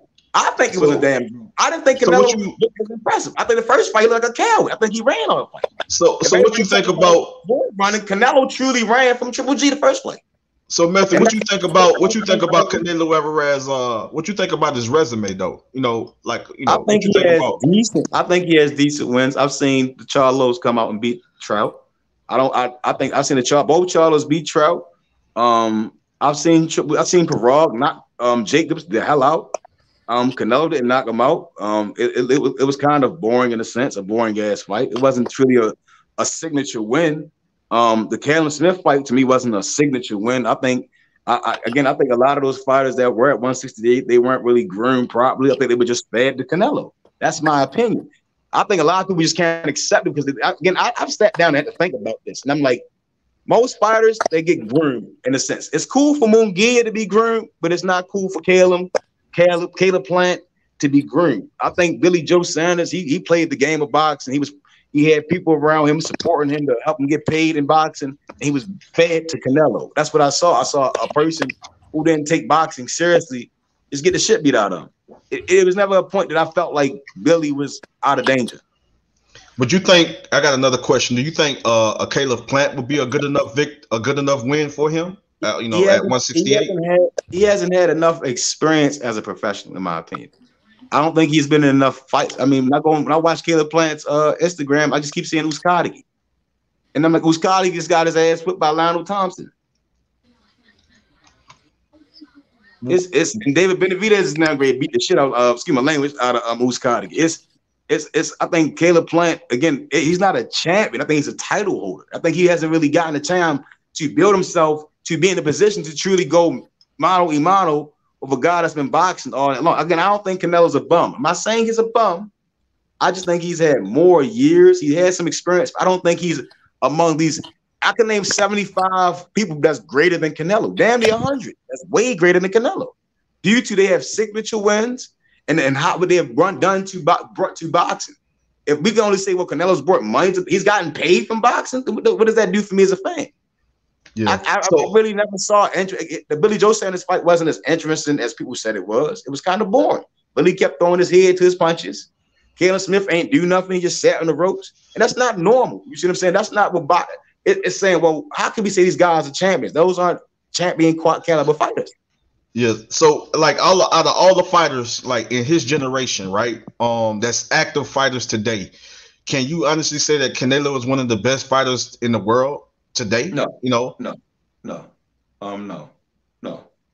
And another fault that and most people don't agree is again the pads, his pads, and that plays a factor. And one of my biggest cases, the Luis Maneri fight when he fought Brandon Figueroa. And I said it before the fight even came about, before they had the fight, I said Maneri's not going to be on his pads. He's going to get his ass whipped, and we're all going to see it. Maneri got his ass whipped. He was off his pads. You can tell when somebody's on pads. You can see a difference. I was just watching Canelo when he won his first title fight. And it's not. Okay. I damn near think it's the same Canelo. It's something's different. I don't see nothing skill wise too much different. Everyone say he learns. Every time we talk about Canelo, it's always about getting his ass whipped by Floyd. And then what? I think it was the 5th or 6th round. Looked like he needed a jump start. Him and Billy Joe Saunders. It was damn near. I think I want to see Canelo tested, and him coming out his mouth saying people want me to move to 175 to lose. They just want to see me lose. No, whole ass nigga, we want to see you fight. We want to see you test. We want to see you test. You versus Benavidez is a test. You beat Benavidez while he's fresh and he's ready to fight. No 2 months, 1 month. He got a broken fucking shoulder. He coming off a broken hand like Caleb Plant. And then what the fuck can I say about it? It's whole shit. You're not really a gladiator. You're not a modern day gladiator. You're not a boxing champion. You're just a guy that's going to get paid. I can respect that. That's why I respect him if you want to get paid. He never had nothing. I can respect that. I just don't see him as the Muhammad Ali's, as the Sugar Ray Roberts, as many other names. I don't even see him as a Holyfields, Lennox Lewis. There's many different fighters that I've seen. David Tools. A lot of the guys that I've seen in boxing that had more heart, in my opinion, than Canelo. I don't see that. Method, what guys you want to see him that you feel that can make him great in your eyes? What fighters you feel he needs to fight? He doesn't want to fight at 175 because people want to see him lose. And that's just not a champion in my eyes. And that statement alone kind of rubbed me the wrong way. And I just can't. He said that in the interview. I forgot which interview it was. And after that, I said, this guy's not a champion in my eyes. That's just my opinion. I don't think no guy should say anything like that. The same way we try to pound Charlo for the Andre and Benavidez thing. Canelo coming out of his mouth saying he was just at 170. That's why I don't give him the credit for the Kovalev fight.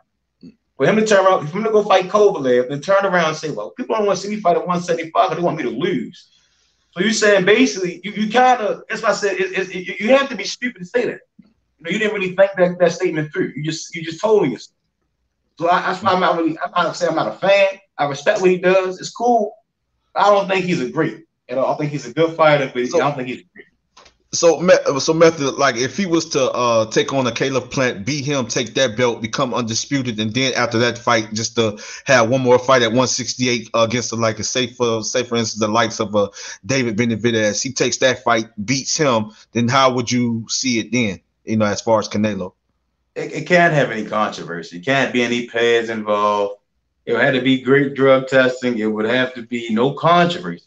You see what I'm saying? It can't be a split decision draw, then a rematch, and then everyone's saying, well, Benavidez won this next fight, but they give it to Canelo. You see what I'm saying? Like that's not a great fighter. That's the guy that's being protected. You see what I'm saying? And there's too many of that on Canelo's resume. Again, a lot of people say, well, what do you think about Floyd? I think Floyd's a great fighter. He's had his signature wins, and he was a featherweight. This featherweight beat a middleweight in Canelo. You see what I'm saying? Again, that's his footwork. His footwork alone coasted him through that fight. Floyd already was, in a sense, he had his signature wins before he even fought Canelo. I think he could have retired. He retired at that at the De La Hoya. He was done right there, in my opinion. Yeah. He went on to beat that. He was undefeated. So if he was like, if he was like like go join H Money shit, like we in here. Yo, what's good? Hey, am I live? Yeah, we can hear you, bro. We can hear you right loud and clear. Hey, what's happening, man? I'm just like coming through showing love to my nigga H Money Boxing, man. You know what I'm saying? Shout out. That's Travis Scotty Boxing, man. I'm just coming through the show to talk some boxing, man. What's good with you? What's good with you, Travis Gotti Boxing, man? Yeah, man. I know exactly who you are, man. You won. Reverse the camera. Like I'm on my other phone, bro. I got like 2 different phones, bro. Hey. Okay. Yeah, you want the legend community, man. I'm gonna like come back in here on my other phone, bro. Okay. All Yo, what up, X? Yo, I'm gonna get some sleep, man. I'm gonna hit y'all guys up, man. Oh, for All sure, right, X, exclusive. man. Appreciate that, much respect, exclusive. Have a blessed night, brother. You too, brother. J. Cabby, Mayweather was a super featherweight when he first became champion. You understand? He was a super featherweight. That's when he fought Corrales. And a lot of people didn't believe he was going to beat Corrales. Are you understand? He was a featherweight that went up to lightweight, that went up to super lightweight, that went up to welterweight, that went to super welterweight. He's a natural. He was truly a featherweight that went up and beat guys, especially Canelo, who I believe can be a light heavyweight. I truly believe he may be a light heavyweight. I don't know. Is it the pads? I don't know. I don't like to dwell that far into it, but those are the things that come with Canelo. You see what I'm saying? Floyd was a super featherweight. At 130, he was a world champion. People didn't expect him to beat Diego Corrales.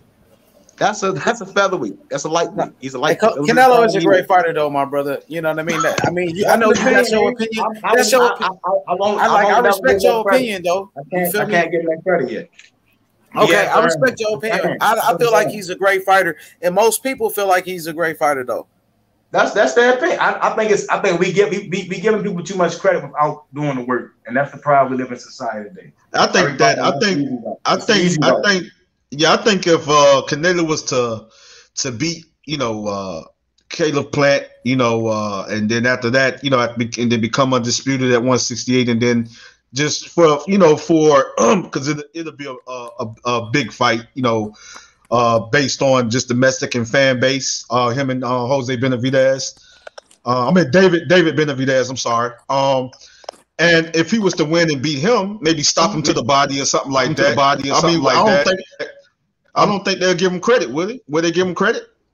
Somebody recently said David Benavidez is the only person that could beat Canelo, and he's a young guy. And it'd be a good fight. In my opinion, I think Canelo can beat him. I've seen David Benavidez not be dedicated to drugs and stuff. But it comes down to David Benavidez to come to fight.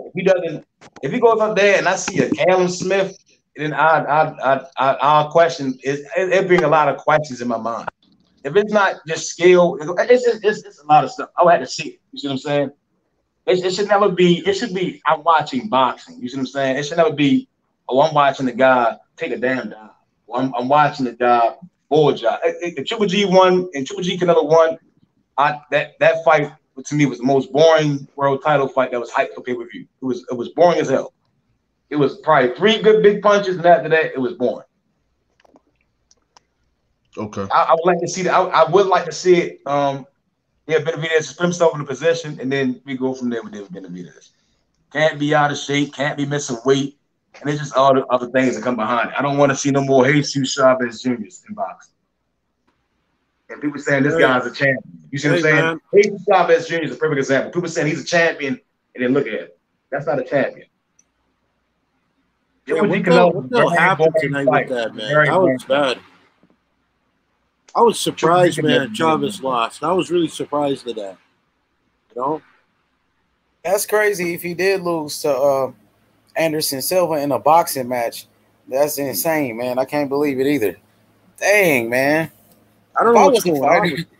If I was a fighter on the rise, like around that weight class, I would try to get a fight with Chavez Jr. Try to get that name on my resume. But do you think?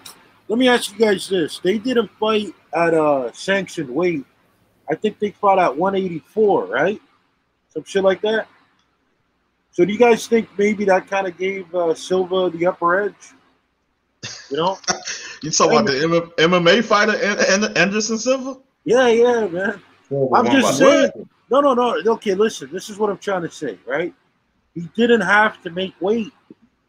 You know, he was able to be comfortable. You know. So I don't know. I'm just wondering if that's kind of why he won. You know what I mean? Anderson Silva was a beast, and especially in his prime, it was a monster. L Dog, you hopping on? I bet the bully took a loss today, man. You gotta talk about that, man. Maybe one about Hergovich. What's gonna happen to this guy Hergovich, man? The guys you were saying gonna be these great fighters, they getting stretched, L Dog. He said bet the bully was gonna be a monster, man. Man, we got one of the legends in the building, man. Travis Gotti, man. What's good with you, brother? He fell off. Let's see if he he's back in. He back in. Wait, hold on. I don't mean to disrespect, but there's a guy who calls himself God. I'm not sure. No, hold on. Listen. It was a super chat. Somebody in the super chat said that. Listen, do not make me start fucking roasting your ass. Don't you dare in your life call yourself no God. All right? There is one God. He's up in the heavens. He's blessing and he's all seeing. You know, and we're the reason why he's alive. Don't you ever in your life think of foolery like that. Calling yourself God. You fraud motherfucker. Angry black alley cat. He said, welcome the God of boxing, Travis Gotti boxing. What you gotta say? That's what he's saying. He was welcome. He welcomed his friend to the panel. You know, his friend is Travis Gotti, and he said, you know, welcome him to the show and stuff like that. He called him the God of boxing. No, you listen. You welcome your friend all you want, but don't you use the Lord's name in vain, motherfucker. You got me? Don't you ever do that. You punk ass bitch made motherfucker. Say some shit like that. Look, bro. God damn. Listen, I'm sorry, but I got respect, man. I show respect, and don't you ever dare disrespect God. That's all I'm trying to say. You know? Yeah. You know what I'm saying, man? Somebody saying funny than a motherfucker, though. Hey, you funny, Slugger Sam. You bring that entertainment, I like it. I couldn't mute my mic. I was trying to mute my mic so I couldn't laugh. No, listen. Matter of fact, I'm gonna keep it real with y'all, right? Because I started doing Slugger Sundays. You know what I'm saying? Because it looks like a lot of people on here they've lost faith in God. Why don't I tomorrow when I do Slugger Sundays? You know that's gonna be the subject. You know, I love the Lord. I love the Lord, Slug. So I feel you, man. I put God first, and I love the Lord, man. If it weren't for God, I wouldn't be here today. That's all I got to say, man. I've been in so many life and death situations, man. In the streets, you know, grew up, you know what I'm saying, south side of Chicago, north and east side of Jacksonville, Miami, Florida. And so, and even before I went into the military, it was tough for me, man. You know what I'm saying? So even after the military, it was tough for me. So at the end of the day, man, God have really brought me through a lot and allowed me to survive so many situations, man. You know what I mean? And it was because of God. And that's why I put God first, man, always. Oh, that's great to hear, Andrew, bro. Because you know what? Most people I meet today, they make a mockery. They say he doesn't even exist. So that's good to see, bro. But let me ask you a real question, Mr. Tucker. You go on Sundays? Be honest. Don't lie to me. You go on Sundays? Yeah, I mean, I visit, I have different churches I visit, that I support, pretty much family churches. But as far as like a home church, I do have one, but nah, I haven't been going like that lately, man. I ain't gonna lie, but I most definitely get into my word, man, and every chance I get, you know what I mean. Get into the Bible and things of that nature. But going back to church, yeah, that's on my to-do list. And yeah, man, fellowshipping with the people, and getting into God's word, man, and having God, continuously direct our path and lead us and guide us, and just the word of God, man. Being obedient and doing the will of God. Doing the will of God is what's important, man. Doing the will of God. He said, "Allow His will to be done on earth as it shall be done in heaven." So that's the number one thing right there. Oh man, you're preaching, brother. You seem like you definitely, you know what I mean. You really are a Bible reader, so that's good, man. A lot of these guys they couldn't even listen, man. Half of these cats on here couldn't even recite Genesis chapter 1, man. It's embarrassing. You know what I'm saying? Yeah, man. Yeah, God has been good, man, and He's real. He's very real. It's very real, brother. And all I can say is this, man. It's in these evil and wicked times we living in. It's always best to put Him first, because so people gonna understand and gonna realize sooner or later that the only way you can be victorious is through God, man. And the only way to freedom sooner or later, to everything we're going through, we're dealing with, in this evil and wicked world, the only way to freedom one day it's gonna be the God. Through God is the only way to freedom. Listen, Mr. Tucker, look at this guy. This guy right here, the angry guy. He says just one left. You know what? Listen, man. If you don't mind, H20, can I just say one quick verse so we can get back to boxing? Let me just cook this guy with a Bible verse real quick. Can I do that, Mr. H20, with your permission? Can I do that, please? Yeah, feel free. Just real quick, and I'll get it back to boxing, because you know what? This angry black alley cat, whoever this punk motherfucker is, I'm going to cook your ass like some barbecue, all right? I'm sick and tired of looking at you, motherfucker. Coming on here talking all that rubbish. So look, I'm gonna cook you with a verse right now. And I'm going to go with one of my favorites, Genesis 3. This was right after Adam and Eve sinned. God says this to them. So, you know what I'm saying? He pretty much, he gets upset with the serpent, Adam and Eve, and he goes like this. I will put enmity between you and the women. This is to the serpent, he says. And between your offspring and hers. He will strike your head. He will strike your head, and you will strike his heel. To the women, he said, I will greatly increase your pangs in childbearing, right? In pain you shall bring forward children, yet your desire shall be for your husband, and he shall rule over you. And to the man he said, because you have listened to the voice of your wife, and you have eaten of the tree which I commanded you, you shall not eat of. Cursed is the ground because of you. Until you shall eat till the days of your life, thorns shall bring forward for you, and you shall eat the plants of the field by the sweat of your face. So listen here, angry black, alley cat looking motherfucker. Cursed is the ground because of you, man. And that's all I got to say. It's money. I don't want to, hey, man, he gave us a super chat. So, man, shout outs to him. Travis Gotti, pull back up, man. The link is in the chat. Shout out to my boy Big Lloyd in the chat. What up, Big Lloyd? Shout out to Lewis Phillips in the chat. Shout out to everybody, Abby. Man, I appreciate everybody, L Dog. But I want to say this though, man. It was a great night of boxing. What do you think was the best fight? Was it Gabriel Rosado shocking the world and knocking out Beck the Bully? Was that the best fight, or was it Jaime Munguia, getting another victory, or was it Jamal Charlo winning another great fight, or was it Inoue winning by knockout? Who was the star of the day? To me, it was Inoue, man. I as much as all that shit I was talking earlier about hoping he'd lose, man, Inoue, this guy, man, this guy's just a phenomenon, man. I liked it straight from the start, just coming out and stalking, and then those fucking liver shots, man. I was excited, man. I was excited. This was my favorite fight since fuck, man. I don't know when was the last really good fight I liked, man, but that's the one I liked a lot, man. How about Tucker? Yeah, it's some fights I got to go back and watch. Honestly, I got into the house. My brother Will, much love and respect, my brother. Much love, man. That's one of the generals right there. My brother Will, right there. Much love and respect to everybody in the chat, man. Much love and respect, man.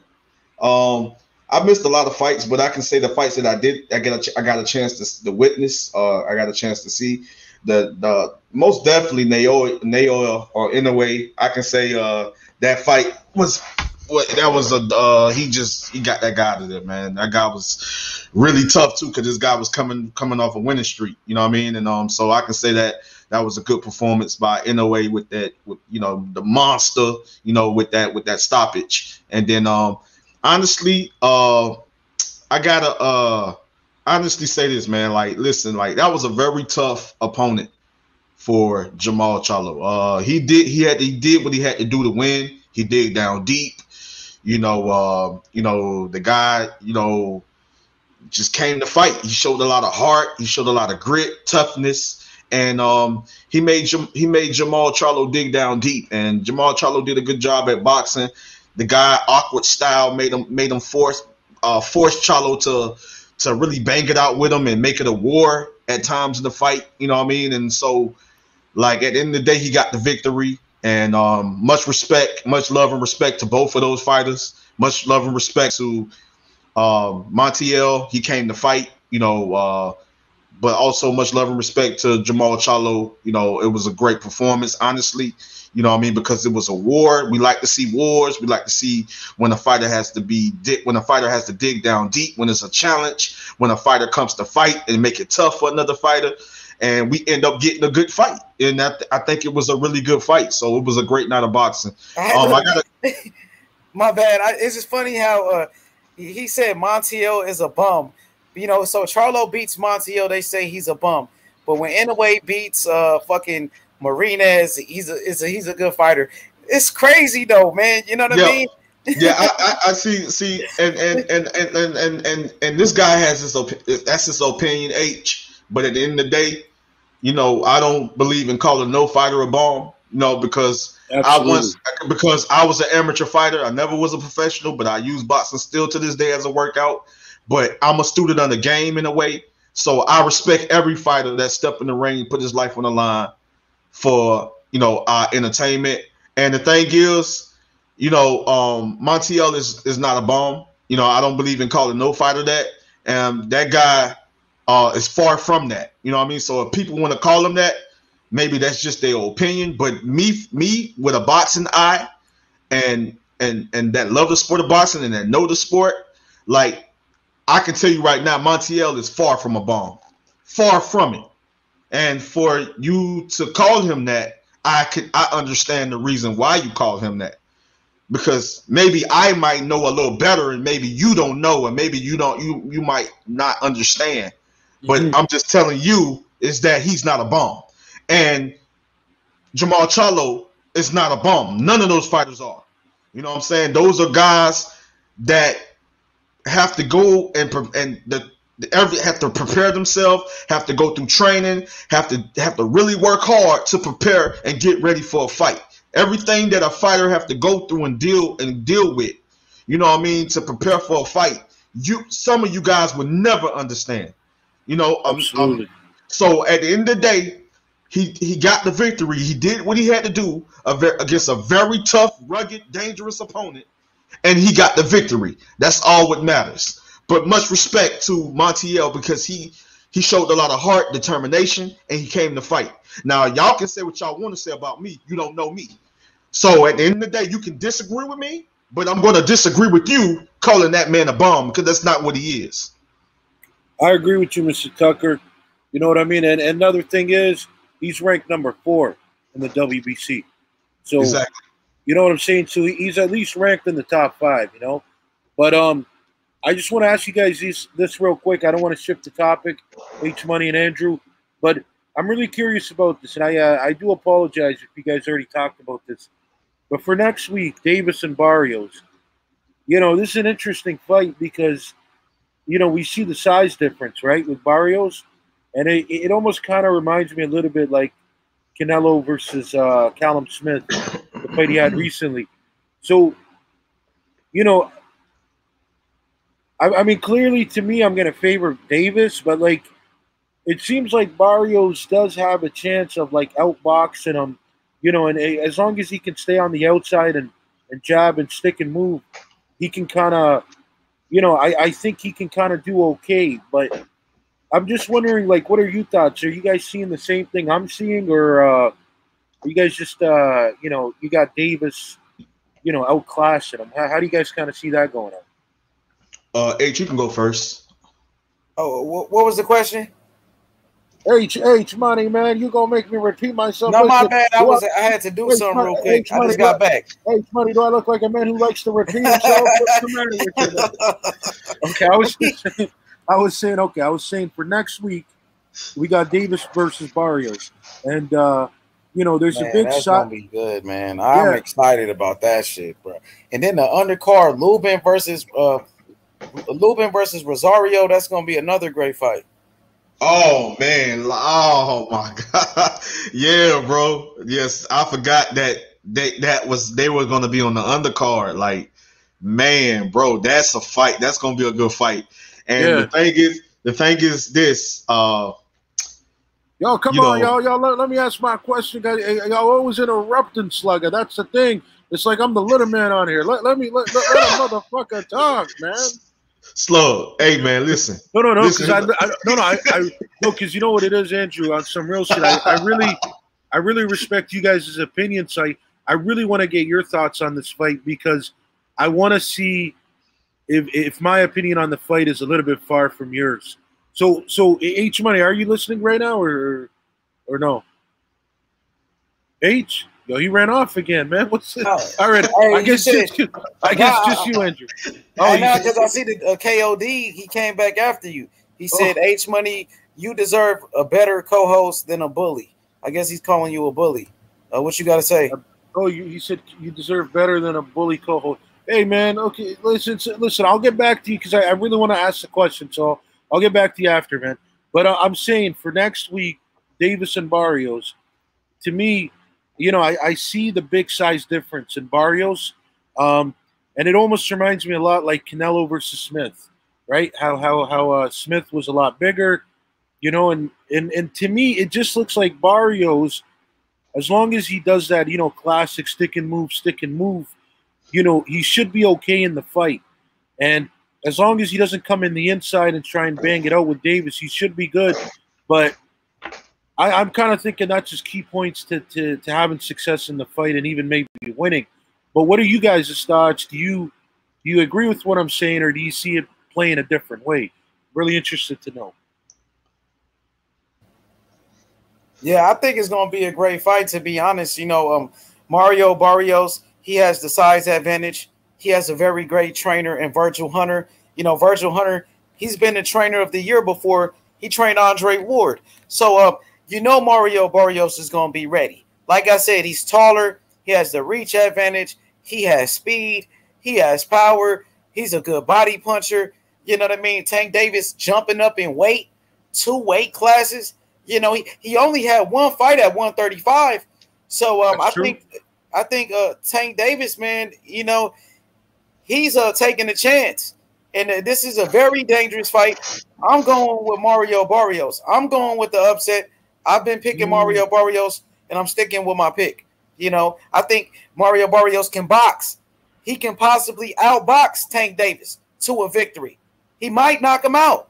You know, we seen Leo Santa Cruz hit Tank Davis with all type of big shots. And Leo Santa Cruz is not a big puncher, and he gave Tank Davis 2 black eyes, knotted him up. Yeah.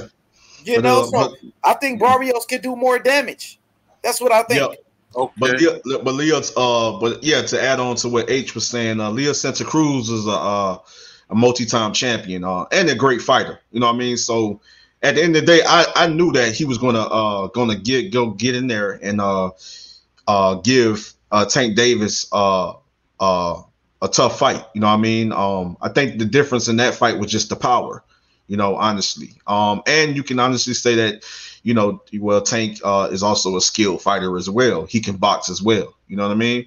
But at the end of the day, I just think, to be honest with you, I think the difference was the power. You know what I mean? And Leo Santa Cruz necessarily didn't have the power to, you know, to keep Tank off of him. You know what I mean? And so Tank just basically knew that, so he started to come on strong, make the necessary adjustments, set him up, and knock them out. You know, I think that Mario Barrios, just like H was saying, I think he's a tall, long reach. He's a big 140 pounder, and I think that keeping Tank on the outside is a good idea. But he also can fight on the inside as well. And I think Tank is the type of fighter that can get you to fight, just say that Mario Barrios is a taller guy, the longer reach and everything, but it's like what Tank is going to do is just like he's going to make him fight down to his height, so it's like it's going to be moments where it's a chess match. They both pretty much trying to set each other up and things of that nature, working off the jab, and it's a chess match. It's a technical fight in a way, but I just think that it's going to come down to who makes the better adjustments, who figure out who first. But I just think it's going to be a good fight. It could possibly end up knockout. It's possible that Mario Barrios can knock out Tank. I don't see it. I think I see Tank knocking him out.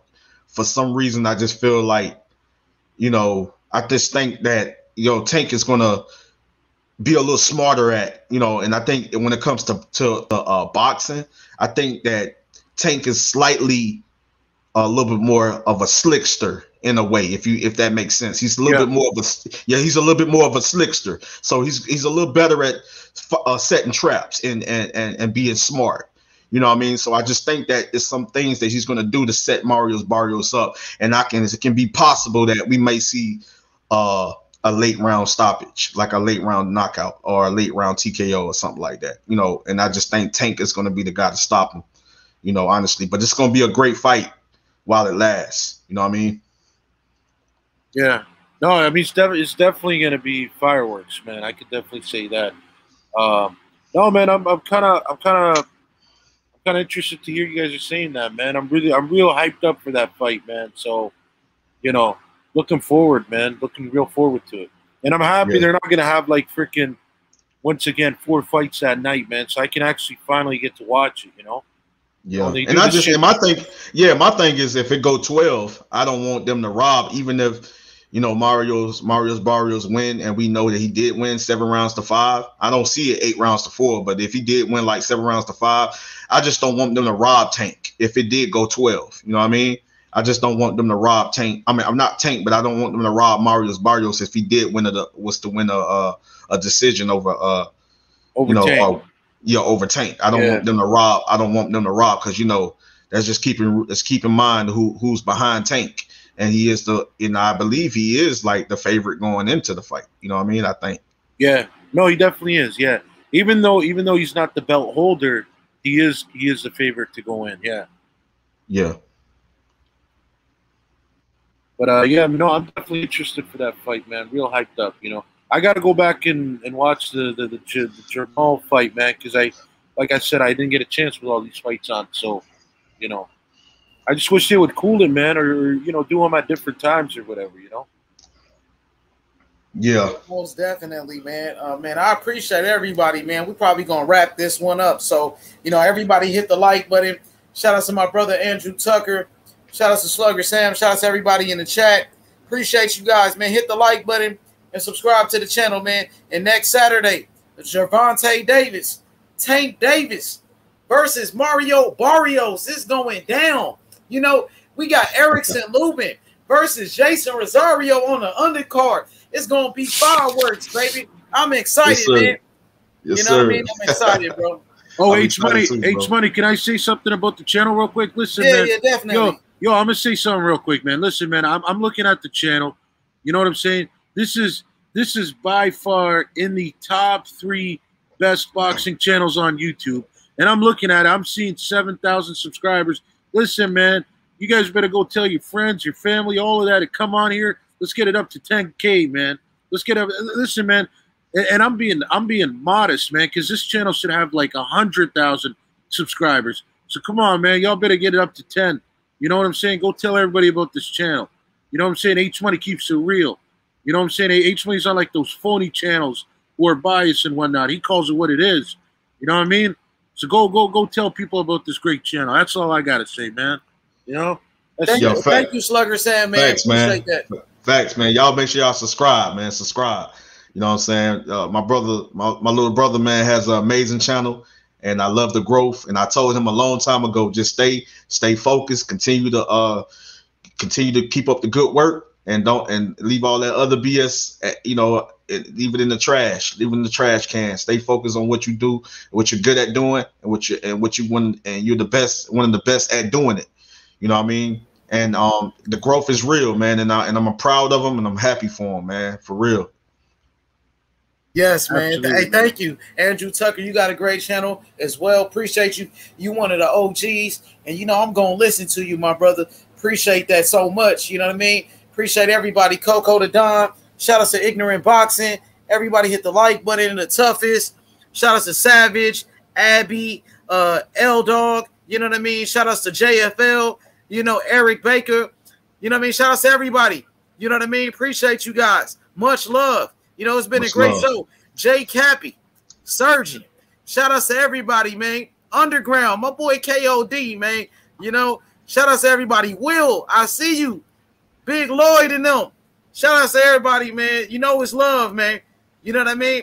Hey, man, listen, man. Slugger Sam gonna come back. You know what I mean?